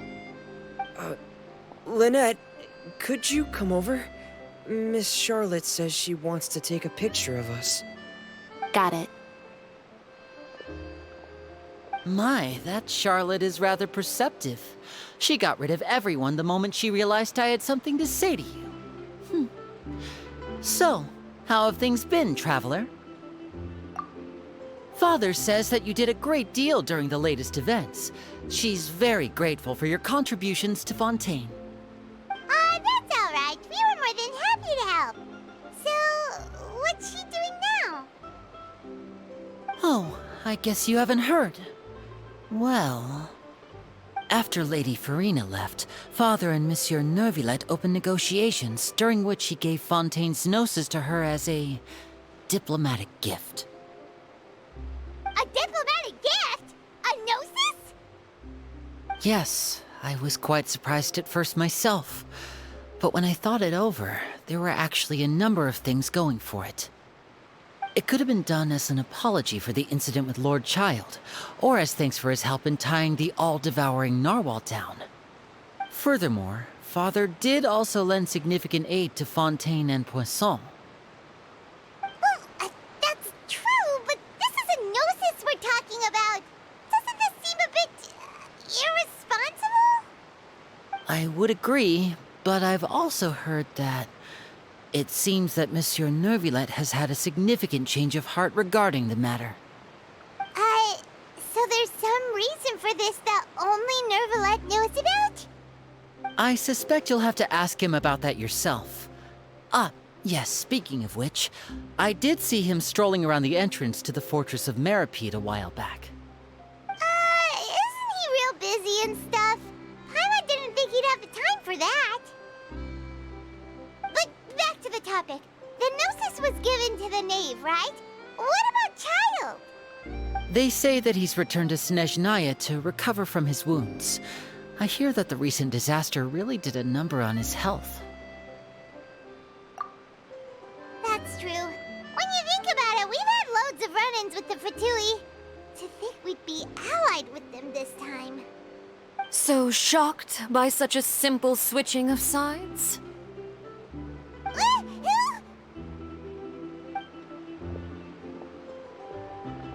Father! Well, what do you know?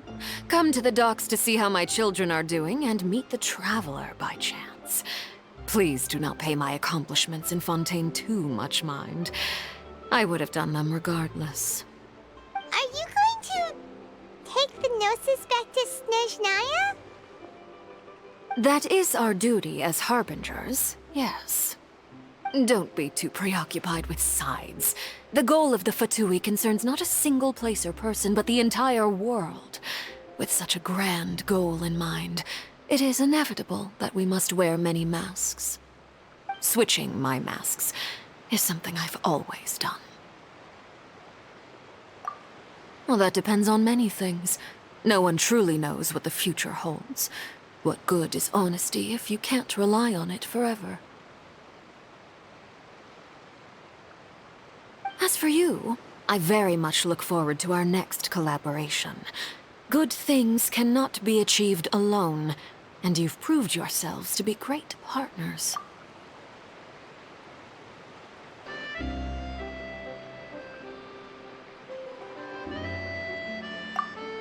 A vision? All right. I'll remember to return it. Thank you for keeping it safe for him this entire time. And that's a wrap for me. Huh? You're... Greetings, Miss Journalist. Hello. If I'm not mistaken, there are diplomatic channels I'll need to report to take a photo of you. That is correct. So forgive me, but I will not be able to serve as a subject in your article. However, feel free to write as much as you'd like about our dear magicians and our upcoming rookie talent. I will. The sea breeze is quite pleasant. I shall continue my walk while the weather remains so agreeable. Farewell. Farewell, Father. Oh, she has such an intimidating presence. I didn't even dare to take a picture. Thankfully, I've already wrapped up all my pre-scheduled interviews. Thank you all. This'll be more than enough for me to write about, I'm sure. Don't be too nervous. Why don't you take a magic pocket before you go? Here, Traveler, Paimon, you take one too. To move things about? That's right. Funny. I was giving out magic pockets when we first met too. And what do you know? I'm doing the exact same thing right now. So many things have happened, but the pockets are still the pockets. I guess this must be life. We will all follow our own paths, and serendipity will lead you to your fated friends. All right then. We'll be handing out pockets in some other districts later, so we'll get going now. Have a good day, you two.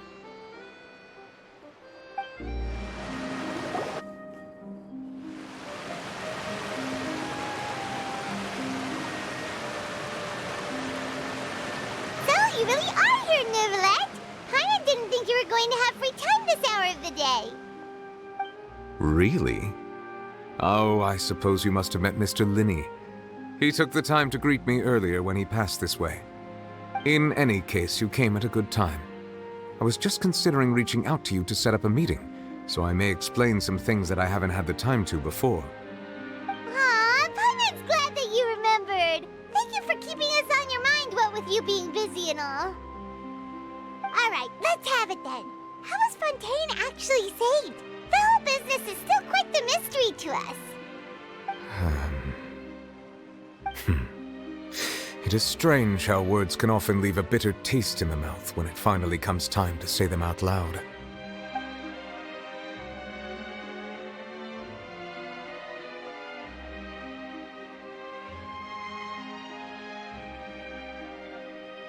Whoa, so that's what happened? Focalor destroyed the divine throne of the Hydro Archon and restored your power to you, transforming you into a fully fledged elemental dragon sovereign! But Paimon still doesn't quite get what you did to save the Fontainians from dissolving. For me, the authority of the ancient dragons refers to absolute control over the hydro element. Fontainians were incomplete humans born of Egeria's use of the power of the primordial sea, with constitutions similar to that of mimics. But so long as those primordial energies remain within them, I could use the ancient dragon's authority to grant them true blood, after the fashion in which life was first brought into being on this planet. In other words, when I gave my verdict, Fontainians became true humans, and thus would naturally no longer be dissolved by water from the primordial sea. Focalor must have counted on you to make that decision as well. Your verdict was the key to making the prophecy appear to have come true while saving everyone. Yeah, and in a manner of speaking, Focalor finally managed to fulfill the original Hydro Archon's wish to turn Oceanids into real people too! It seems from your expressions that you still have more things you wish to ask. Ask away. I will tell you the truth as I know it. I have investigated his case along many avenues, and I have learned that he once fell into an unknown chasm when he was young. There, by chance, he awakened the all-devouring narwhal. But whether it be by sentiment or reason, that should not have been enough to consider him the root cause of the disaster. At most, he would have had tangential liability. As for the judgment passed by the Oratrice during the trial, whether it was due to that liability by association, or Focalor deliberately using him to buy time for us on the assumption that he would be able to hold the creature off, I cannot say. Guess Focalor had Fontainians in mind the whole time. In the end, it was thanks to her that they finally became real humans. Hang on a second. Paimon suddenly got another question. Back when Fontainians hadn't yet become real humans, were the children they had also transformed Oceanids? Life has always flowed like water. Do you recall how Fontainians would often come to the Fountain of Lucine to pray for children? Yeah, Lynette said the fountain is where all the waters in Fontaine converge. In truth, even those couples did not know that such prayers were no mere custom, but instead a form of ritual. Those Oceanids who were blessed within the spring water would later descend as new humans in the coming months. Paimon sorta gets it now. Either way, seems like this ritual won't be of any further use, but it'll probably live on as a local custom. Ask away. I will tell you the truth as I know it. Yeah, about that. Risley said Farina has already left. What's that all about? Ah, Lady Farina. The people are only aware that her death sentence has not been carried out. She abdicated the post of Hydro Archon and left affairs related to that title to me, before leaving the Opera House. I related Focalor's words to her faithfully and completely. After hearing them, she seemed neither saddened nor comforted. She simply said that she was tired and needed to rest. Having said that, she then packed her things and moved out of the Opera House, not unlike how an ordinary person might. But she's still got a place to stay, right? You need not worry.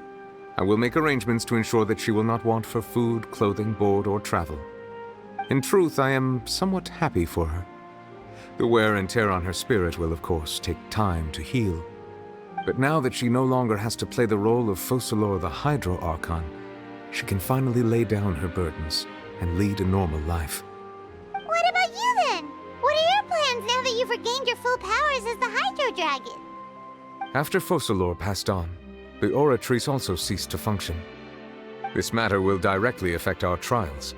After much careful consideration, I've decided to take over its role in our courts. From now on, I shall hear cases and pass verdicts by myself.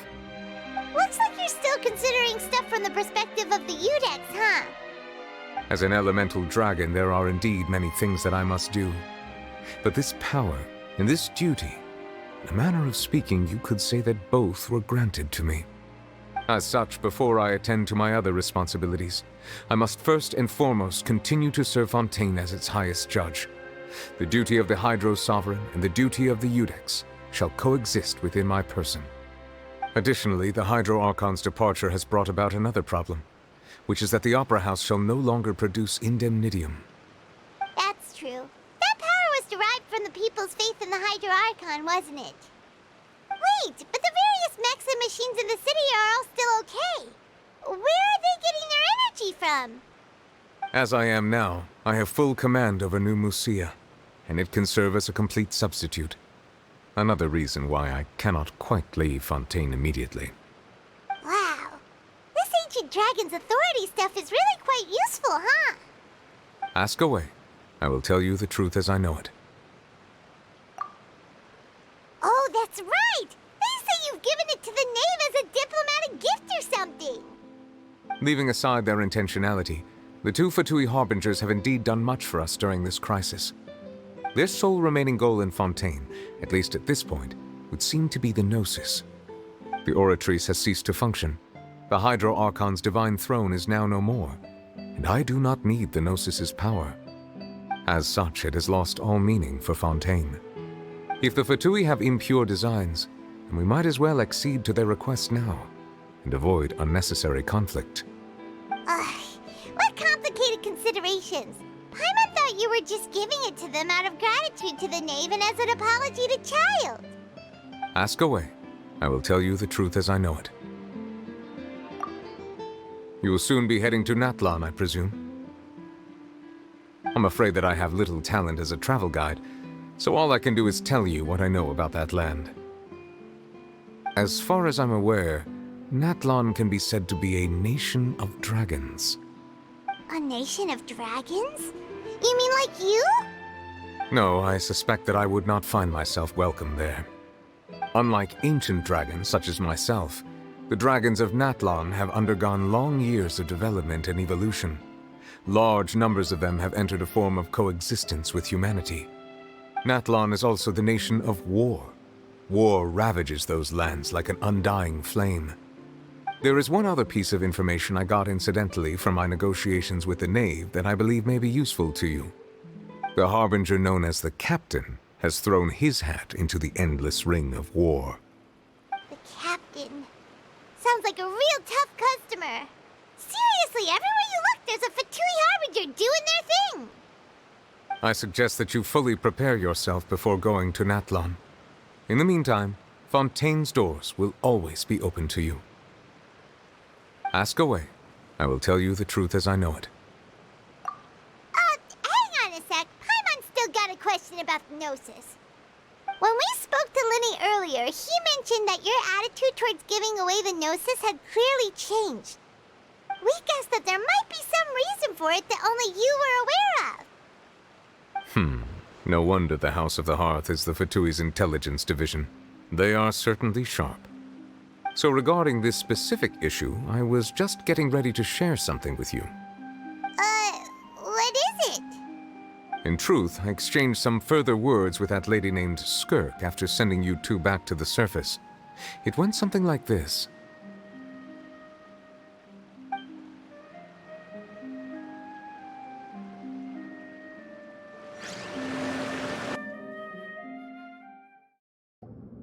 Well, we're going to head topside to see what's going on. You hurry over soon as well, all right, Nervalet? What next? The all-devouring narwhal isn't here, so I'm no longer getting any interference. I can finally catch the scent of your power, what it's made of. It is the authority of the planet's primordial dragons, but with something very similar to a god's curse mixed in.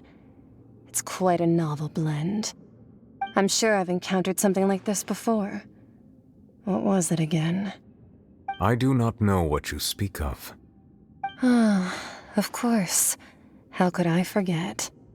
You should have the remains of the third descender on your person, yes? Remains? I've never heard of any such thing. According to your parlance, I believe it may be called a gnosis. Well, that much is true. After Focalor's divinity faded, she handed her gnosis to me.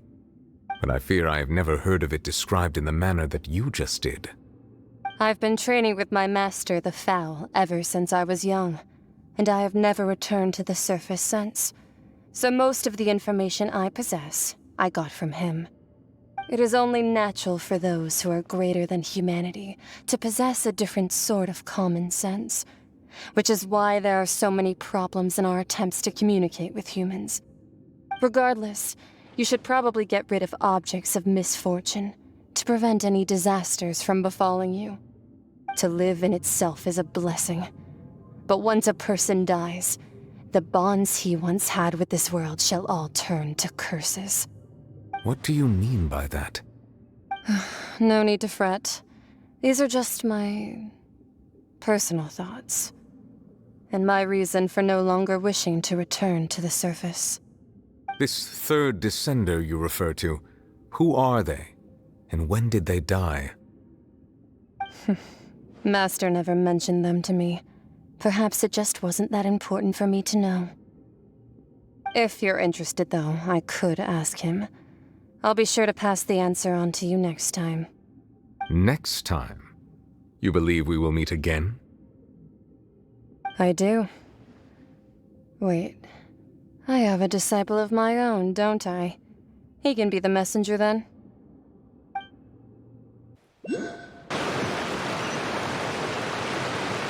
That's what she told me. Whether it would prove useful or not, I wanted to pass that information on to you. The remains of the third descender? So that's what the Gnosis actually are. Paimon just thought they looked like chess pieces. How could they be a person's remains? All the same, assuming that there was no misunderstanding or special metaphor at play, that is what she meant to say. And she said that it would bring misfortune and that you should check it, which is why you gave it to the Fatui. If she speaks the truth, then I would simply be putting Fontaine at unnecessary risk by keeping it here.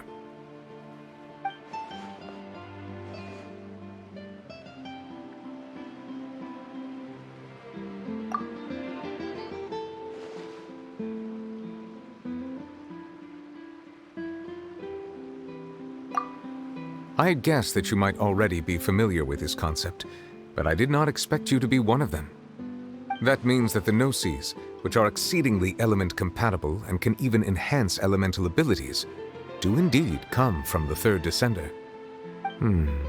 I wonder, does your body also possess similar properties?